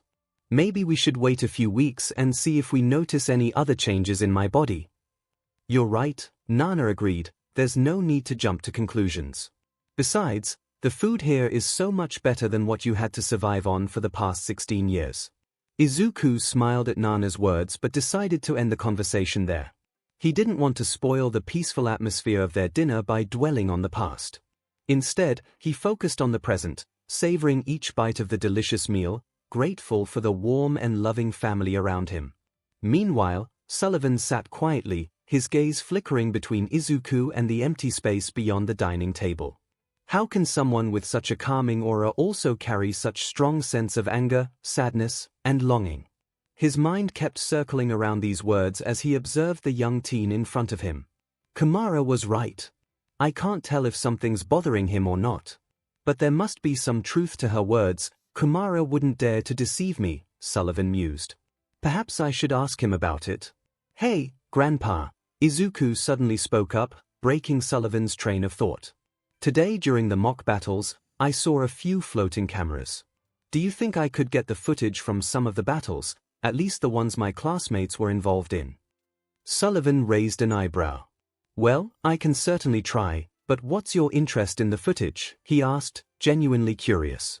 You see, Grandpa, 𝐒𝐿 explained, rubbing the back of his neck, I want to review the footage to understand my classmates' abilities better and figure out how I can improve my own performance. Plus, if they ever need help, it'd be good to know how to assist them. 𝐒𝐿 paused, then added, also, all the bloodline abilities and magic I saw today were fascinating. I was hoping to get a chance to analyze them, he asked with stars in his eyes. Analyze? Sullivan's brow furrowed slightly. Yeah, it's just a hobby, 𝐒𝐿 admitted with a slight blush, producing a notebook from his bag. He handed it over to Sullivan, who took it with curiosity.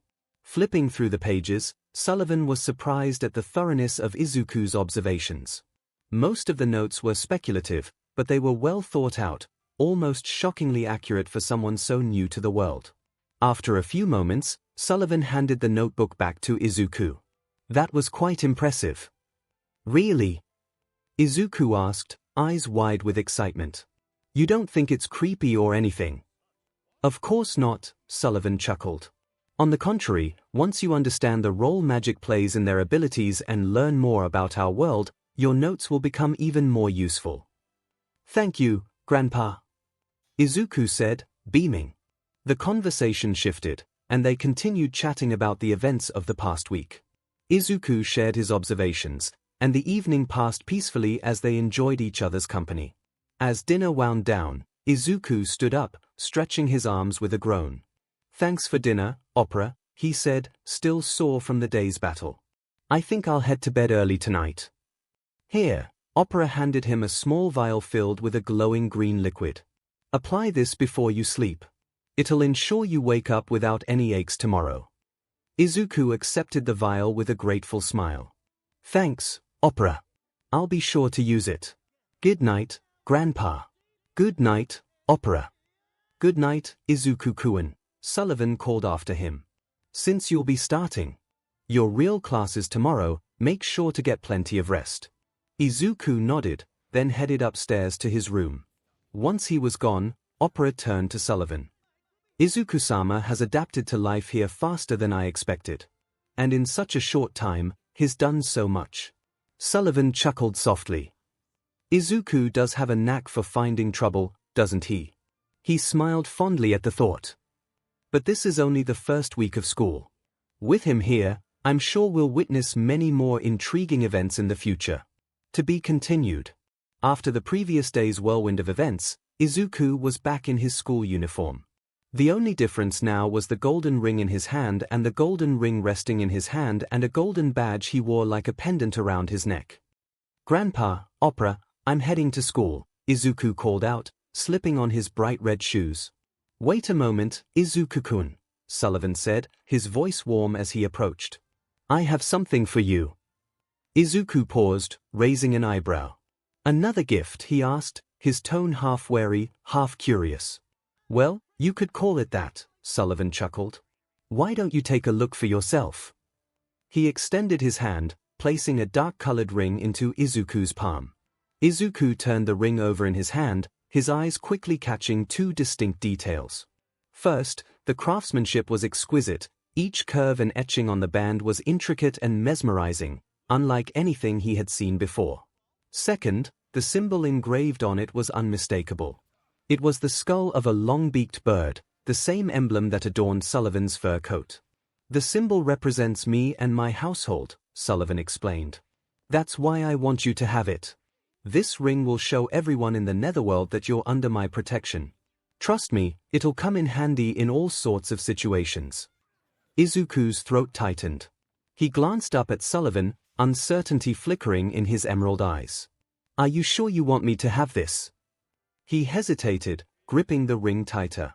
By now, he understood just how significant his grandpa was in the netherworld. Wearing this ring would be like carrying Sullivan's name and authority wherever he went. "Absolutely," Sullivan replied without a hint of hesitation. His reassuring smile melted 𝐒𝐿's doubt, and with a steady breath, 𝐒𝐿 slid the ring onto his index finger. "It suits you," Sullivan said warmly, patting 𝐒𝐿's shoulder. "Now, hurry along, you don't want to be late for school." 𝐒𝐿 nodded, a small smile tugging at his lips as he flew off toward school. Walking through school had always been a peculiar experience for 𝐒𝐿. At Aldera Junior High, the stairs had been seared into his memory, disgust from his classmates and pity from the few teachers who bothered to notice him. He had grown accustomed to those looks, even if they stung every time. 𝐒𝐿 was a world apart. Initially, no one paid him much attention. Everyone was too absorbed in their own goals, their own ambitions. That anonymity had been a strange relief. But everything changed after the sports festival. The whispers began, carried on the hushed currents of the hallways. Students called him insane for the way he'd destroyed his body in his match against Todoroki. He couldn't blame them, after all, only he and Shoto truly understood what had happened in that moment. Now, walking through Babbles felt different yet again. The stairs weren't rooted in disgust or pity anymore. They weren't even confused or fearful. Respect, something he never thought he'd garner, shone in the eyes of his peers. Teachers smiled and nodded as he passed them. Even more unnervingly, students in the corridors were sneaking glances at him, not mockingly, but curiously, almost admirably. He even noticed a few lingering stares from both boys and girls, which made his cheeks heat slightly, but he decided not to focus on it and continued walking. Still, 𝐒𝐿 shook his head and forced himself to focus. He couldn't afford to get caught up in the newfound attention. The last thing he wanted was to let his recent successes inflate his ego. The last thing he wanted was to start acting high and mighty and start resembling a certain blonde-haired friend of his. By the time his thoughts finally quieted, he was standing outside the classroom door. Fortunately for 𝐒𝐿, the rest of the day passed like a normal school day would. Well, as normal as things could be in the netherworld. He even discovered that some subjects, which sounded downright horrifying on paper, had surprising practical value in their own right. Take torture class, for example. During art torture, March-sensei spent the entire PRD lecturing about demon anatomy and the pressure points that could bring out the maximum amount of pain. Knowledge like this would have been so useful during my solo hunt, 𝐒𝐿 thought. Interrogating all those assassins was exhausting. I doubt other heroes or the public would have approved of you using torture techniques, assassins or not, Nana chimed in dryly. And by then, I was way past the point of caring about that, 𝐒𝐿 sighed, trying to shove away the haunting image of a woman exploding in his face. Anyway, the next class is botany. I wonder what kind of unique plants they have in the netherworld. I'm hoping for something pleasant and appealing, but considering this is literally hell, I'm not holding my breath, Nana quipped in a tired voice, earning a chuckle from Izuku. Something funny? Eiko asked, noticing his sudden amusement. Nothing, just remembered something, Izuku said with a small smile before refocusing on the paper in his hands, much like the rest of his classmates. At the moment, the Misfit class was on a 15-minute break before their final lesson of the day. They were seated in the classroom, browsing through lists of optional subjects to choose their optional courses for the term. So, found anything interesting? Alice asked from beside him. I think I'll join Momonoke-sensei's magic theory class and Dali-sensei's demon history, Izuku replied. Honestly, Izuku had a lot of trouble choosing between various interesting options in front of him, but in the end, he decided to go with magic theory and demon history. A class on magic theory was a no-brainer. His curiosity about magic and bloodline abilities had skyrocketed after the mock battles. So taking a subject that can help him understand the logic behind those just felt natural to him. As for demon history, he figured understanding the netherworld's past might come in handy, given his decision to live here. What about you? Izuku asked. Magic theory is a definite, Alice said, stroking his chin in thought. As for the second, I'll have to think about it. Izuku nodded before turning to his other two friends. Eiko, Clara, have you found your calling? He asked with a smirk. Izuku-an, look. Clara exclaimed, shoving her selection paper in his face. Let's see. You've only marked one subject, and that is Stuckton. Izuku read aloud, blinking in surprise. Oh, poor girl, Alice said, feigning pity as he glanced at Clara. You don't even know how to read, do you? I know how to read. Clara pouted. I do know how to read. Clara pouted, puffing her cheeks. Then pick a subject you can actually pass. Alice shot back. Izuku-an, help. Clara hid behind Izuku, glaring at Alice. Alice is bullying me. No, I'm not. Alice retorted, and the two immediately started bickering. These two. Izuku thought, shaking his head fondly. His attention was soon drawn to Eiko, who looked troubled as she stared at her selection form. Concerned, Izuku slid into the seat next to her. What's wrong? Something bothering you? Eiko hesitated, offering him a strained smile. It's nothing you need to worry about. Eiko, Izuku said firmly, you can always talk to me about anything that's bothering you. You know that, right? He smiled warmly. I'm always here to help. Eiko's cheeks flushed as she twirled a strand of her hair. Well, it's just. She hesitated, then sighed. I'm not sure what to do about the Stuckton class tryouts. Izuku tilted his head. What about it? Every year, all the girls participate to determine their Stuckton levels, Eiko explained, her voice dropping. Even my cousin did it a few years back. I still don't get it. What's bothering you exactly? Izuku asked. I don't want to do it, Eiko admitted, her tone laced with frustration. I'm not interested in the subject, and I don't feel comfortable being judged on something like that. Then don't do it. Simple as that, Izuku said, shrugging like it was the most obvious answer in the world. It's not that simple, Eiko said, shaking her head. It's a tradition. All the first-year girls do it, and if I don't do it then it won't change a diamond thing, Izuku said as seriousness returned to his voice. You not joining in some made-up tradition is not going to turn your life upside down. Eiko clenched the hem of her skirt, staring at the ground. You don't understand. Yes, you are right, I might not understand what the big deal is about this, but that doesn't mean you have to force yourself to do something you don't want to, Izuku said. Eiko didn't reply this time. Instead, she just stared at the ground with a restless expression in her eyes. Izuku looked at Eiko with concern-filled eyes. From his own personal experience, he could tell that she wasn't very good with the entire self-confidence thing, and right now, she was torn between listening to his advice or giving in to this peer pressure thing. And that's why he really wanted to help her but wasn't sure how. Why not compliment her? Nana suggested in his mind. Compliment? Izuku echoed. Yeah. Encourage her. Say something you would have wanted to hear back when you were quirkless. Understanding dawned on him. Got it. Thanks, Nana. Hey, Eiko, Izuku said gently, lifting her chin so she met his gaze. You don't need any of that to impress someone. You're already charming just as you are. Suddenly Eiko's face turned scarlet as she looked away, fidgeting with her fingers while staring at the ground. And then, just as Izuku was wondering what was going on with Eiko, he heard Nana cackling in his head. Nana, what did you do? Izuku growled in his head. Me. No, buddy, it was all you, Nana said, cackling harder than before. As he was bickering with Nana, suddenly he heard a thud and a muffled groan behind him. He turned around only to see Shax lying on the ground while clutching his chest. That was so smooth, it hurts my heart, he emmed. Beside him, Elisabetta giggled. You really know how to encourage a girl, she said, winking at Izuku. It was then that Izuku realized what he had just said. Oh. He quickly turned around and, while rubbing the back of his neck, said, Eiko, I am sorry if I didn't realize. No, it's fine, Eiko mumbled, her voice barely above a whisper. Before the awkwardness could deepen, the warning bell rang, signaling the start of Diabotany. So everyone scrambled to gather their things and leave for the class. Izuku was about to do the same when he noticed Eiko was still standing there, casting shy glances at him.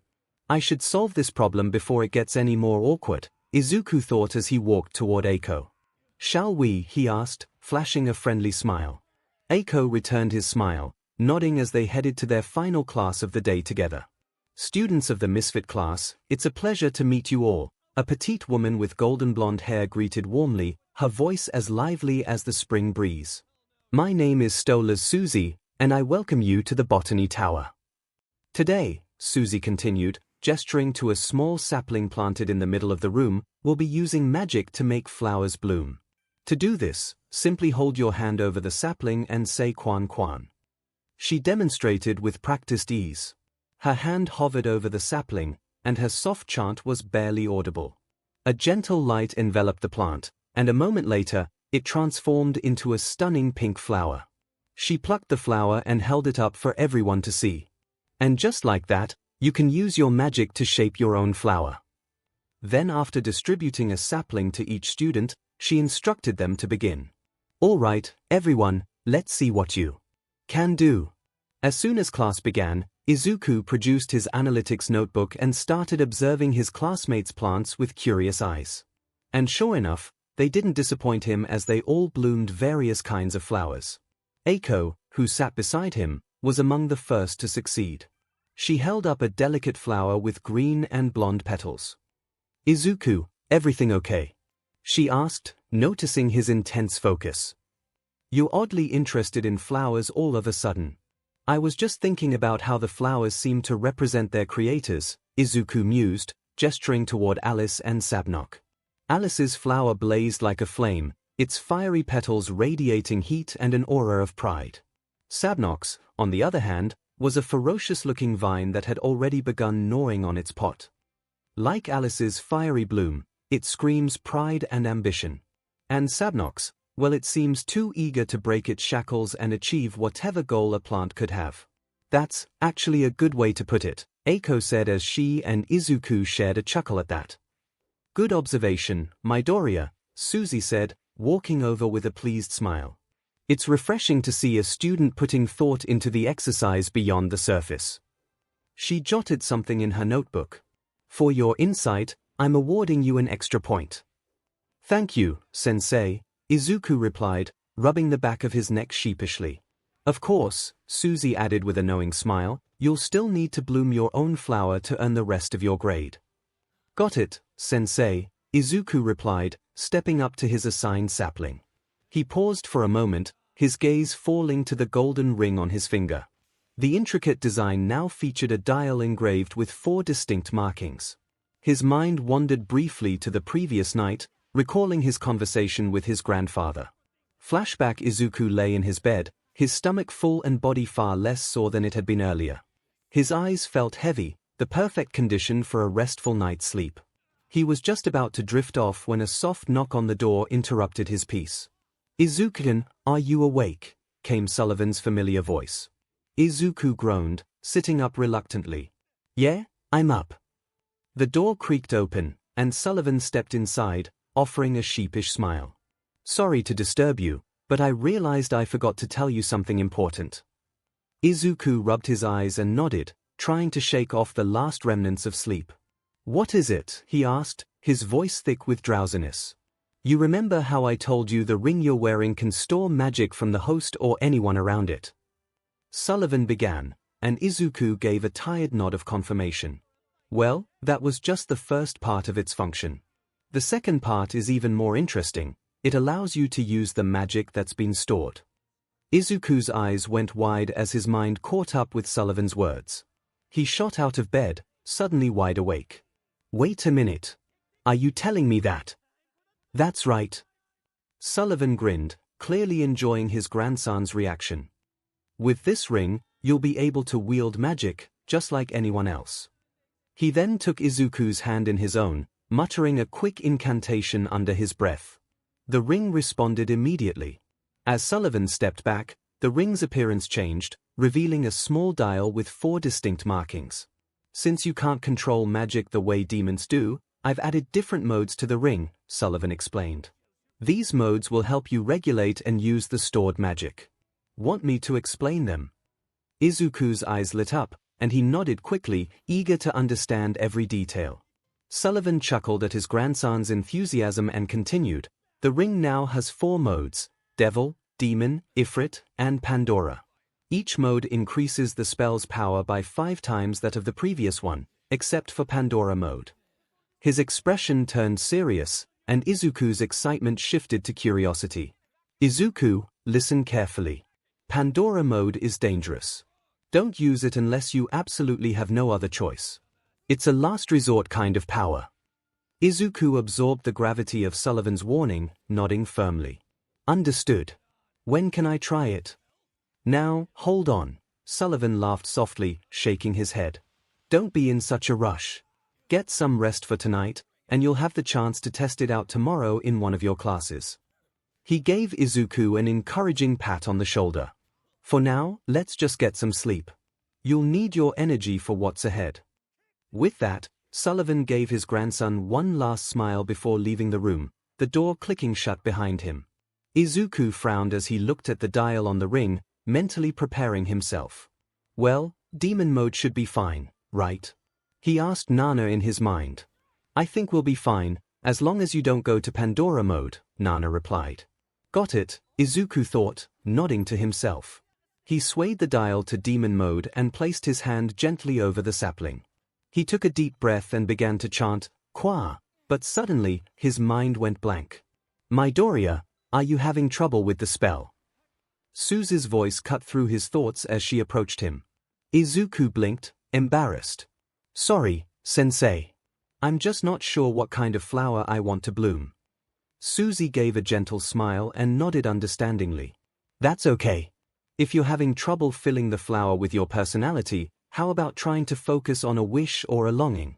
Those can be strong emotions too. Try focusing on that for now, she suggested. With a nod, she moved on to assist the other students. Wish or longing, here. Izuku thought, pondering her advice. As he stood there, his thoughts began to drift to a conversation he'd had with a certain little girl before heading to the First War. Deku, what are these flowers?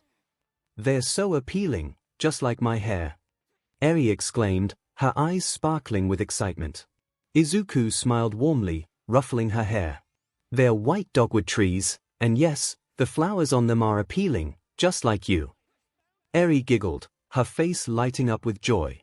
Thank you, she said, looking up at him with wide, hopeful eyes. Can we come here during your summer break? I want to go. On Pi, Nick. Izuku raised an eyebrow, teasing her gently. Do you mean a picnic? Eri nodded eagerly. Nejiya-chan told me about it.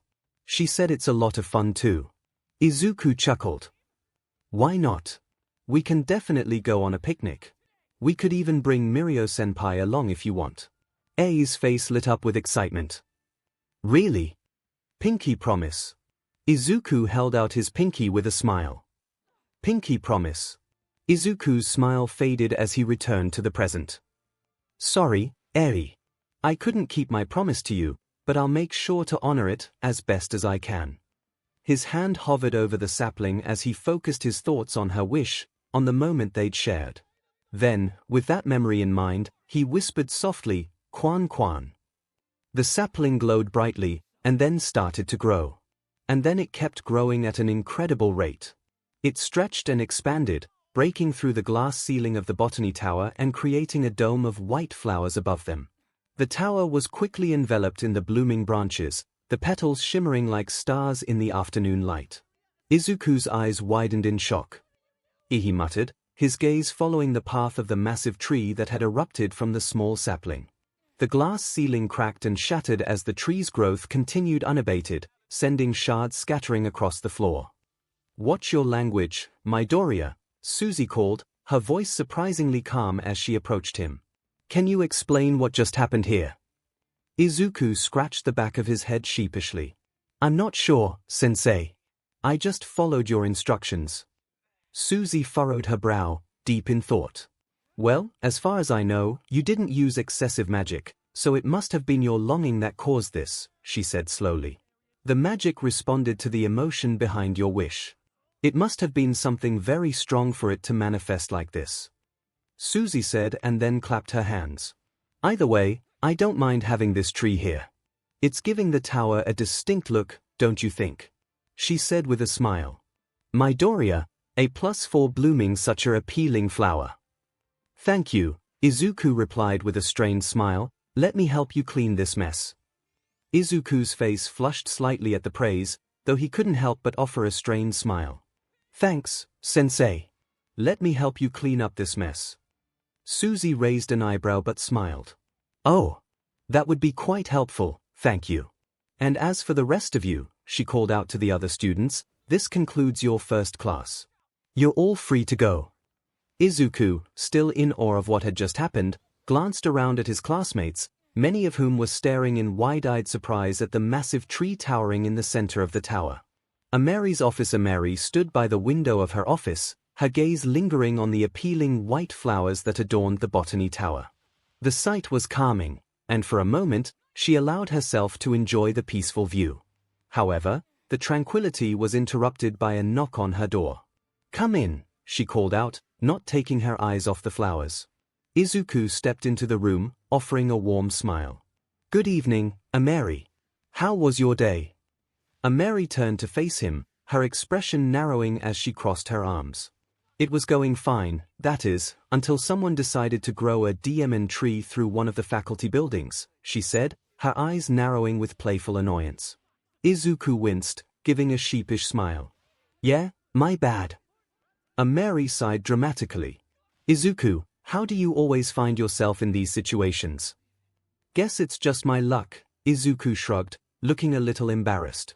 "Anyway, you needed a favor, right?" "Yeah, about that." Ameri set a book, a human manga, on the desk in front of him. "I want you to read this to me." Izuku blinked, surprised by the request. "Sure." Ameri raised an eyebrow, clearly not expecting him to agree so easily. "Wait, just like that? No questions? No complaints?" "Not really," he shrugged. "Besides, you're really not asking me to do something absurd here. I just have to read a book to you," Izuku explained. "So, shall we?" Ameri stared at him for a moment, trying to come up with any objections, but she couldn't think of anything. With a small sigh, she nodded. "Fine. Start with the first volume of First Love Memories." 2 hours passed in what felt like the blink of an eye. Izuku finally finished reading the last chapter, setting the book down with a satisfied stretch. "Wow. That was fun," he said, taking a bite of the cake that Ameri had brought for them. "I didn't expect it to be so interesting." Ameri, who had been listening intently, nodded with a smile. "Yeah, I agree. And I must say, you're quite a good storyteller yourself." "Thanks," Izuku said with a modest smirk. "I didn't realize I had this talent as well." Ameri tilted her head, looking thoughtful. "By the way, when the heroine mentioned something about achieving her dreams, was she talking about her ambitions?" Izuku shrugged. You could say that, yeah. So, that means she's going to tear apart anyone who gets in her way and throw them aside. 𝐼𝐼 asked eagerly, looking a little too excited about it. 𝐒𝐿 chuckled, shaking his head. No, I don't think she's going to throw anyone, though that would make an interesting scene. Is that so? 𝐼𝐼's enthusiasm faded slightly, and she pouted in disappointment. 𝐒𝐿 noticed and decided to change the topic to lighten the mood.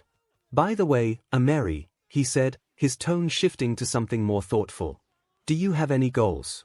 Any big dreams for the future? 𝐼𝐼 was quiet for a moment, her gaze drifting to the side as she considered the question. Then, a confident smile spread across her face. Dreams, here she repeated. I'm very proud to be a demon, and I want others to be proud to be demons too. That's why I want to improve this school and make it a place where any demon would want to attend, a house of learning and growth. That's my ambition. After I graduate, I'll be helping with my father's work, and I know what I need to do to get there. 𝐒𝐿's gaze softened as he listened, and he couldn't help but look at her. With admiration. Her conviction and determination were impossible to ignore, and it made his heart feel warm in a way he couldn't explain. 𝐼𝐼 caught the look in his eyes and felt an unexpected flutter in her chest. For a brief moment, she wasn't sure how to respond. What about you, 𝐒𝐿? She asked after a moment, her voice gentle but curious. What's your dream? As soon as the question left her lips, the atmosphere between them shifted. 𝐒𝐿 fell silent, and an uncomfortable stillness filled the room. After a long pause, he finally spoke, his voice quieter than before. Honestly, I have no idea, he admitted with a humorless laugh. He stood up and walked toward the window, staring out at the setting sun with a distant expression on his face. Ever since I was a kid, all I ever wanted was to be a hero, someone who could save everyone with a smile. I believed it so strongly, no matter how many times I was pushed back or told I wouldn't get anywhere. I kept going, believing that one day I could do it. And eventually, I did. I got my chance to become the hero I always dreamed of being. But the price I paid. His voice trailed off, and he stopped himself, realizing he'd said too much. He let out a breath. Sorry, I didn't mean to dump all of that on you. It's all right, 𝐼𝐼 said, deciding to lighten the mood. I guess you're just getting into the habit of spilling your secrets to me. 𝐒𝐿 chuckled, a little embarrassed. I guess you could say that, he said, smiling at her. It's just. I don't know how to explain it, but you feel like home to me. He laughed awkwardly, rubbing the back of his neck. That sounded a lot less cheesy in my head. Don't you think? He looked up and noticed 𝐼𝐼 was blushing, her face partially hidden behind the cup of tea she was sipping. Her lips were curved into a small smile, but there was an unmistakable blush coloring her cheeks. 𝐒𝐿, you really are a smooth-talking 𝐵𝐻, Nana's voice echoed in his head. Shut up, Chimera, 𝐒𝐿 groaned, slightly flustered by the comment. 𝐼𝐼 cleared her throat, trying to regain her composure. Anyway, 𝐒𝐿 said, attempting to move past the awkward moment. As I was saying, right now, I don't know what my dream is. 𝐼𝐼 thought for a moment, then her eyes lit up with an idea. Then why don't you just focus on climbing the ranks for now, she suggested, a confident grin spreading across her face. And if you need a goal, I, 𝐼𝐼 Azazel, challenge you to stand at my side. 𝐒𝐿's eyes sparkled with determination. He grinned confidently and looked at her. 𝐼𝐼, I accept your challenge. But fair warning, start making a place for me there now, because I'll be standing by your side in no time. And so, another day came to an end, leaving 𝐒𝐿 with a newfound goal to pursue. To be continued. It had been a few weeks since 𝐒𝐿 discussed his ambitions with 𝐼𝐼, and life in the netherworld had settled into what could only be described as a new normal. Or, at least, as normal as things ever got in a world filled with demons. That was, until one particular morning when he arrived at school to be greeted by an utterly bizarre sight. Something's definitely off here, 𝐒𝐿 muttered as he stepped into the freshman tower. The halls, typically buzzing with the chatter and activity of first-year students, were eerily silent. Not a soul was in sight. Where is everyone? Think there's some kind of event going on that you didn't hear about? Nana's voice echoed in his mind. If there were, Grandpa or Opera would have told me, Izuku replied, frowning as he pulled out his phone. He quickly dialed the number of the most dependable demon he knew. After a few rings, a familiar voice answered, already tinged with exasperation. Izuku, it's way too early for you to be in trouble. Relax, Ameri, he chuckled, though a hint of unease lingered in his tone. I'm not in trouble, yet.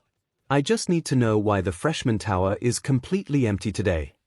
Oh, that's because today is rookie hunt, Ameri replied casually, as if it were the most obvious thing in the world. And, what exactly is rookie hunt? Izuku asked, suspicion creeping into his voice. I could explain, Ameri teased, and Izuku could almost hear her smirking on the other end of the line. But where's the fun in that? Didn't you say you'd accept the netherworld with all its challenges? Well, consider this one of them. And with that, she hung up. Izuku stared at his phone in disbelief. Great. That was absolutely no help, he sighed, ignoring Nana's laughter echoing in his mind.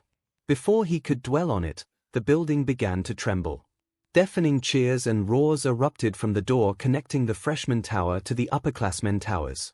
What the? Izuku barely had time to react before the door burst open with a resounding bang. A mob of upperclassmen flooded into the freshman tower, shouting, First years! Where are the first years? Gotta get the best ones. Izuku barely had time to process what was happening before a towering, bull-like demon barreled toward him, arm outstretched to grab him. His danger sense flared just in time, allowing him to dodge. The demon's face slammed into the floor with an earth-shaking thud, drawing every eye in the room to Izuku. Hey, look! It's the honor student. He's the one who fought Azazel to a draw. He's ranked 𝐒𝐿 third already. Get him!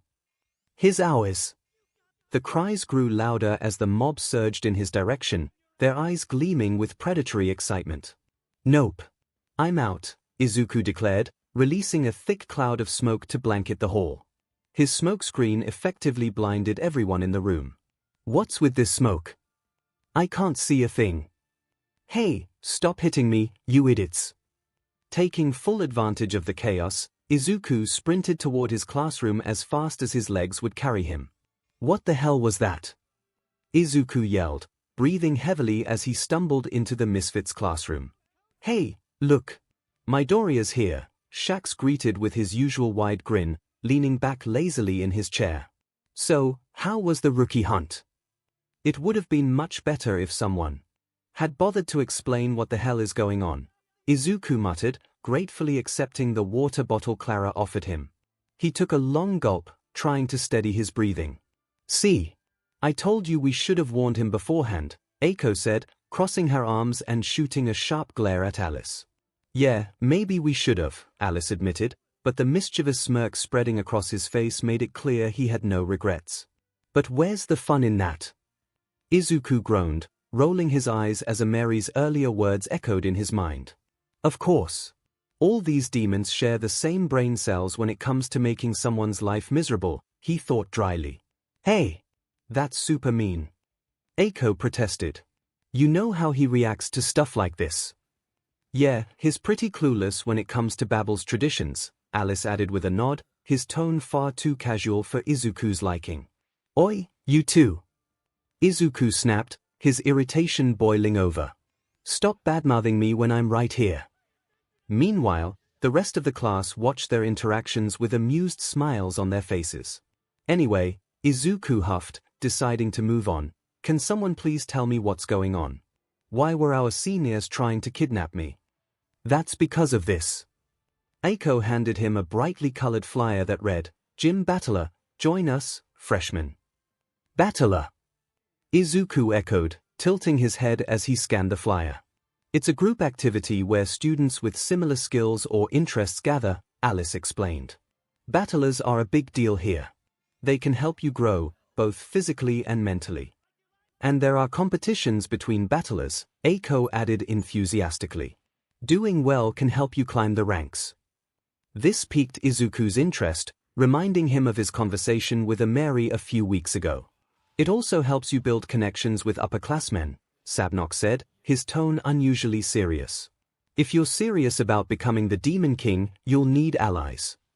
So, it's like a school club, Izuku thought. He tapped his chin thoughtfully. Come to think of it, you didn't really have clubs, did it? You also didn't interact much with your seniors, Nana pointed out. Now that you mention it, Izuku mused, we never really had joint training sessions or events with the older students. Even the session with the big three was just to prepare us for work studies. Izuku, you with us? Eiko asked, waving a hand in front of his face. Oh, sorry. Izuku snapped out of his thoughts, realizing Clara had taken his moment of distraction as an opportunity to stack books on his head. He gently removed them, giving her an exasperated smile. I was just thinking. But yeah, I'm interested in joining a battler. Great. Let's go battler hunting after lunch, Eiko suggested, already making plans. I'm coming too. Clara chirped, throwing her arms in the air excitedly. Sounds good, Izuku agreed with a small smile. Then his expression turned serious. But that still doesn't explain the kidnapping thing. It's not hard to figure out, Alice said with a shake of his head, his smirk returning. Battlers need strong new members to improve their chances of promotion. A freshman ranked 𝐔𝐬𝐽 third is very hard to pass up.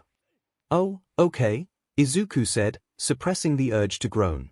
He resisted pointing out that kidnapping students and forcing them to join probably wasn't the best recruitment strategy. Then again, these were demons. They had a knack for adding unnecessary chaos and violence to even the simplest ideas. As their conversation wrapped up, the sharp sound of footsteps echoed through the hall. 𝐒𝐽𝐫 strode into the classroom, his piercing gaze sweeping over the students. Enough chatter, he barked, slamming his ledger onto the desk. Homeroom begins now. Izuku sighed as he sank into his seat. Just another day in the netherworld, he thought, shaking his head. Later that day, first-year corridor, it was hell. Literally and metaphorically. The first-year tower was engulfed in chaos, with upperclassmen stampeding through the halls, determined to capture any first-year student they could get their hands on. Ever since arriving in the netherworld, Izuku had witnessed plenty of strange and unpredictable behavior from demons, but this was on a whole new level of barbarism he had seen from any demon around him. Now, you might wonder how he could maintain such composure while being one of the prime targets of this madness. The answer was simple. They were walking through the chaos surrounded by Alice's blazing flames, which acted as both a shield and a deterrent. Thanks, Az. You're a real lifesaver, Eiko said, pulling Clara back before she could toast marshmallows over Alice's fire. Yeah, who knows how many fights I would have gotten into while trying to fend these people off, Izuku added, rubbing the back of his neck. He was confident in his ability to escape on his own, but with Clara and Eiko tagging along, things could have quickly spiraled out of control if anyone had tried to be forceful with them. Asking Alice to join them had been the best solution that came to his mind. Well, I don't mind, Alice said smugly, flicking his hair. But now you owe me a favor, Izuku. Izuku rolled his eyes. Yeah. Put it on my tab. Alice smirked, then gestured toward the end of the hallway.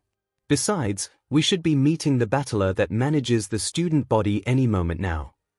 As if on cue, the tower doors burst open with a loud bang. The student council strode in with practiced precision, their commanding presence silencing the upperclassmen in an instant. Step aside. Clear the way. The student council is here. The members announced their arrival as they marched into the fray. In no time, 𝐼𝐸 efficiently dealt with the rowdy upperclassmen, putting them in their place without breaking a sweat. As expected of the student council president, Alice said, impressed. She operates on a completely different level. Meanwhile, Eiko looked at 𝐼𝐸 with stars in her eyes. She admired 𝐼𝐸, and who wouldn't? 𝐼𝐸 Azazel was one of the few demons who managed to reach VAV 6th rank and become the president of a battler in their first year. She was strong, appealing, and most importantly, exuded an air of confidence.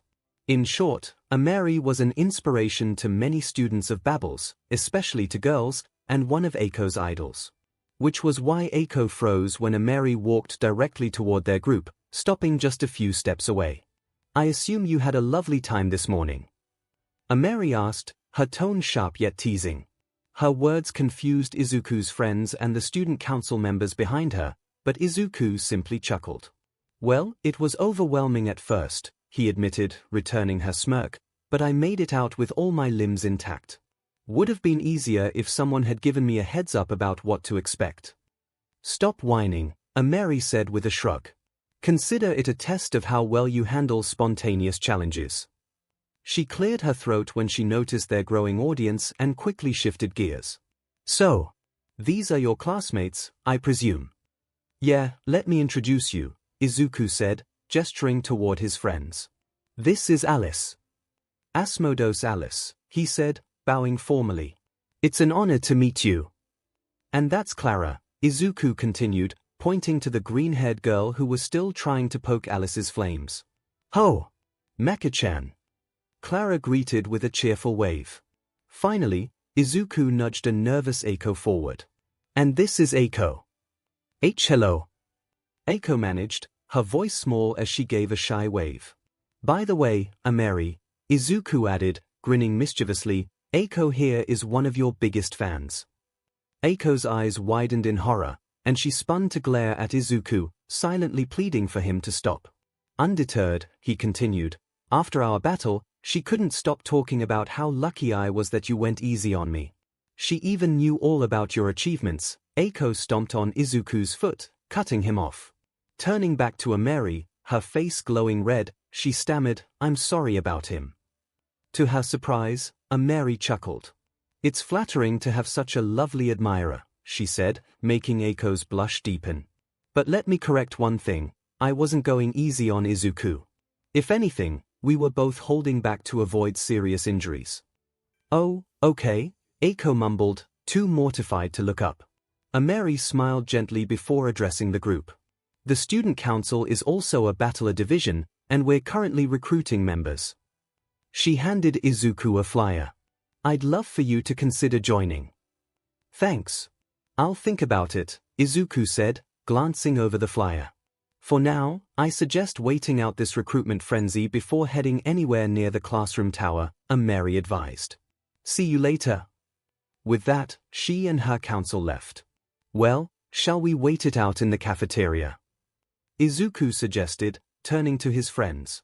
Not a bad idea, Alice said. But first, he pointed at Eiko, who was glaring at Izuku with a pout. Oh. Hey, sorry about earlier, Izuku said sheepishly. Eiko just huffed, turning her back to him. Sighing, Izuku tried again. How about I buy drinks for everyone? My treat. Sure. I'll take iced tea, Alice said. Fruit punch. Clara cheered. Eiko peeked over her shoulder. Can I get ice cream instead? Of course, Izuku said with a smile. Eiko pretended to mull it over before letting out a dramatic sigh. Fine. I'll forgive you. For now. But don't think you're off the hook. Izuku chuckled. I'll keep my guard up. The group headed toward the cafeteria, leaving the chaos of the first-year corridor behind them. Classroom tower, wow, this is way more civil than whatever was going on earlier, Izuku remarked as he and his friends strolled through the classroom tower. Unlike the chaotic frenzy of the recruitment drive in the first-year corridor, the upperclassmen here were calmly approaching students, pitching their battlers, and handing out flyers. Some seniors even came up to Izuku, eager to share details about their battlers. He listened intently, nodding along and asking thoughtful questions, which clearly pleased them. His genuine interest stood out, a refreshing contrast to the usual hurried dismissals they received. You know you don't have to entertain every single one of them, right? Alice asked, his arms crossed as he watched Izuku wrap up yet another conversation. I know, Izuku replied with a casual shrug. But they've put in so much effort. It feels rude not to give them at least a few minutes. Plus, learning about different battlers could be useful, and it doesn't hurt to know what everyone is offering. Sure, whatever you say, Alice muttered, rolling his eyes. No matter how much time he spent with Izuku, he couldn't quite figure out how his mind worked. As they continued walking, a new senior approached their group with a confident grin. Hey, you're Izuku Midoriya, right? The senior asked. Yeah, that's me, Izuku replied, tilting his head slightly. What's up? Nothing much. Just wanted to say thanks, the senior said, his grin widening. Thank me? Izuku asked, tilting his head in confusion. He had no idea why a stranger would want to thank him. Oh, sorry, I forgot to introduce myself. My name is Bathun Baraki, and I'm the president of the Broadcasting Battler, the senior explained. Let me tell you, Midoriya, your exploits have given us tons of content over the past 2 months, so I just wanted to express my gratitude. You're welcome, I guess. Izuku replied, scratching the back of his neck as he tried to decide if he should feel flattered or embarrassed. By the way, Baraki continued, holding out a flyer, we've got some open spots in our battler. If you, or any of your friends, are interested, feel free to stop by. I'm interested. Eiko exclaimed, raising her hand enthusiastically. I'd love to check it out. Great. Why don't you come with me? I was heading back to our room anyway, Baraki offered. Eiko hesitated, glancing at her friends. I really want to go, but I don't want to just ditch you guys. Don't worry about us, Izuku reassured her with a warm smile. We'll catch up later. Thanks. Eiko beamed before hurrying after Baraki. As the group moved on, Alice turned to Izuku. So, any idea which battler you're going to join? Not yet, Izuku admitted. It's not that the ones I've seen so far are bad, I just haven't found one that really. Before he could finish, a sudden tug on his hand made him pause. Looking down, he saw the ring of gluttony glowing faintly. What the? Izuku started, but before he could react, the ring yanked him forward with startling force. CRP. Is it acting up again? He thought, struggling to regain control. Even activating float didn't help as he was dragged through the corridor like a human missile. As he was being dragged by the ring, Izuku noticed a student walking in front of him with a huge, stuffed bag on their back. Excuse me. Out of the way. Out of the way. Izuku yelled. Unfortunately, the student didn't hear him. Before either of them could understand what had happened, Izuku crashed into the student, and now he was on top of them with his hand on their neck.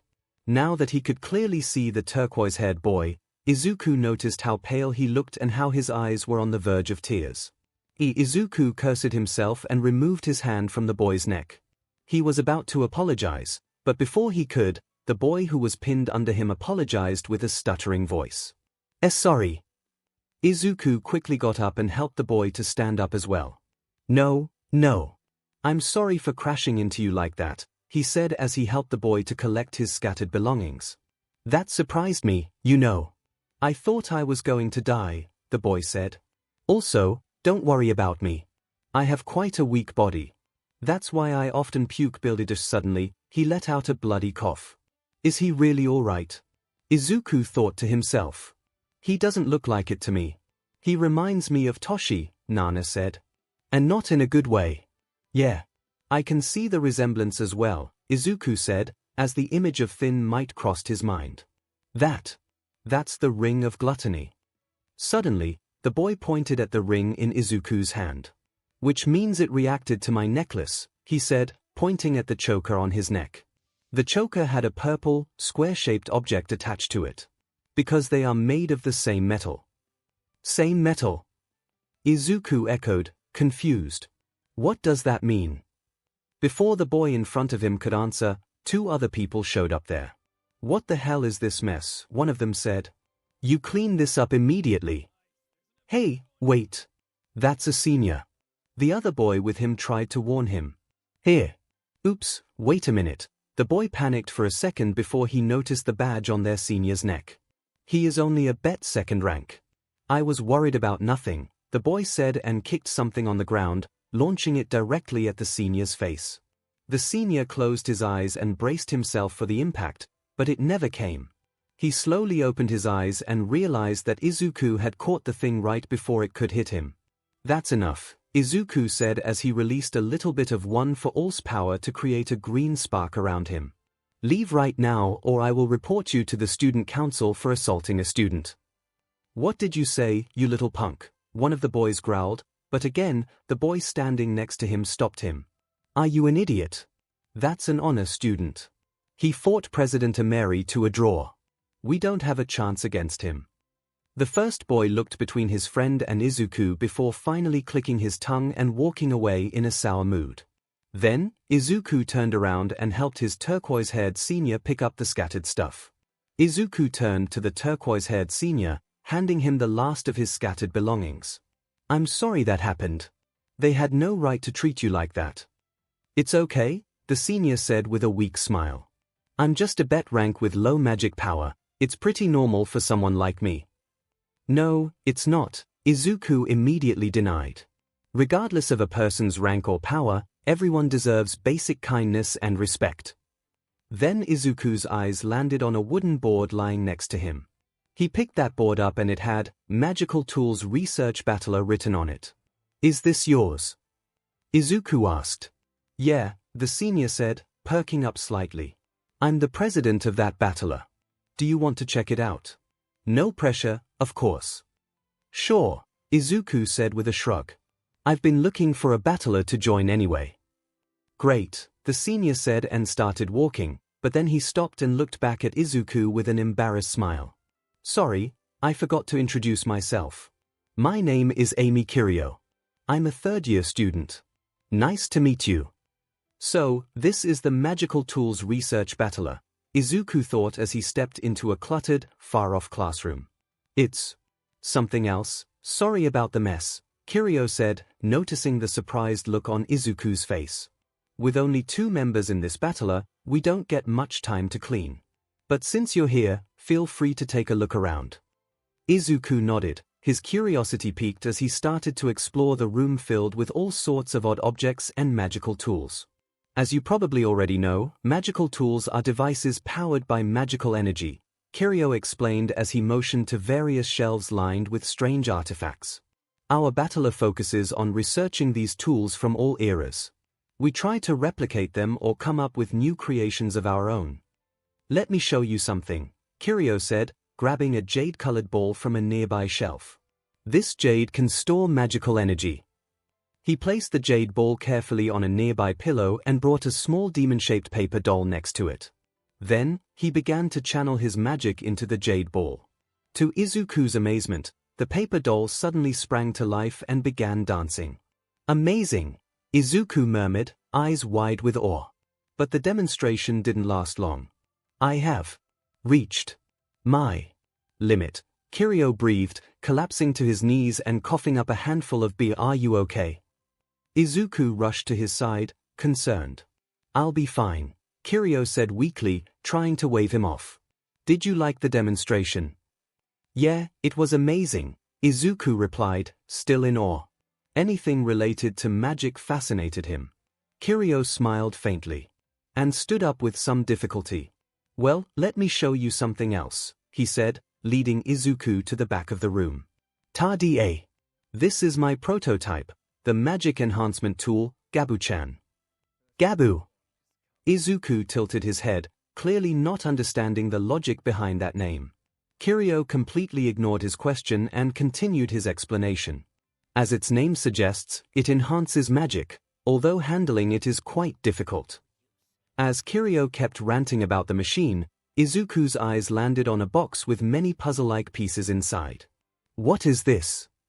Izuku asked while keeping his distance, as he didn't want to touch something he wasn't supposed to. "Don't worry, you can touch it," Kiryu said and turned around and opened the stomach of the machine that was supposed to be a heart-shaped battery for this device. But unfortunately, it fell down and broke into pieces. "You probably remember that dash." He turned around and saw Izuku standing there with a deadpan expression and completed heart in his hand. On the other hand, Izuku was desperately holding back his urge to retort. Even a child could have solved that. "You solved it." Kiryu stared at him for a moment, before suddenly cheering. "Whoa! That's beautifully done." He took the heart-shaped battery from Izuku and placed it back inside the machine. "Midoriya, could you get that jade ball from earlier?" Izuku nodded and retrieved the jade ball. Once he placed it on top of the machine, it immediately started to glow as the machine powered up. "See, I told you Gabu is a great device," Kiryu said with a small smile on his face. "Although its magical energy is weak, it can still boost the magical energy for equipment." You know, Midoriya, species with weak magical energies who are born in the demon world have to face many difficulties. Even in a place like a school, rank is the most important thing. He turned towards Izuku with a kind expression on his face. However, I someday, if possible, want to create magical tools to help weak demons so they can also be treated fairly with strong ones. 𝐭𝐸𝐲 finished and moved towards the different part of the room. Meanwhile, Izuku stood there with a stunned expression on his face. 𝐭𝐸𝐲's speech reminded him of how his previous world worked, where one's quirk decided one's place in society. If you were born with a strong, flasher-looking quirk, you were automatically considered a future hero, regardless of your attitude or the horrible things you might do. Someone would always cover for you. If you were born with a mutant or a villainous quirk, you were already looked down upon, as if you were a villain even at the age of 4. Although some managed to overcome that barrier, it didn't erase all the hardships they had endured growing up. And lastly, if you were quirkless, you were at the very bottom, even worse than trash. Here in the demon world, it wasn't much different either. The distinction between the strong and the weak was very clear in this world as well. Considering the violent tendencies of some demons, he could only imagine the hardships the weaker demons must endure. The only saving grace he could see was the fact that demons could actually change their destiny by climbing the ranks through any means necessary, unlike his old world where one had to win a genetic lottery at birth. That's why Izuku couldn't help but feel a sense of admiration for 𝐭𝐸𝐲's goal. A dream to create magical tools to help weaker demons level the playing field was something Izuku could easily understand and appreciate. 𝐭𝐸𝐲-senpai, your goal is really inspiring, Izuku said earnestly. Thank you for your kind words, 𝐭𝐸𝐲 chuckled, though his expression grew serious. But please, don't let anyone else hear this. My goal. It could be seen as a threat to the high-ranking demons. Izuku frowned as he understood the hidden meaning behind those words. He himself had encountered few individuals who would never allow the weak to gain any power. Then his mind again returned to the conversation he had with 𝐼. Right now, he didn't have a solid goal to push himself forward, but that didn't mean he couldn't help others with their goals. Honestly, 𝐭𝐸𝐲's dream sounded like something he would love to help with. And that's why he made up his mind and… 𝐭𝐸𝐲-senpai, Izuku said with determination in his eyes. If you don't mind, I'd like to join your battler. 𝐭𝐸𝐲 blinked in surprise for a moment, then his expression softened. Are you sure, Midoriya? Someone like you shouldn't waste their time here. Izuku shook his head. I mean it. Your goal is inspiring, and I want to help you achieve it. 𝐭𝐸𝐲 was visibly moved, wiping his eyes. Thank you, Midoriya. Welcome to the Magical Tools Research Battler. Before he could say anything else, the door suddenly burst open, revealing a tall, curvaceous girl with lime green eyes and very pale skin. Her hair was white, with a lime green ombre at the ends, and 2 pink, flower-like crests adorned her face. Despite her striking beauty, it was the pink, flower-patterned ribbons wrapped around her waist and limbs that stood out most. Sorry, 𝐭𝐸𝐲-senpai. I couldn't find anyone to join our battler, she whined as she entered. We're not going to get any funding now. Then she looked up and noticed an unknown boy staring at her with a totally lost expression on his face. Who is this? She asked, knowing that 𝐭𝐸𝐲 was a total loner and had no friends at school. This is Izuku Midoriya, 𝐭𝐸𝐲 introduced. He's a new member of our battler. Then, to Izuku, he said, Midoriya, this is Daki. She's a second-year student and the only other member of this battler besides me. Before Izuku could greet her, Daki wrapped him in her ribbons and lifted him off the ground. Midoriya-kun, I'm so happy right now, she said, beaming. Now we can definitely get that pending fund from that red-haired idiot. Here. 𝐭𝐸𝐲-senpai, what's going on? Izuku asked, a little confused, and with a nervous smile added, can you please put me down? Sorry about that, Daki said sheepishly. My ribbons react to my emotions. I was just so excited about having a new member. Izuku nodded and turned to 𝐭𝐸𝐲 for clarification. You see, Midoriya, 𝐭𝐸𝐲 explained, 2 months ago, the student council cut off our funding because we've only had 2 members for over a year. They told us we needed at least 1 more member by today's rookie hunt, or we'd lose our funding forever. And now? Well, you volunteering to join us saved us. Wait. You volunteered. Darky grinned at him. Now I really like you. Izuku's phone suddenly rang, and he excused himself to answer it, stepping to the side. Hey, Eiko, how was your visit to the broadcasting battler? Are you thinking about joining them? Izuku asked. But Eiko's voice on the other end was filled with frustration. Forget about that. Just tell me where you are right now. Why? What happened? Izuku asked, suddenly concerned. What happened? Are you serious? Az and Clara are looking for you all over the school, Eiko's voice rose. They couldn't reach you on your phone. The last time they saw you, your ring just dragged you off somewhere without warning. What's going on? Sorry, I really messed up this time, Izuku grimaced. Can you do a favor for me? Just get Clara and Alice and meet me in the cafeteria. Can you do that? Fine, Eiko sighed, and sorry for yelling at you like that. I was just worried when I heard you vanished out of thin air like that. A faint smile appeared on Izuku's face as he realized that she was just worried about him. It's okay, I understand, he said. Anyway, see you in 5, he said and ended the call. Then he turned towards his new club members. Sorry guys, I need to bounce right now, but I will see you tomorrow after class. Don't worry, Midoriya, you are free to go, Kiryu smiled at him. Also, don't forget to submit the proper paperwork for joining the club to your homeroom teacher. Thanks, senpai, I won't, he said and ran out of the door. The next day, when Izuku returned, he had Alice and Clara with him. And their reasons? Well, Clara simply wanted to stay with Izuku, while Alice couldn't find anything worth her time and decided to join Izuku instead, knowing that troublesome or interesting situations always seemed to follow him around. And that's how the rookie hunt ended for the Magical Tools Research Club, with them gaining 3 new members who were happily conversing with Darky, blissfully unaware of their president's true intentions for the upcoming Battlers Party. To be continued. After the Battler selection and rookie hunt, the school had settled into a much quieter rhythm, and classes resumed as usual. Today, however, marked the beginning of something new, familiar class. When Izuku stepped into the classroom, he was immediately struck by the unusually subdued atmosphere. His typically carefree, happy-go-lucky classmates were huddled in small groups, speaking in hushed, nervous tones. At the front of the room stood Kalego-sensei, watching them with his usual stern expression. You cretins, calm down, Kalego said, his tone sharp with irritation. We can't. Our families are going to be here to see us. Shax shouted. Yeah, it's super stressful, Garp agreed with an exaggerated groan.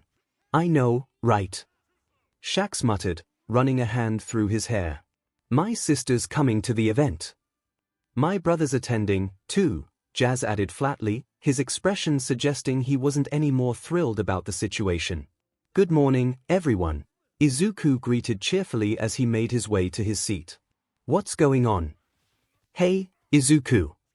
Eiko smiled, waving him over. She handed him a piece of paper. This showed up today. Battlers Party. Izuku read aloud, tilting his head as he scanned the flyer. Well, it's kind of like a presentation event where various battlers showcase their work and compete for first place, which rewards them with a rank up, Eiko explained. But that's not all. Shax leaned in, his grin returning. There'll be food stalls, attractions, and, he wiggled his eyebrows dramatically, you can meet pretty girls from other classes. Izuku chuckled. Sounds like fun. So, why were you all so gloomy earlier? The cheerful mood immediately soured, the atmosphere crashing like a poorly handled baby. During this event, the parents of first-year students are invited to observe how their kids are doing, Eiko admitted with a grimace. And, well, most of us aren't exactly thrilled about that. Why not? Izuku asked, his confusion evident. To him, the idea of his mom coming to see his progress sounded wonderful. However, his thoughts trailed off, and a shadow passed over his face as he remembered that such a reunion wasn't possible in this world. Of course, you don't get it, Shax muttered, shaking his head. Your grandpa's always hanging around. For the rest of us, having our parents show up is just embarrassing. Then work hard so you don't embarrass yourselves in front of your parents, you nitwits, 𝐭𝐻𝐫 said with an annoyed frown. Now get back to your places. I'm going to take roll call before your next class. The class complied, shuffling back to their desks. Then, once he was done with attendance, 𝐭𝐻𝐫 stalked out of the room shortly after, leaving the students to their anxious chatter. Moments later, the door swung open, and a short man with vibrant green hair entered the misfit classroom. His wide smile and even wider eyes immediately caught everyone's attention. "Good morning, class," he greeted cheerfully. "My name is Bars Robin, and I will be your new teacher for the Familiars course," he smiled warmly. "It's a pleasure to meet you all." "Is he really a teacher?" Nana's skeptical voice echoed in Izuku's mind. "He doesn't look like one." "Stop judging people." Izuku thought back, exasperated. "What?" Nana exclaimed in mock offense. "That's the most fun part of being inside someone's head. I can judge people all I want without actually having to interact with them." "Good for you," Izuku thought dryly, resisting the urge to roll his eyes as Robin continued his introduction. "All right, class," Robin said, clapping his hands. "Let's head to the schoolyard. Your first lesson is to interact with your familiars." "Oh, this is going to be fun," Nana cooed as Izuku sighed internally. On the school grounds, excitement buzzed in the air as Robin addressed the class with his trademark enthusiasm. "Listen, your familiar is not just a pet but a true companion and partner," Robin explained. "Today, we'll focus on heart-to-heart communication with your familiar." "Oh, so just another day for me," Izuku thought, his inner voice dripping with dry humor. "Asmodeus Alice, you're up first," Robin announced, gesturing dramatically. "Yes," Alice responded, stepping forward with his usual confidence. With a quick chant, he summoned his familiar, a sleek, macaroon cream-colored snake that coiled elegantly around him. "A Gorgon snake!" Robin gasped, his eyes sparkling with admiration. "Amazing! Such a rare and powerful familiar." Before the praise could settle, Sabnock stepped forward, his usual cocky grin plastered on his face. "I am even more amazing," he declared loudly, moving his hand forward to summon his familiar. A 𝐾𝐽𝐽, a bizarre hybrid of a horse and a fish with two sturdy legs, materialized beside him, neighing and flicking its fin-like menere. "Wow! A 𝐾𝐽𝐽!" Robin exclaimed, clapping his hands in delight. "Both of these familiars are extraordinary." As their teacher was busy fawning over the familiars, Alice and Sabnock turned to face each other, their familiars mirroring their MSS, engaged in a tense stare-down. "It's starting," Shaq said, eyes wide with excitement. "I can't wait to see who wins." Garp added, practically vibrating with anticipation. "Why is everyone here so obsessed with fighting?" Izuku wondered, shaking his head. "Can't they just talk things out like civilized people?" "Izuku, this is the demon world," Nana interjected, her tone laced with amusement. "Here, might makes right. Besides, a good fight does wonders for the soul. Why do I get the distinct impression you were a delinquent back in the day?" Izuku shot back, narrowing his eyes suspiciously. "Hey, look. Clara is summoning her familiar," Nana interjected, successfully diverting the conversation. Izuku's attention quickly shifted to his friend. "SSSS summon!" Clara yelled, her voice cracking with effort. A flash of green light revealed her familiar, a strange, abstract creature with an almost cartoonish appearance. "Falfel!" Clara declared triumphantly, throwing her hands in the air. Falfel, an almost abstract, made demon beast, comes with a familiar named Falfel. This green creature looks very eccentric, much like its owner. "Oh, a Falfel! How rare!" Robin exclaimed, leaning closer to study the creature. "A demon beast that doesn't respond to language or commands. How did you manage to tame it?" Instead of answering, Clara reached into her pocket and pulled out a bright red ball. She handed it to Falfel, who immediately tossed it across the field. Without hesitation, Clara darted after it, retrieved the ball, and returned it to Falfel, who gave her an approving pat on the head. "I think it's Clara who's being tamed here," Izuku remarked, chuckling along with the rest of the class. "Midoriya, you're up next." Robin called, snapping 𝐒𝐿 out of his amusement as Alice and 𝐒𝐵𝐵𝐼 continued their heated argument in the background. Taking a deep breath, 𝐒𝐿 stepped forward, slapping a summoning sticker onto the back of his hand. "Ready, Nana? I'm summoning you now. You know it. Time to shine," Nana replied confidently. "Summon," 𝐒𝐿 said firmly, and in an instant, Nana appeared. Her immense black serpentine form unfurled gracefully, golden tendrils glowing with radiant energy. "Whoa!" came the collective gasp of his classmates as they stared, wide-eyed. "Midoriya, your familiar is huge," Robin exclaimed, his eyes practically sparkling with excitement. "Please don't phrase it like that," 𝐒𝐿 groaned, feeling his cheeks flush as he ignored Nana's amused laughter echoing in his mind. "It's just as majestic as it was during the flying race," Elisabetta said, smiling at the memory. After everyone had summoned their familiars, Robin clapped his hands together and with a flourish, he produced several glowing flying discs out of thin air. "Now, to deepen the bond with your familiar," Robin announced with a cheerful smile, "you will be playing frisbee together." 𝐒𝐿 took one of the frisbees and moved to a spacious, open area, giving Nana ample room to maneuver. "So, shall we?" he asked mentally, preparing to toss the disc. But just as he raised his arm, Nana interrupted him. "Hold on a second," she exclaimed. "How exactly am I supposed to catch this thing?" 𝐒𝐿 blinked, lowering the frisbee. That's when he realized the problem. Nana's massive serpentine form and comparatively small claws weren't exactly suited for catching anything. He pondered for a moment before an idea struck him. "Why don't you try hitting it with your tail?" he suggested, tilting his head. "My tail?" Nana considered this, her golden tendrils flickering as she mulled it over. "Well, I guess it's worth a shot." The two positioned themselves far apart, giving Nana space to test her newfound role as a frisbee player. "Ready?" 𝐒𝐿 asked. "Ready," Nana confirmed, her tail swining back and forth. 𝐒𝐿 launched the frisbee toward her with a firm toss. As it hurtled through the air, Nana reared back and swung her tail with precision. At the moment of impact, her tail glowed faintly. When she struck the disc, it shot back at 𝐒� with the force of a missile. 𝐒� barely had time to react. His danger sense screamed at him, and he instinctively raised his hands, catching the frisbee, but the sheer force of the return sent him skidding several meters backward. "What was that?" Nana asked, staring at her tail in astonishment. "Dragon tail," 𝐒� murmured, his eyes wide. "Here." Nana tilted her head. "It's a dragon-type attack move," 𝐒� explained, piecing it together. "Do you think you can do it again, this time on purpose?"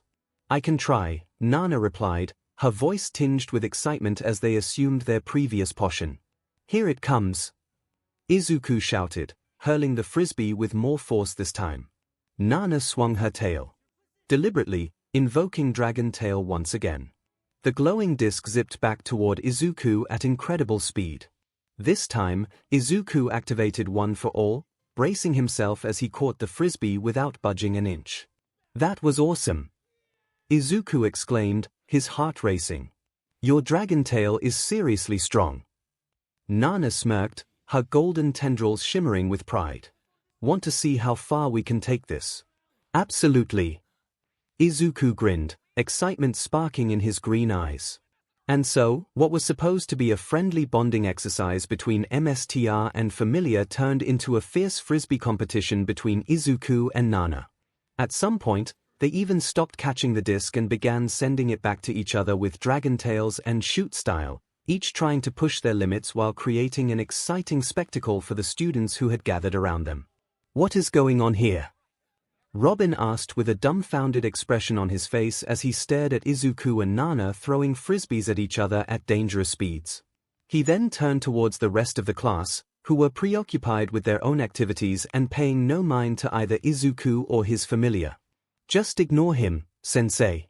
It's just a normal Monday for him." Shax shrugged and then went back to playing cards with Kaim and Jazz, which he knew he should reprimand them for, but right now, he was more focused on trying to understand how these misfits could be so chill about the whole thing. Robin felt a little relieved when he noticed that students from other classes had gathered around to watch the scene with the same dumbfounded expression as him. However, Just as he was about to intervene and stop Izuku, something unexpected happened.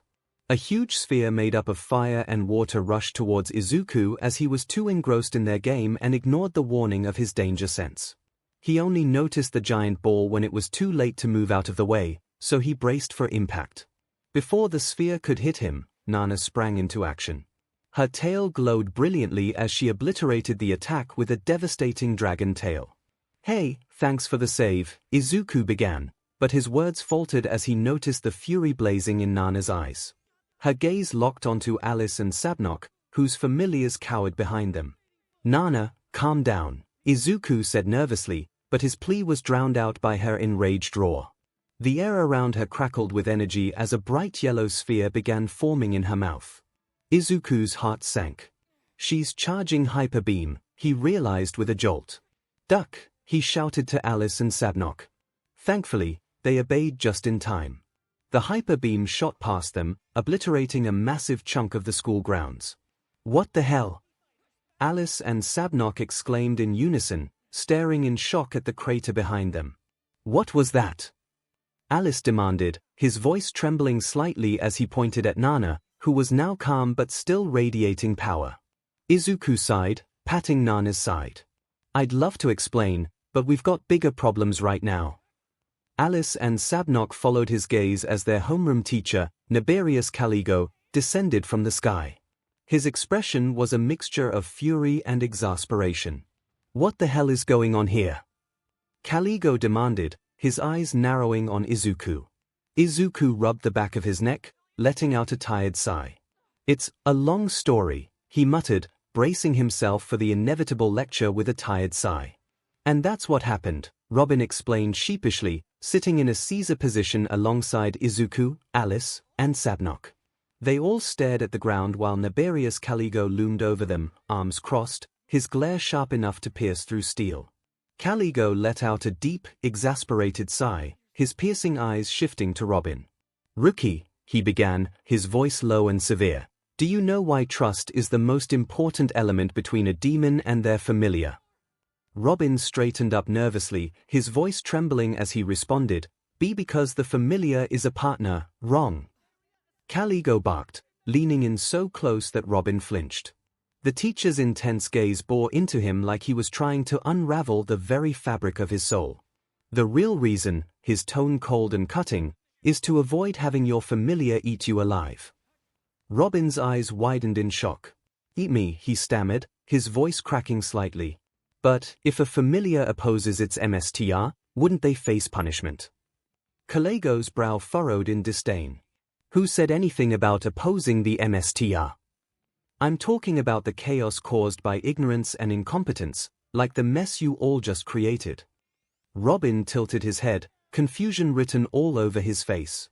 "A familiar is neither a pet nor a mere partner," Caligo elaborated, his annoyance simmering beneath the surface. "It is a powerful force bound by contract.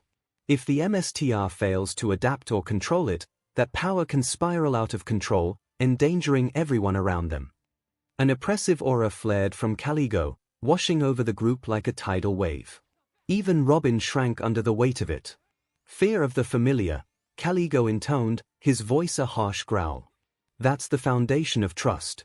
Without it, you're just waiting for disaster." He shifted his fiery gaze to Alice and Sabnock, who immediately stiffened. "And you too," Caligo snapped, his eyes narrowing. "Care to explain why you let your familiars fight like rabid beasts?" He started it. They blurted in unison, immediately turning to glare at each other. "No, you did." A vein visibly pulsed on Caligo's forehead. "Shut up," he thundered, silencing them instantly. His glare could have turned them to stone. "Both of you will write a 10-page essay on the proper handling and safety protocols for familiars," Caligo commanded, his voice brooking no argument. "I expect them on my desk by tomorrow morning." "Yes, sir," the pair muttered in defeated tones.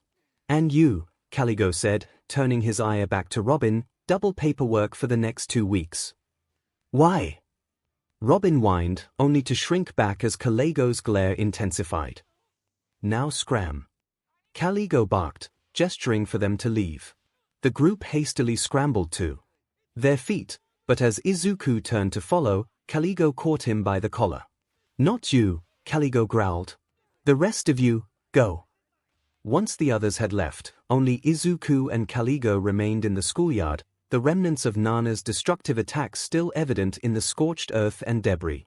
𝐭𝐤𝐫 released Izuku's collar, crossing his arms once more. His stern expression didn't falter. "After the stunt you pulled today, I hope you have a DMN good explanation," he said. "I'm sorry, sir," Izuku replied, his voice subdued. He offered a grimace smile but avoided meeting 𝐭𝐤𝐫's gaze. "I didn't mean for things to get out of hand." "Intentions don't excuse recklessness, Midoriya," 𝐭𝐤𝐫 said sharply. He gestured toward the crater left by Nana's hyper beam. "Do you realize the magnitude of that attack? Someone could have died." Izuku swallowed hard, guilt evident in his slumped posture. "I know," he said quietly, his voice tinged with regret. "I'm really sorry." "You're lucky no one was hurt this time," 𝐭𝐤𝐫 continued. "But luck won't always be on your side. You need to understand something, Midoriya, your familiar is far stronger than most. That power comes with responsibility, and it's your job to ensure it doesn't become a threat." "Yes, sir," Izuku said, nodding earnestly. "Good. I will let it slide this time since this was your first lesson on familiars, but I won't be this tolerant next time," he said and left the schoolyard, leaving very tired and exhausted Izuku behind. "I am pooped," Izuku groaned, collapsing against the trunk of a nearby tree. He slid down until he was seated on the grass, his head tilted back as he caught his breath. "Yeah, 𝐭𝐤𝐫 really doesn't hold back," Nana said, her tone tinged with both exhaustion and guilt. Izuku shot her a sideways glance, his expression a mix of annoyance and exasperation. "And whose fault is that, here?" he muttered, crossing his arms. Nana flinched at his words. "I'm sorry," she said softly. Her voice carried a weight that made Izuku's irritation falter. "I shouldn't have let my anger get the best of me." She paused for a moment before continuing, her tone hesitant. "The truth is, I was scared. Scared that something might have happened to you. And She hesitated again, searching for the right words. "I just couldn't bear the thought of something hurting you." Izuku's frustration ebbed away completely as he heard the sincerity in her voice. As much as he wanted to stay angry at her, he knew he didn't have the heart to do so. He understood why Nana was so protective of him. After all, she'd endured so much, losing her son, seeing her grandson fall into darkness, all because of the manipulations of her greatest enemy. Her instinct to protect him wasn't just possessiveness, it was born from pain, love, and fear. And if he was being honest with himself, it felt kind of nice having someone else get angry on his behalf, to care so deeply about his well-being. "Don't worry about it," Izuku said at last, his voice softer now. He offered Nana a small, reassuring smile. "I get why you were so upset. But you have to trust me, something like that wouldn't have hurt me. I've taken far worse hits from people way stronger than them in the past." "Doesn't make me any less worried about you," Nana retorted. Izuku chuckled lightly, the tension between them finally dissipating. "I know," he replied, his smile growing warmer.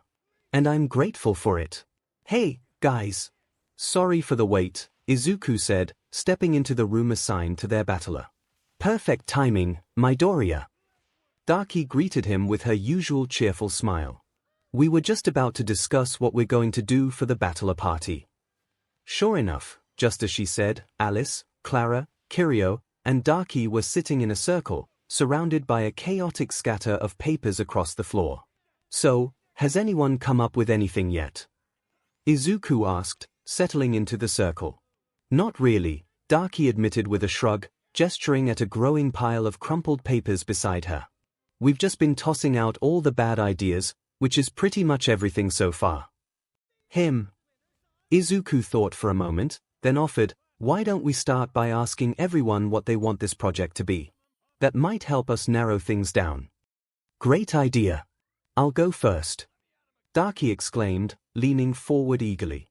But then her face twisted into a thoughtful frown as she crossed her arms. "Let's see." Suddenly, her eyes lit up with excitement, and she turned to Izuku with renewed enthusiasm. "Something grand, larger than life. Something that'll make us stand out from every other battler. For me, it has to be elegant, Alice said, her tone cool but thoughtful. Maybe even refined. Something that complements the grace of my family's flames. Something fun. Clara shouted, throwing her arms into the air. Something we can all enjoy together. Kiryu added, his smile calm and gentle. Wow, that's quite the range of expectations, Izuku said, laughing softly. What about you, Midoriya? Daki asked, tilting her head curiously. What do you want from this project? What do I want? Izuku paused, closing his eyes briefly. A memory flickered across his mind, a stage bathed in warm light, a little girl's joyous laughter ringing out over the applause. Midoriya! That was a great performance, Mirio-senpai said, his ever-present smile beaming. Eri couldn't stop smiling as soon as you stepped onto the stage. I've never seen Eri so happy before, Mirio continued, his smile growing wider.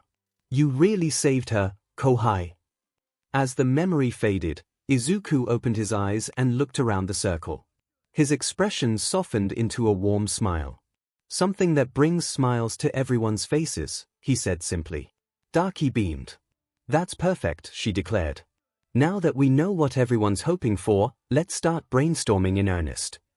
1 hour later. Daki groaned, crumpling another piece of paper and throwing it into the growing mountain of rejected ideas. Why is this so hard? Relax, Daki-senpai, Izuku said soothingly. Great ideas don't just appear in an hour. Sometimes you need to step back and clear your head. As if on cue, his phone buzzed in his pocket. He pulled it out to see a message from Ameri and smiled. Ameri, hey, Izuku, are you free right now? I was wondering if we could have another reading session if you're available. Izuku, sure. I'll be there in a minute. Sliding his phone back into his pocket, he stood up and dusted off his breathes. Hey, guys, I'm going to step out for a bit to meet a friend. I'll be back in an hour or so, he said, heading toward the door. The group nodded distractedly, too focused on their brainstorming to pay much attention. Daki, still grumbling about their lack of progress, waved him off. As he left the room, he could hear Daki muttering to herself about their lack of progress, but he pushed the thought from his mind. For now, he was looking forward to losing himself in the pages of first love memories. Ameri's office. Good evening, Ameri, Izuku greeted warmly as he stepped into her cozy office. The soft, golden glow of the setting sun streamed through the windows, giving the room a calm and inviting ambience. However, as he approached, he noticed a distinct pout on her face. He walked over and took a seat in front of her desk. What's wrong? Did someone steal your tea or something?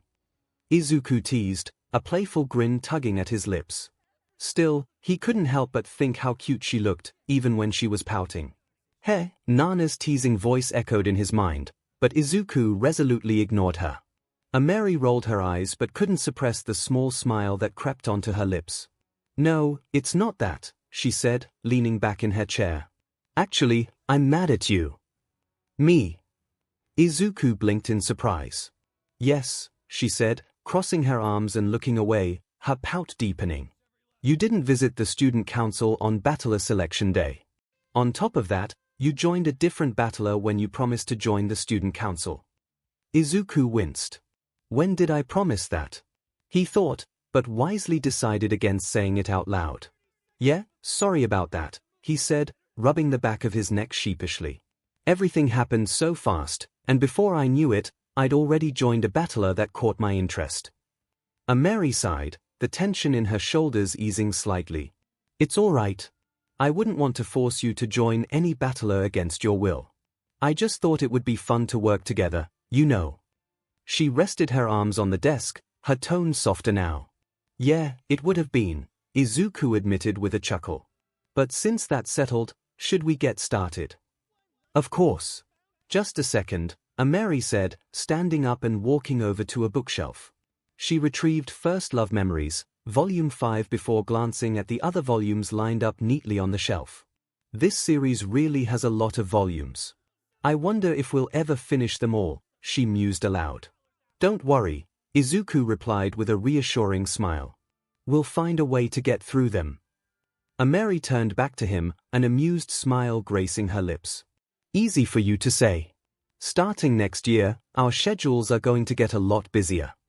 Sure, we'll get busier, but I'll always make time for you, Izuku said, flashing a reassuring smile.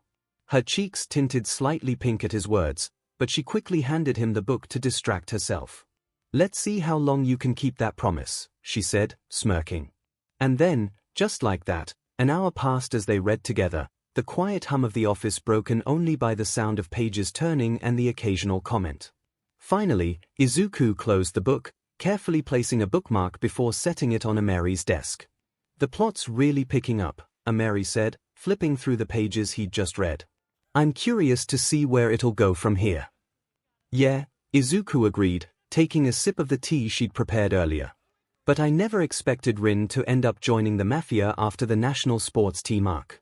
I wonder how 𝐭𝐻 will react when he finds out Rin's working with his grandfather's killers.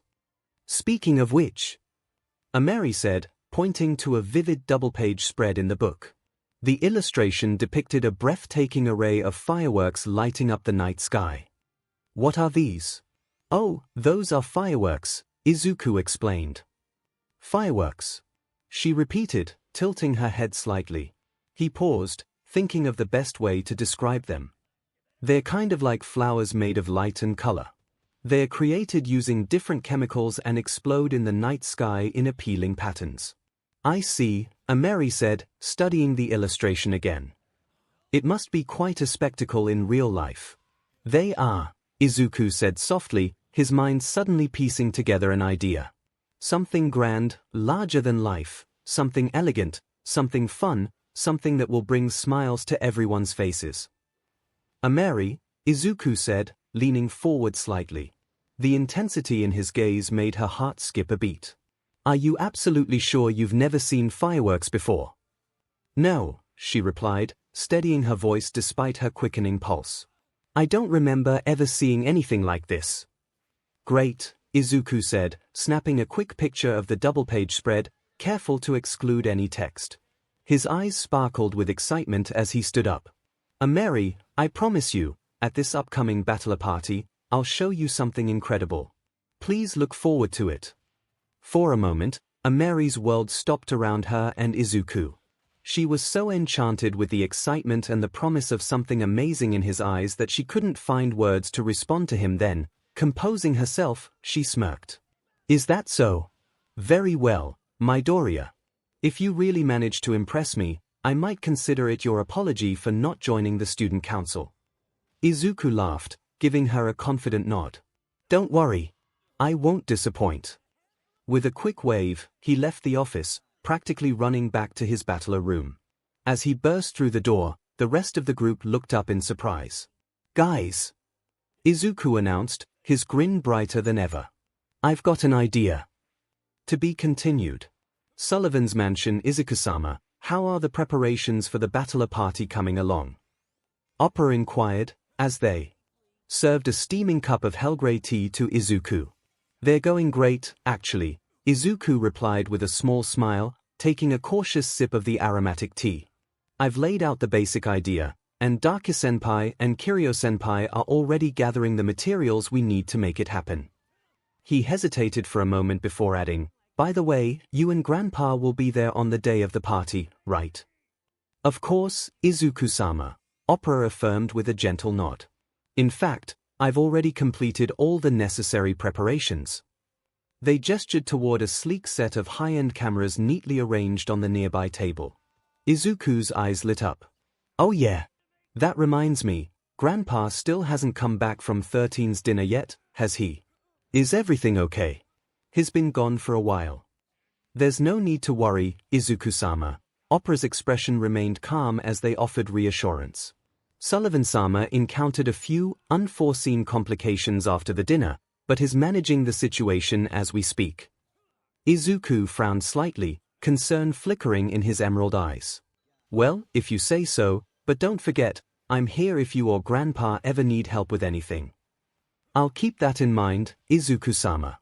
Now, Opera said, glancing at the ornate grandfather clock ticking away in the corner, you should hurry or you'll be late for school. SHD kid, check the time. Nana's exasperated voice suddenly barked in his mind. Izuku's head whipped toward the clock, and his eyes widened in alarm. CRP. Thanks, opera. He scrambled to grab his bag, almost spilling the remainder of his tea in the process. As he dashed toward the door, he called over his shoulder, "Oh, and I'll be late today. We've got an experiment to conduct after sunset, so don't wait up for me." "Understood, Izuku-sama," opera said with a polite wave. "Take care and have a wonderful day," they said as Izuku stepped out into the yard and with a practiced leap, launched himself into the air. Just as he disappeared from sight, the house phone rang. Opera walked over and answered it. "Hello, this is the Sullivan residence. How may I help you?" "It's me, Opera," came Sullivan's voice from the other end of the line. "How are things at home? Is Izuku-kun doing all right?" "Everything is fine, Sullivan-sama. Izuku-sama just left for school," Opera replied. "By the way, how long do you expect to be delayed?" Sullivan let out a dramatic sigh. "Hard to say, honestly. The Demon Patrol seems to believe I was involved in some unauthorized excursion to the human world." His voice carried a note of playful exasperation as he cast a glance toward Unri Azazel, one of the 13 crowns and the security chief of Demon Border Control. Unri stood nearby, arms crossed, his gaze fixed unwaveringly on Sullivan. "But naturally, it's all just a big misunderstanding," Sullivan added, with an annoyingly provocative giggle. "For your information, Izuku-sama asked if we'll be attending the battler party," Opera mentioned. "Of course we'll be there," Sullivan declared with his usual exuberance, directing his statement more toward Unri than Opera. "You can take my word for it." "Understood, Sullivan-sama. I'll be waiting for your return," Opera replied before hanging up the phone. Magical Tools research battler. When Izuku first introduced the idea of fireworks to the others, they were initially confused, mistaking it for some kind of weapon. However, once he explained the concept and showed them pictures of fireworks, everyone eagerly agreed to create them for the battler party. But turning the idea into reality was far more challenging than they had anticipated. Fireworks were an entirely foreign concept in the demon world. Even with Izuku's prior knowledge, gleaned from his previous life and a handful of Google searches, explaining the mechanics and chemistry of fireworks to others felt like trying to explain the internet to someone who had never seen a computer. Time was also not on their side. With only 3 days to prepare for the event, the task of creating functional fireworks from scratch seemed daunting, if not impossible. Thankfully, Daki came through in a big way. The girl was a genius. And not because she could instantly create anything that was asked of her, but because of her exceptional ability to understand and incorporate all the absurd suggestions thrown at her by everyone in Battler. By the end of the second day, thanks to her brilliance, they had detailed blueprints for both the ammunition and the launch pad required to set off the fireworks. With the clock ticking, the team split into 2 groups on the final day. Izuku and Daki focused on preparing the ammunition, while Alice and Kiryu worked on assembling the launch pad. Clara flitted between the 2 groups, providing assistance wherever needed, or just cheered them on from the side. "Daki, Izuku, the launch pad is ready," Kiryu announced, wiping his hands on a cloth as he stepped back to admire their work. "Great work, Senpai," Daki replied with a bright smile. "Midoriya and I are almost done here too.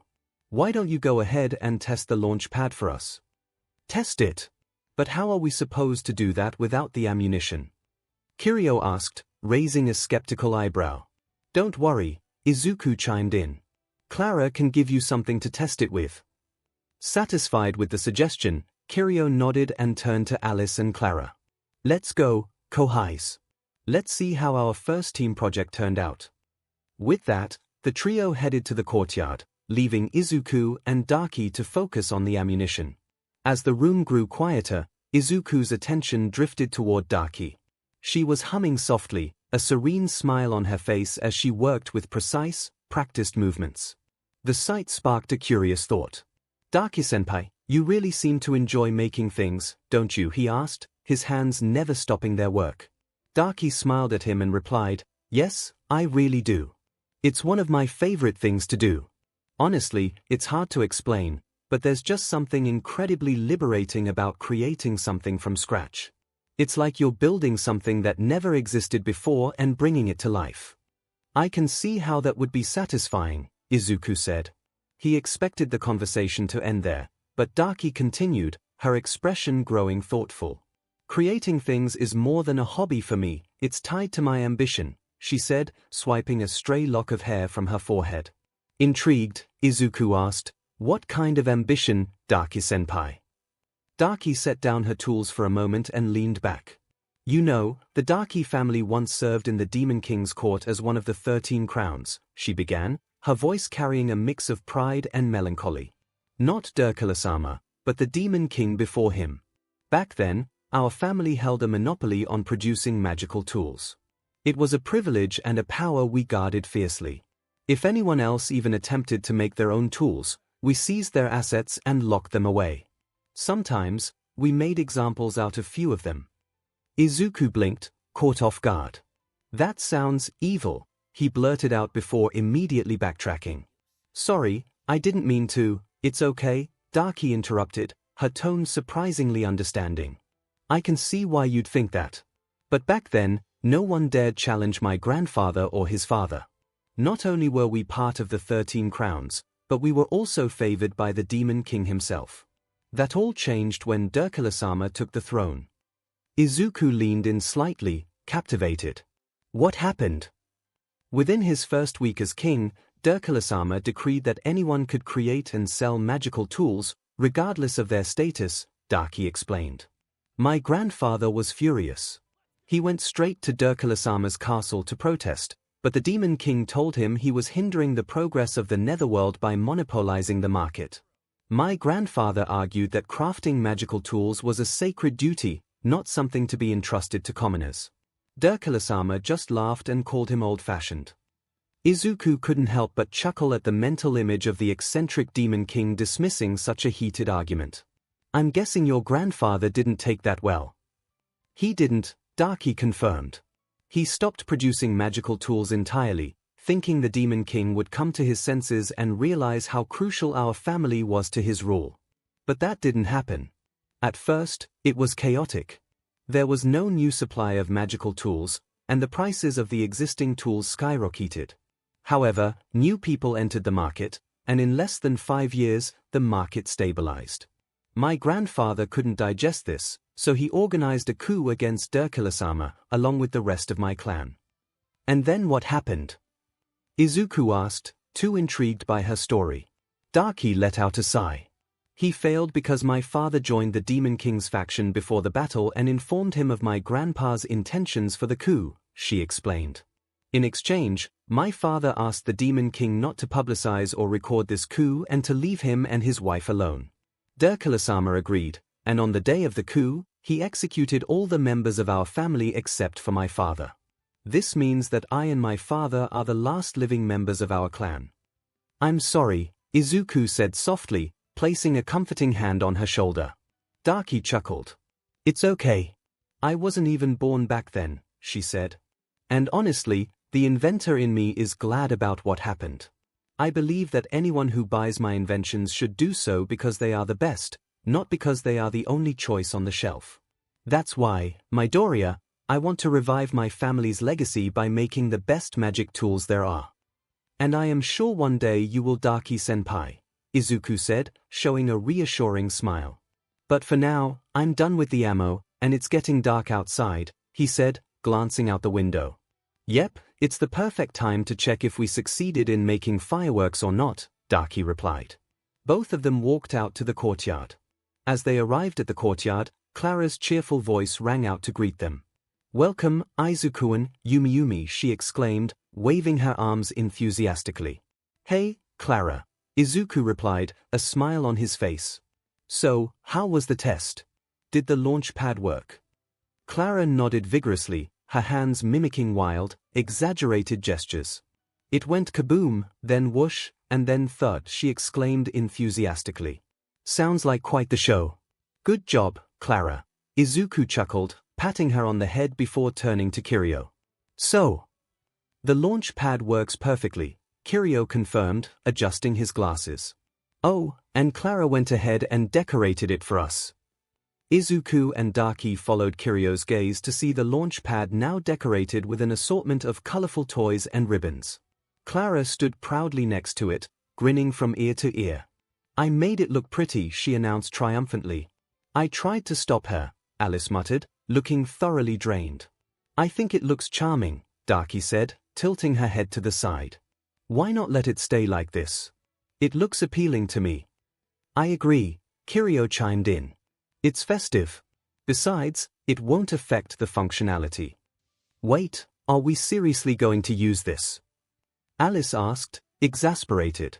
Izuku shrugged. "I don't see why not. It's kind of cute," he said, carefully placing the ammunition on the launch pad. "All right, everyone, step back. Safety first." The group retreated to a safe distance.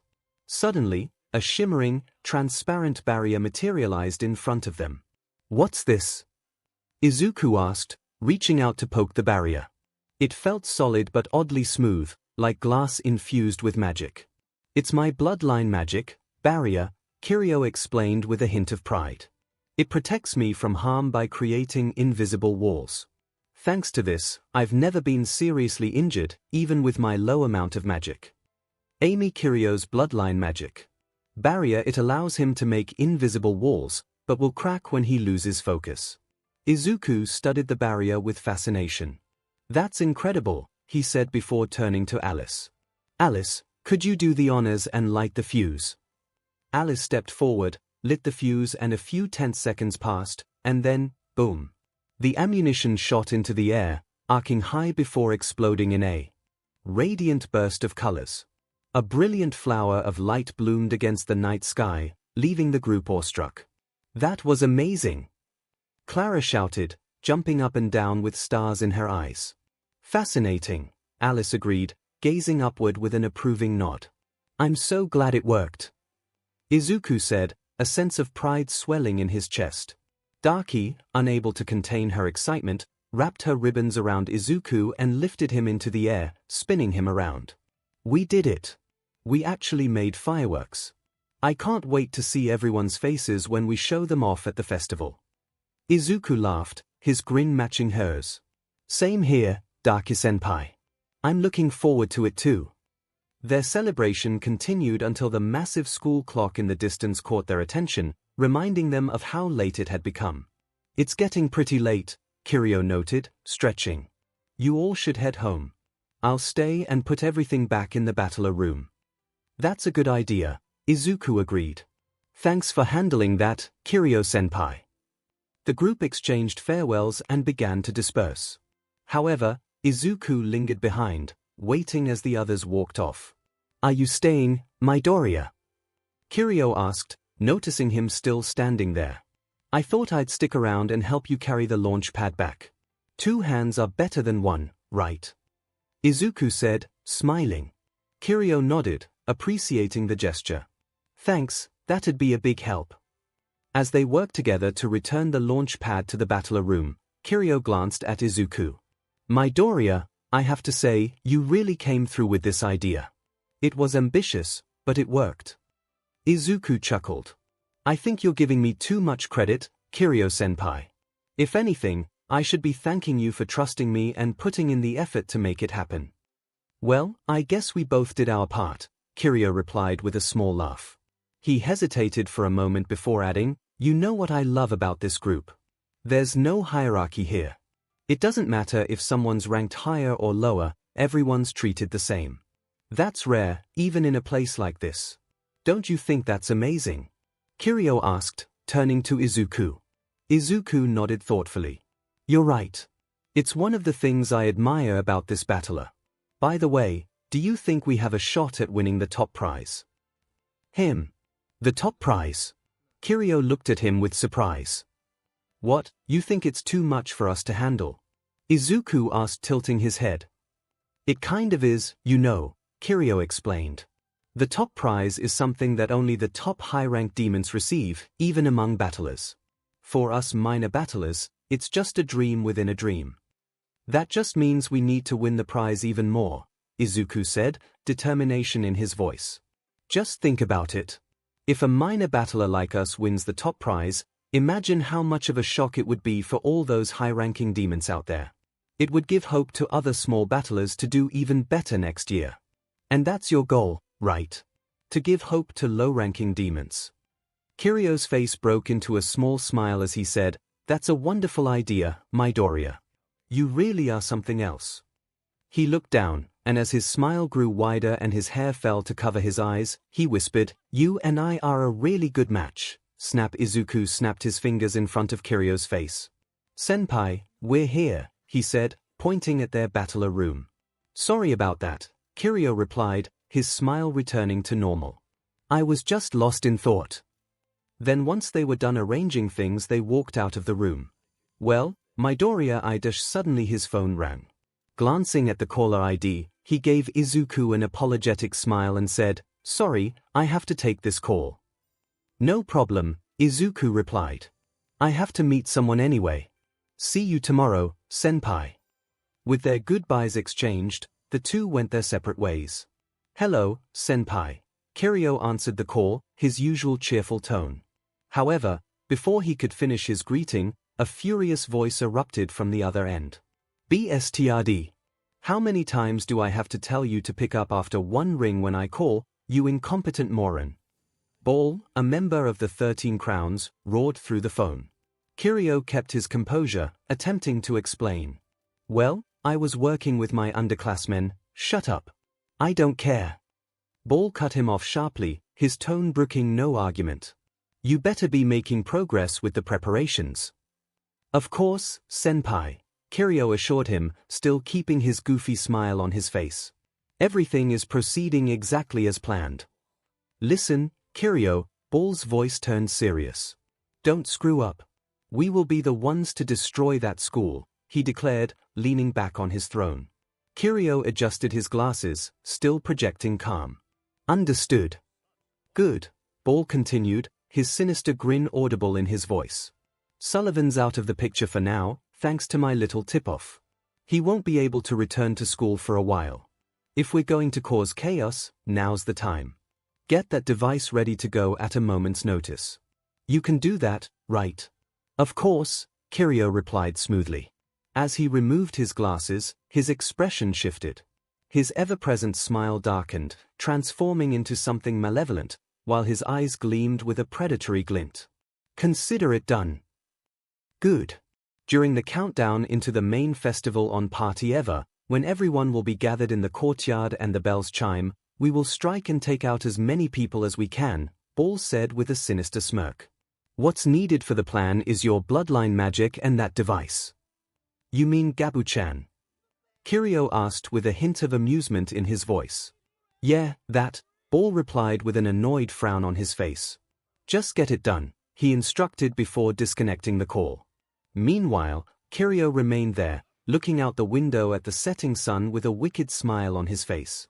𝐭𝐸𝐲 stared at his phone for a moment before slipping it into his pocket. He turned toward the window, watching the setting sun bathe the school grounds in a warm, golden glow. A wicked smile spread across his face as he murmured to himself, "Oh, Midoriya. All that talk about giving hope and inspiring others. I wonder what kind of expression you'll make when you realize the despair you've unwittingly helped unleash." His laughter filled the quiet room as he turned to inspect the device, his fingers brushing over it affectionately. "Gabu-chan, tomorrow's the day. Let's make it a battler party they'll never forget." While 𝐭𝐸𝐲 was busy arranging his evil plan to destroy the school, Izuku made his way to 𝐼𝐸's office and knocked on the door. "Come in," 𝐼𝐸's voice called from within. Izuku stepped inside, closing the door behind him. 𝐼𝐸 was seated at her desk, papers neatly arranged in front of her. She glanced up, offering him a small smile. "Thanks for waiting for me after school," Izuku said. "Don't worry about it," 𝐼𝐸 replied, leaning back in her chair. "I was planning to stay late anyway to oversee the festival preparations. So, what's on your mind?" Izuku's expression hardened. "It's not about something, it's about someone," he said, his voice low. "I need to talk to you about 𝐭𝐸𝐲 senpai." To be continued.